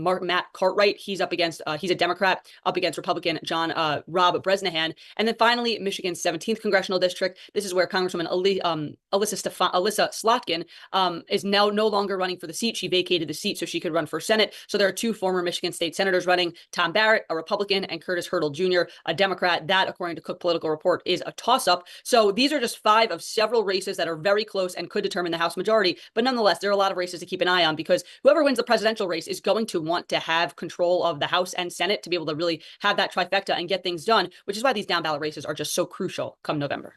Crucial and certainly close, like you said. Now let's look at the Senate. There's another hotly contested race. We have Senator Jon Tester up for re-election in Montana, where he's fighting off GOP challenger Tim Sheehy, a retired Navy SEAL. Native American voters remain a crucial voting demographic in that state. Michael, talk about how they are influencing this race. Yeah, this cohort of voters, the Native American community, is expected to play a key role in this race. So it's definitely something to keep an eye on. And, you know, when you talk about Montana, this is going to be really key when you talk about Senate control next year. And again, the Senate is up for grabs. It's very closely divided. The Montana Senate seat is basically one of Republicans' best pickup opportunities. They have Jon Tester is the incumbent there. He's a very vulnerable incumbent, and he is running against Mr. Sheehy, who is trying to take him out of that seat. It's expected that Native American communities are going to play a key role in this race. And again, any small issue in this race is going to be important because the election is so crucial to control the Senate. So that's absolutely something to keep an eye on come November. Like you said, Tester is certainly vulnerable. The Hill's Michael Schnell, congressional reporter at The Hill. Thank you so much. Thanks. Israel and Hezbollah both pulling back Monday after exchanging a series of strikes over the weekend that threatened an all-out war in the region. So let's take a look now at the matchup, right? I promised I'd do this, right? This is Real Clear Politics. Let's see what I'm showing here. Yeah, this is Real Clear Politics. They aggregate polls, right? So they have this thing called the RCP average, which is the polls that they consider legit, kind of like averaged together with maybe some weight placed on more recent polls. Not sure exactly how they do it, but they basically aggregate an average here. And that is, it's usually a pretty solid number, right? So what we see today from the 31st of July to the 25th of August, we see an average of Harris at 48.4, Trump at 46.9. That is a 1.5 percentage lead for Harris. And now you can see some of these polls, right? To get an idea of what we're looking at. Rasmussen is here. A lot of people don't trust Rasmussen. And as you can see, it is literally the outlier. Literally the outlier. The most recent Trump lead and the largest Trump lead is shown by Rasmussen reports, which You know, they have a video apparently about this poll where they're bragging about it, and they're saying why they think that they're right and everyone else is wrong. But we did see a poll mentioned where Harris had a 7-point lead. That's probably the largest lead I've seen so far. Again, these are leads in terms of the overall general election. It is possible for a candidate to win the popular vote and to lose the electoral vote, as happened in 2000 and again in 2016. So here we have the rolling average going way back to when Biden was still in the race, right? And what you see here is we can take it all the way back to, what is there a date here? Like February of 2024. And like this whole time, Trump's been ahead. You had, I mean, like, this is weird, right? You're seeing both candidates dropping in support. I don't know if that represents like a third party candidate becoming prominent. That's pretty weird, but you still have Trump, you know, in control the whole time. Go up to June. We get into late June and we start to see Trump pull away. And then we see Biden withdraw. So this is all the Kamala Harris. These are all the Kamala Harris numbers. She comes in and she's down right off the bat by 1.7%. And it takes her exactly, let's see, July 21st. Wait. That's July 21st, so this is July 23rd. July 23rd to August 4th. It takes her until August 4th to pass Trump. And ever since then, she's not only been ahead, but she's been pulling away. Now, this isn't a huge difference. Remember, look, we see the overall positive and negative. It's down here in less than 2%, right? So it's not a huge amount. There is a definite chance that were the election to be held today with these kind of numbers, you could see the Electoral College still go to Trump, even with these numbers. But it is the biggest lead that she has held, and honestly, the only lead that the Democrats have held since like October or September of last year. Yeah, and again, look at this. Look at this. The further you go back, the more red you see. The further you go forward, the more blue you see. This is a trend. And that's what's important, is that this confirms the trend of Harris up and Trump down.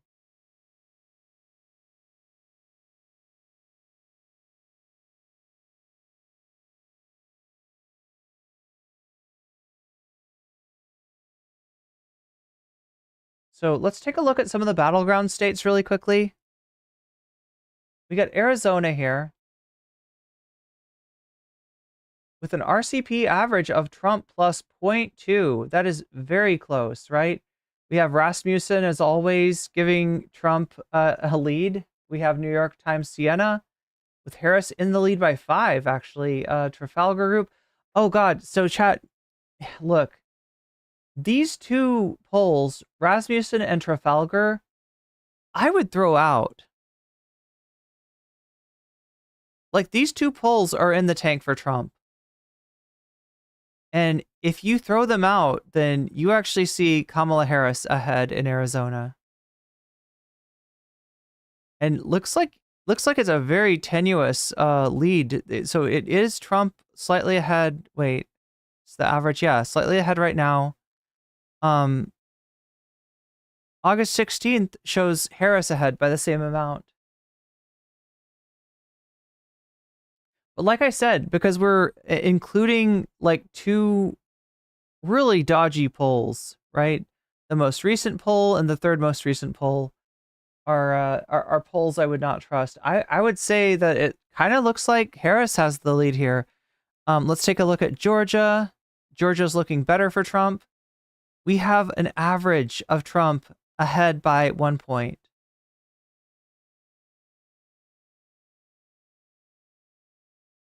You only see one poll, this is PPP, that has Harris ahead by 1.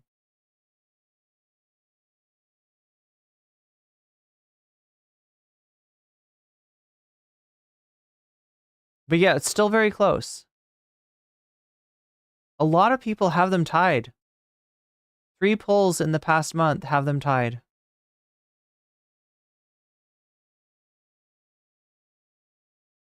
Okay, so we got Georgia, we got Arizona. Let's see if we can find Nevada. Let's do Nevada. Trump plus 1.4. Right, we got Rasmussen in there. We got Trafalgar again. I don't know.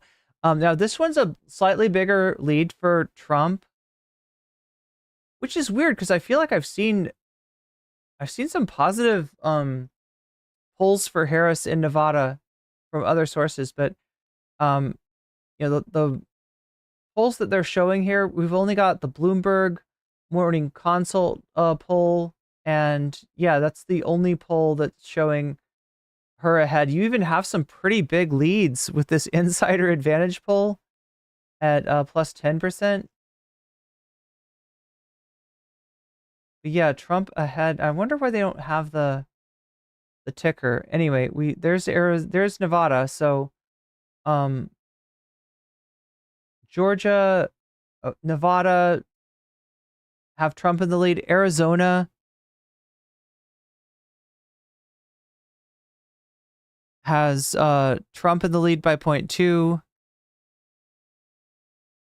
Let's take a look at the Rust Belt, right? These states are the key strategy for Kamala.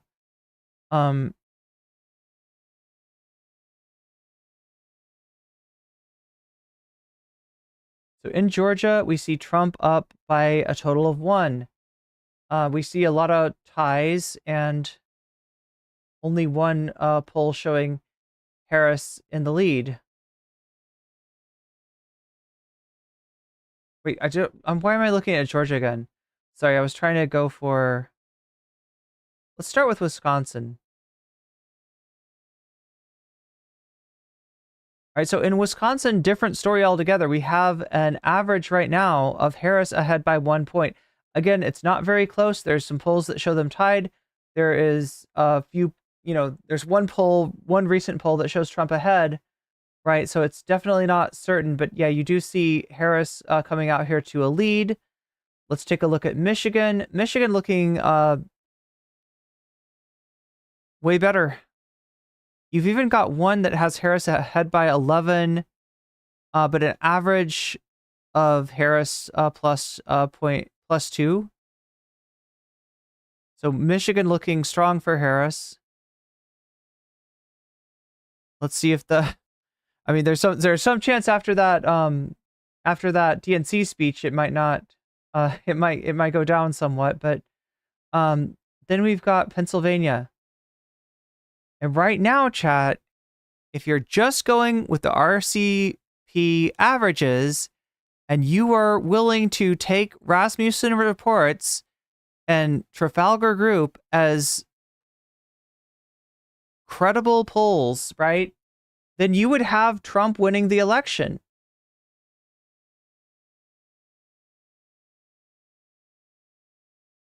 Again, I don't trust these polls. And I think on the basis of this alone, it probably shows a slight advantage for Kamala. But yeah, their averages have Trump, and it's only, oh my God, you actually have 2 states. This one was a tie on August 16th, and the other state had Harris ahead by 0.2 on the 16th. So yeah, you might, like, it's a very fluid situation. Right, so no, is the election over? No. Harris is up considerably in the national polls. But if you actually look at the state polls, according to RCP, Trump has a ever so slight advantage.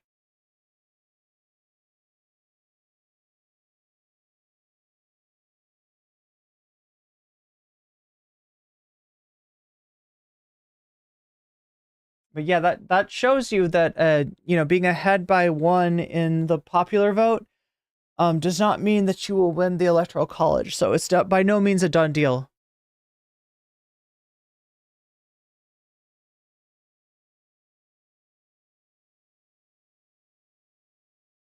The producers pulled 2,000 Mules. Is that the Dinesh D'Souza pulled 2,000 Mules distribution because it had been completely debunked? Nice. I think yeah, Dinesh D'Souza. That's right. So there you have it. There you have it. A very, very close race indeed. Let's look at favorability. So this is the RCP poll and their aggregate, right? We see Kamala Harris underwater by 3%.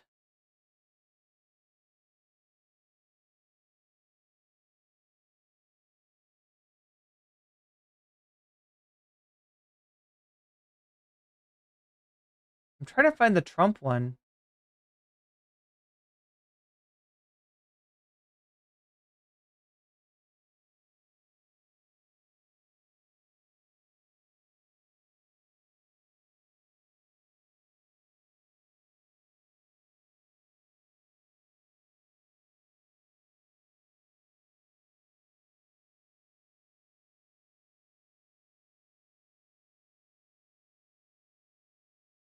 Yeah, their site's a little bit hard to navigate.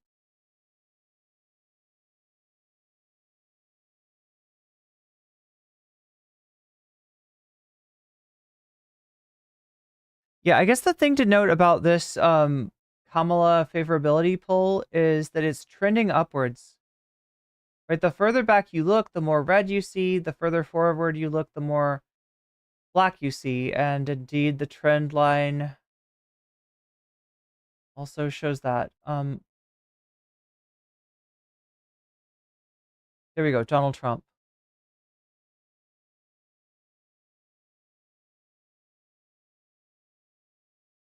What?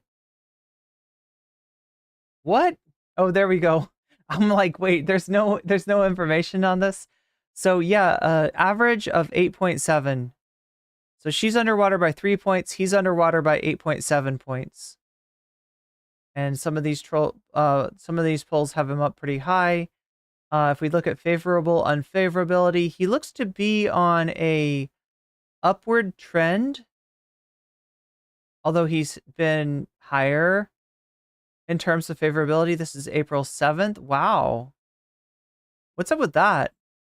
Right, that's not the shooting, right? The shooting is like here? Or no, it's like the shooting is... Wait, oh my god, wait, oh shit, this is multiple years. This is multiple years, I'm sorry. I didn't realize what I was looking at. So yeah, like July the 30th is around the time of the shooting. That's when his favorability got better.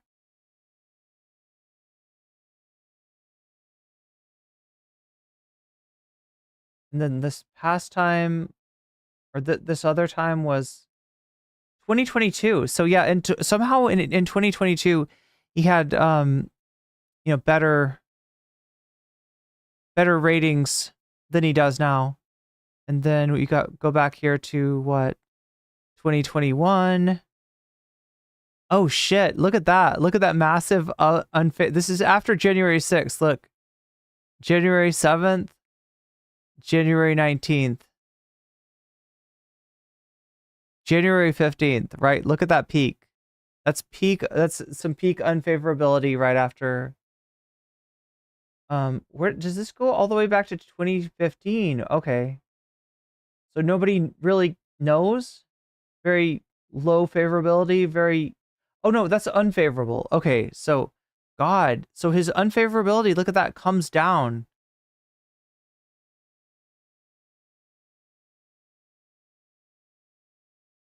Goes back up. What is this? This is December. Okay, so it's like December, the year before he's inaugurated. That's where he has his like lowest unfavorability, highest favorability. Then it gets worse. And that's kind of what you expect, right, from a president, that they'll start off with some popularity and they'll lose it Anyway, that is the unfavorability, favorability.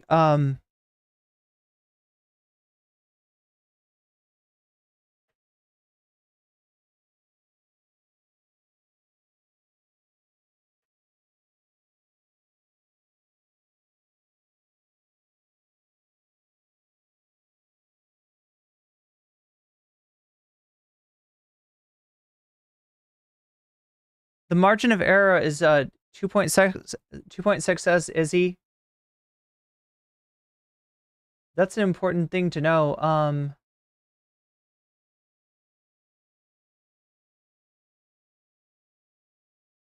They do give their sample size, but I'm not seeing margin of error. Error.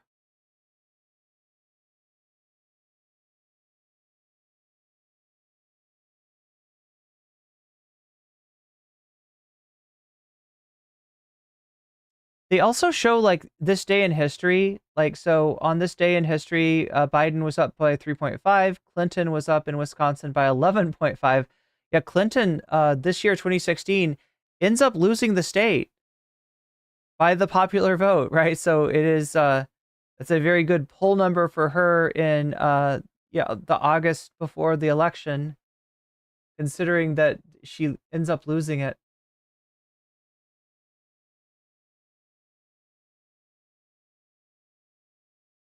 But Izzy, where are you getting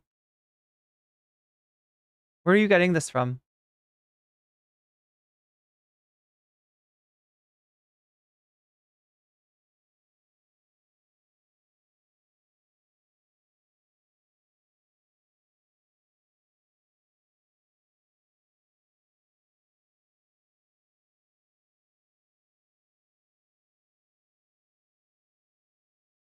There's Trump and there's Harris. But how's the other guy doing? Welcome to the Real Clear Quick Take. It's been 10 months since Robert F. Kennedy Jr. left the Democratic Party to run for president as an independent. Since then, he slid from 16.7% to under 5% in the RCP national average, taking a particularly large hit in the week since Kamala Harris stepped in to replace Joe Biden as the Democrats' nominee. The odds of a third-party candidate winning the White House have always been low, but his presence in the race may still be enough to shift the balance in a few of this year's most important battleground states. In Michigan and Wisconsin, where Harris currently leads Trump in the two-way race, the addition of Kennedy gives her a small boost. In Nevada and Georgia, the opposite is So they mean taking Kennedy out gives Trump a boost. true. The addition of RFK Jr. gives Trump a boost.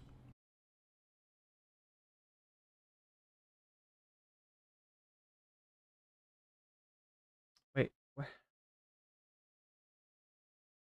I'm just trying to make sure I know exactly what they mean. Yeah, the addition of RFK, meaning meaning the like that's not how I would say it. Like RFK dropping out is how I would say it. RFK dropping out gives Kamala a boost in these states, and RFK dropping out gives Trump a boost in the other states. In Arizona and Pennsylvania, however, current polls show the addition of Kennedy draws enough votes away from Trump to tip the state in Harris's favor. Get all the Wait, I'm sorry. Let me make sure I know exactly what they're saying there. That's interesting. leads Trump in the two-way race. The addition of Kennedy gives her a small boost. In Nevada and Georgia, gives her a small boost. Leads Trump in the two-way race. The addition of Kennedy gives her a small boost. In Nevada and Georgia, the opposite is true. The addition of RFK Jr. gives Trump a boost. In Arizona and Pennsylvania, however, current polls show the addition of Kennedy draws enough votes away from Trump to tip the state in Harris's favor. Okay, so with Kennedy in the race,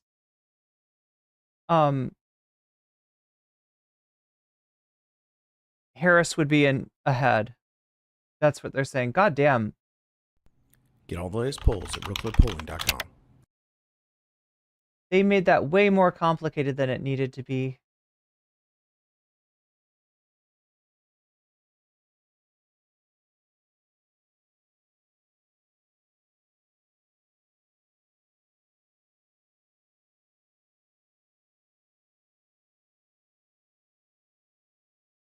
Chat, shall we venture into the fever swamps? That's my question to you.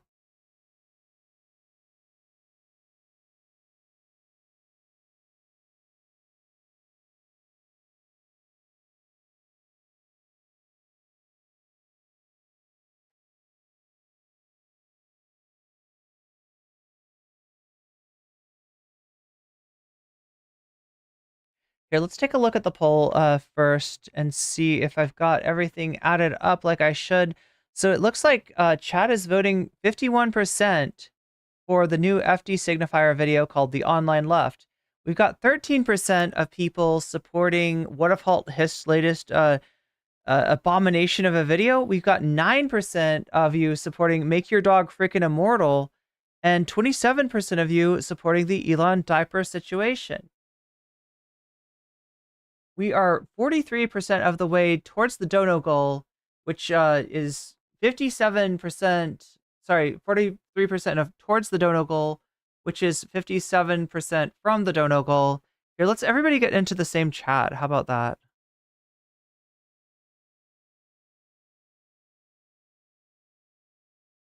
How about if we combine chats at this point?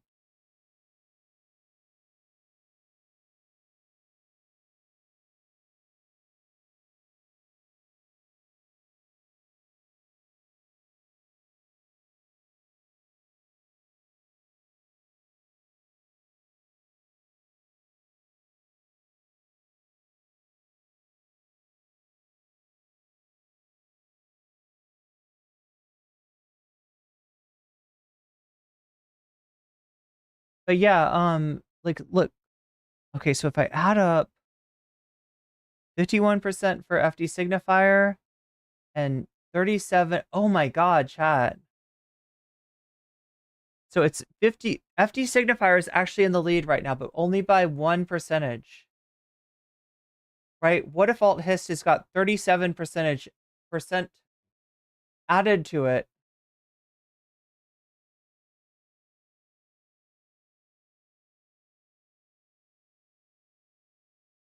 It was Farron Cousins that said that?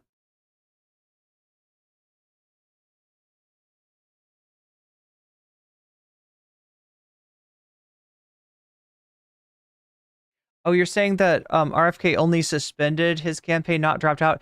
Yeah, so my understanding is of what he's trying to do is maybe stay on the ballot in states where he helps Trump or hurts Kamala, and then drop out from the states where he hurts Trump. That was my understanding.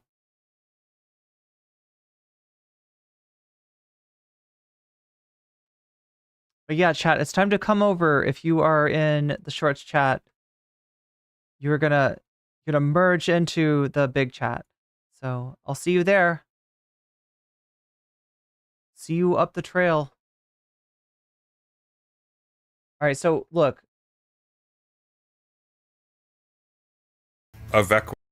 We got this. No, stop it. Stop it. God damn it. We got the state of play video, okay? What is this? Well, first, Sunday gets drunk, okay? Let me just describe you how this happens, right? Sunday gets drunk. He watches a diss track from one of Tyler's mods, right? A questionably written rap song that is a takedown of President Sunday and just a tragedy, an offense against music, really. So yeah, he's got his adult beverage there, and then yeah, watches the arrest of Chris Chan, and then turns on this music, right?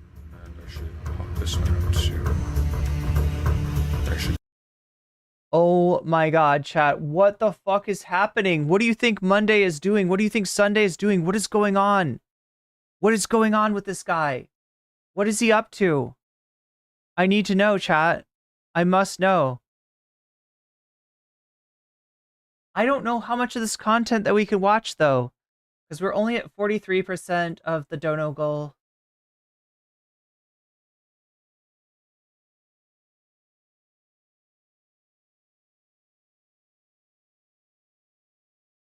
We should probably watch some of it. That's my determination.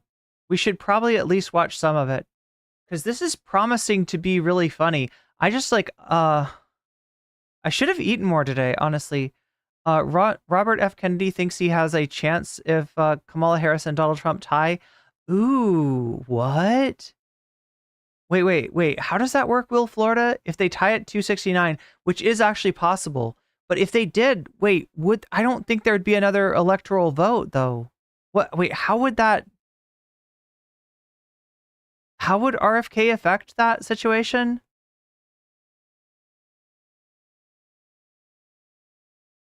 Sunday merged into Monday? Yeah, I mean, his night merged into Monday. He was up late. He was drinking copious amounts of adult beverages. And he decided that he would make an artistic project. He would put this thing together, this monstrosity that is about to be unleashed on all of you. Are you ready? I said, are you? Sorry, I won't do that. I can't do the wrestling thing. In the event of a tie, but wait, how does he get an electoral vote? Like, how does RFK affect something? I don't understand. I'm not sure I get it, Will Florida. The House and the Senate pick the president, but then how does that have to... Oh, wait, you're saying... Oh, interesting. So I think I get your scenario, Will Florida. You're saying it's 269 Trump, 269 Kamala, and then they throw it to the House and the Senate, right? And it's like a weird thing too, isn't it? It's like a weird, it's like even beyond that. It's like there's something about the way that they do the vote in that situation.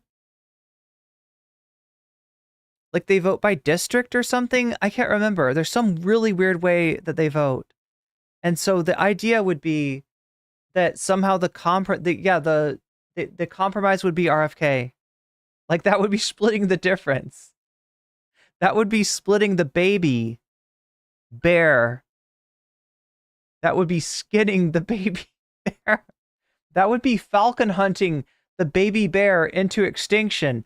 I am convinced, chat, that one of his falcons actually caught the baby bear. I think that's what happened.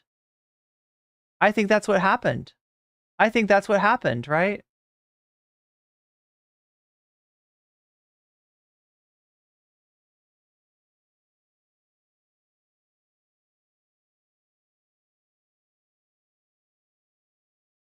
But yeah, FD signifier is technically ahead, but by the smallest of margins. It may not matter because we're at 43% of the dono goal. We do have some Sunday content. I can't guarantee you how much Sunday content that I'll be able to watch, right? So I'll watch at least a little bit more. We'll see if we can hit the sub goal somehow magically. I mean, we're not entirely far off from it, but we're pretty far off. We're decently far off. And have I even finished? Oh, I have more coffee.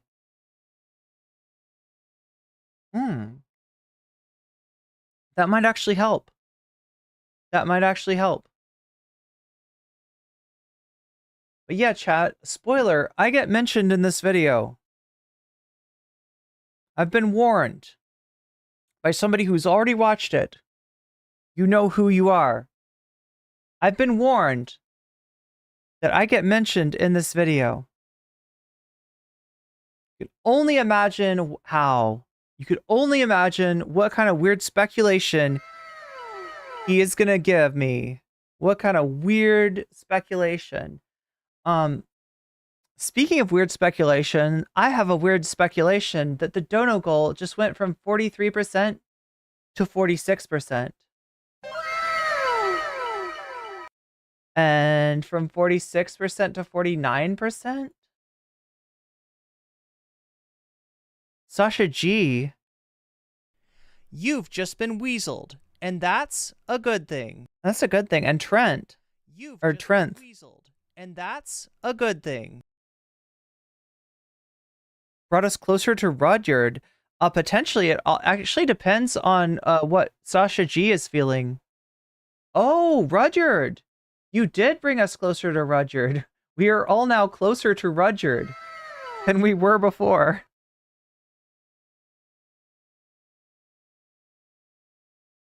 Does this boast the donal goal as well? It does. It does, Technoepoch. And it brings us to 52%, and it also gives you 3% to place on the topic of your choice. So let me know which of these topics you're feeling. Yeah, that coffee is actually helpful. Wait, can I press myself for a little bit more?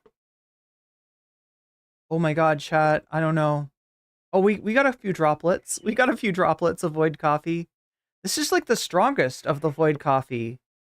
Right? The very like last little bit of coffee that's just been sitting in grounds, right? It's got to be the strongest. Am I right, chat? This is like super soldier coffee. Chat, we're on super soldier serum. That's the only way I'm going to get through this Sunday content.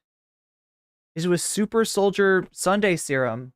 Oh my god, chat. No, that's not what I mean. That's not what I mean. That's not what I meant. I'm talking about this serum right here, not any. That is not what I'm trying. That's not what this content is about, okay? He's supposed to say weird things about me. I am not supposed to say weird things about him. That's how this content works. Am I drinking Cuban coffee? I mean, is it really strong and concentrated? Yeah, don't clip that. God damn, don't clip that. Good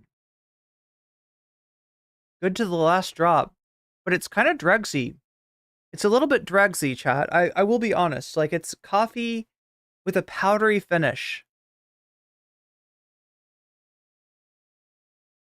Cuban coffee is super strong. Yeah, I mean, I'm given to, like, strong coffee. Oh my god, chat. Why am I having to stretch so much? So yeah, we got the sun tent to play with, and we are at 52% of the dono goal. What if alt hist has now taken the lead? Okay. That both of these are long pieces of content too. But yeah, we're at 52% of the dono goal. If we hit 100% by the end of the stream, new content will drop, more content that will drop. In fact, I'll even say that if the last person to drive us over 100, if they say, shut Sunday up, I will shut Sunday off. I will stop watching the sun tent just to watch whatever topic it is that the chatters and the donors have collectively chosen through this travesty of girl math that we call the dono goal. We will find out. We will find out what is the champion of all content. But right now, the champion that we're interested in is not even Sunday. Yo! Shiny Nix 86 super chatted $10.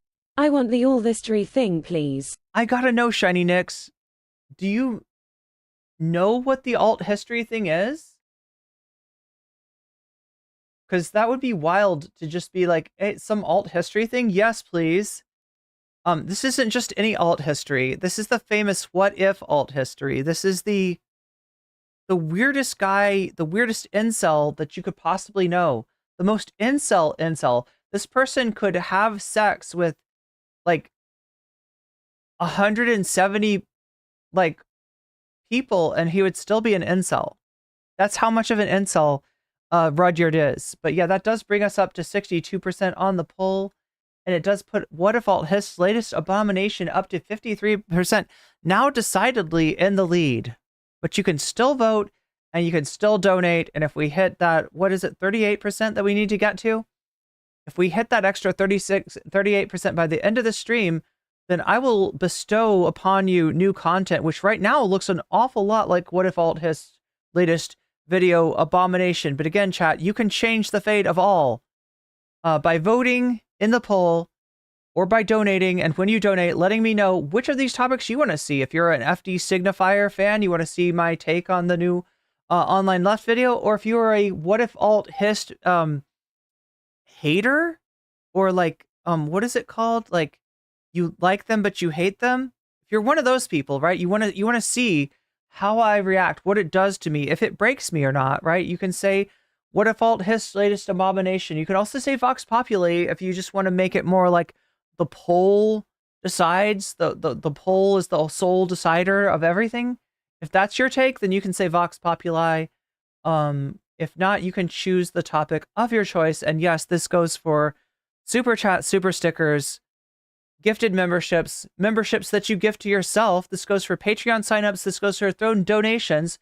And this goes for getting yourself a sub on Twitch to get out of the top of the hour ad break, which happens every hour on the hour and lasts for 3 minutes at a time. And you can get out for a Twitch Prime for free or for $6 if you want to buy yourself a sub, or possibly by being gifted one, although that sort of thing is more likely to happen to you if you're actually active in the chat. So, I don't know, chat. Shall we start with this weird state of play thing? Or do you want to start with the shitty rap?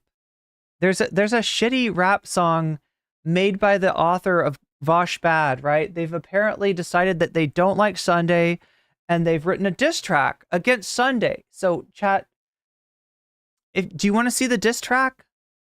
Or do you want to just get into the state of play? It's just the Pepe Sylvia.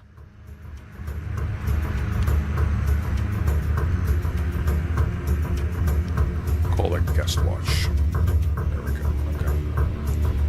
That'll do. So now I can just turn the HUD off altogether. You want the track? Okay, part of chat is saying Sunday diss track. MJK Moon, thank you for the subscription on Twitch. And again, when you donate, that makes the sub goal go burr, which is now up to 68%, 32% of the way to completion. And it gives you a chance to put your money where your mouth is by just telling me which of the topics: new FD signifier online left, what is alt hist, make your dog immortal, or Elon's diaper situation. Which of these topics tickles your fancy?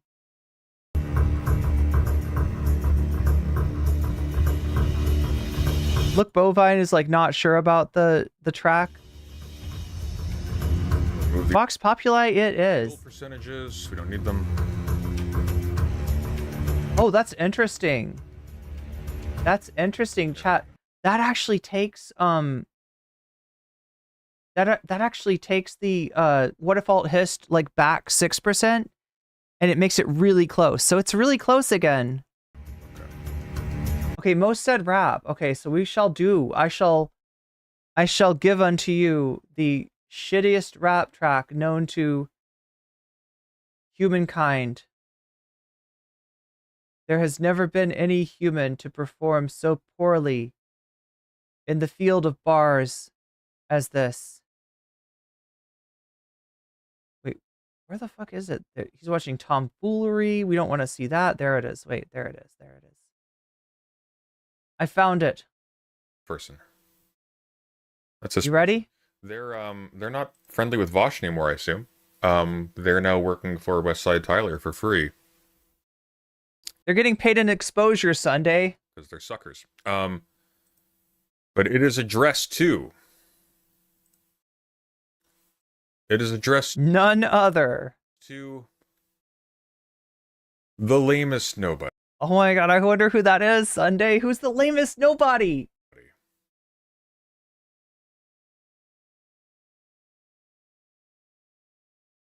And that's not very nice. Shiny Nix 86 super chatted $5. Alt history, I shall die on this hill apparently. The hill of the hill of alt history. Well, I hope you know what this is. But thank you for the super chat. I don't know. I feel like even if you don't know what it is, you can like tell. Some people can smell content. Some people can smell when there's good content to be had, right? I'm one of these people. That's why I'm so damn interesting to watch. Oh my gosh, now I'm bragging. Now I'm being look, it's rubbing off on me, chat. Trump being a narcissist. Blake Lively being a narcissist. Sunday being a, well, whatever the fuck he is. Assist. Needs no assist for his narcissism. Here we go. And there's the ad break now. Musical flows of Osu Osu. Osu Osu. School. If they're gonna, if he. Oh no, is he gonna make a JoJo reference? Right. If he's gonna call it Giorno School, he had President Sunday, JoJo fan? better. He had better include the. We're waiting. We're waiting. From Gold. We're waiting. Yo! JoJo fan confirmed. He's a JoJo fan. If he doesn't, then that's just a damn wasted opportunity, and they should feel ashamed. Complete nobody says, "What the fuck did I do?" What didn't you do? What didn't you do? You sneaky little snake in the grass. All right. Okay, get ready for this. Okay. Wait, is it the same shirt he wore on the day of the Discord incident? I don't know. I don't keep a track of this guy's laundry. He would have to pay me for that. We're gonna blow ourselves away on the state of play. We're gonna blow ourselves? Is that what we're gonna do Sunday? Once this is run. That's kind of what it's starting to feel like. I don't know. What is this stream? We are going to be utterly destroyed. Is this gonna be President Sunday DSP arc? Utterly destroyed. We are not going to survive this. Oh my gosh, you just binged JoJo with your teenager? That's awesome. Wait, you mean all the way up to part 6? Did you seriously watch parts 1 through 6 with your kid? Because if so, that's kind of awesome. This is the Vosh bad person, okay? Do not. Yeah, so do we know Vosh bad? Do we all know what that is? It's cursed. It's fucking cursed, all right? You know, you almost got a JD Vance interview today, speaking of cursed. Luckily for you, I tired of politics before that could happen. But you almost got a JD Vance interview. Vosh bad, where's the song? No, come on. Come on. The Vosh bad, Vosh rad?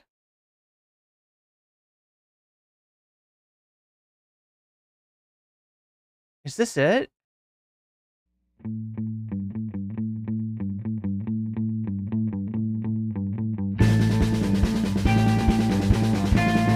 No, there's no way. That can't be it. Trans rights, black lives, fighting against fascist Weasley lies. I'm sorry, chat. This is the band that sings the Xander Hall theme song. This is not right. That's not right. Wait, let me show you the Xander Hall. This is the Xander Hall theme song. Just a symbol or a target sign, a spell that attracts all who spit facts online all the time. This is Xander Hall theme song. Can you see it? All the ones who drag my name every single day.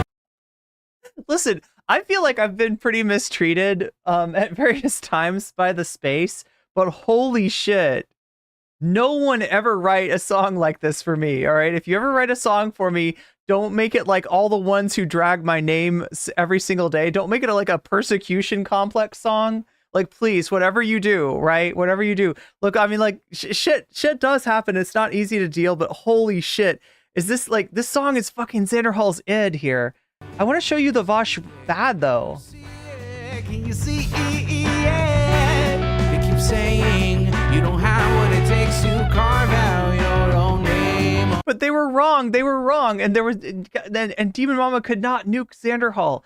Xander Hall turned into Xander Ghoul, and he's the one person that survived the Vosh-pocalypse. But now he's a radioactive fucking zombie. Like, glowing. Motherfucker is glowing. Seriously. Underneath the shadows of gods and wait, is Vosh the god? Vosh and Destiny, yes. That's the... Oh my god.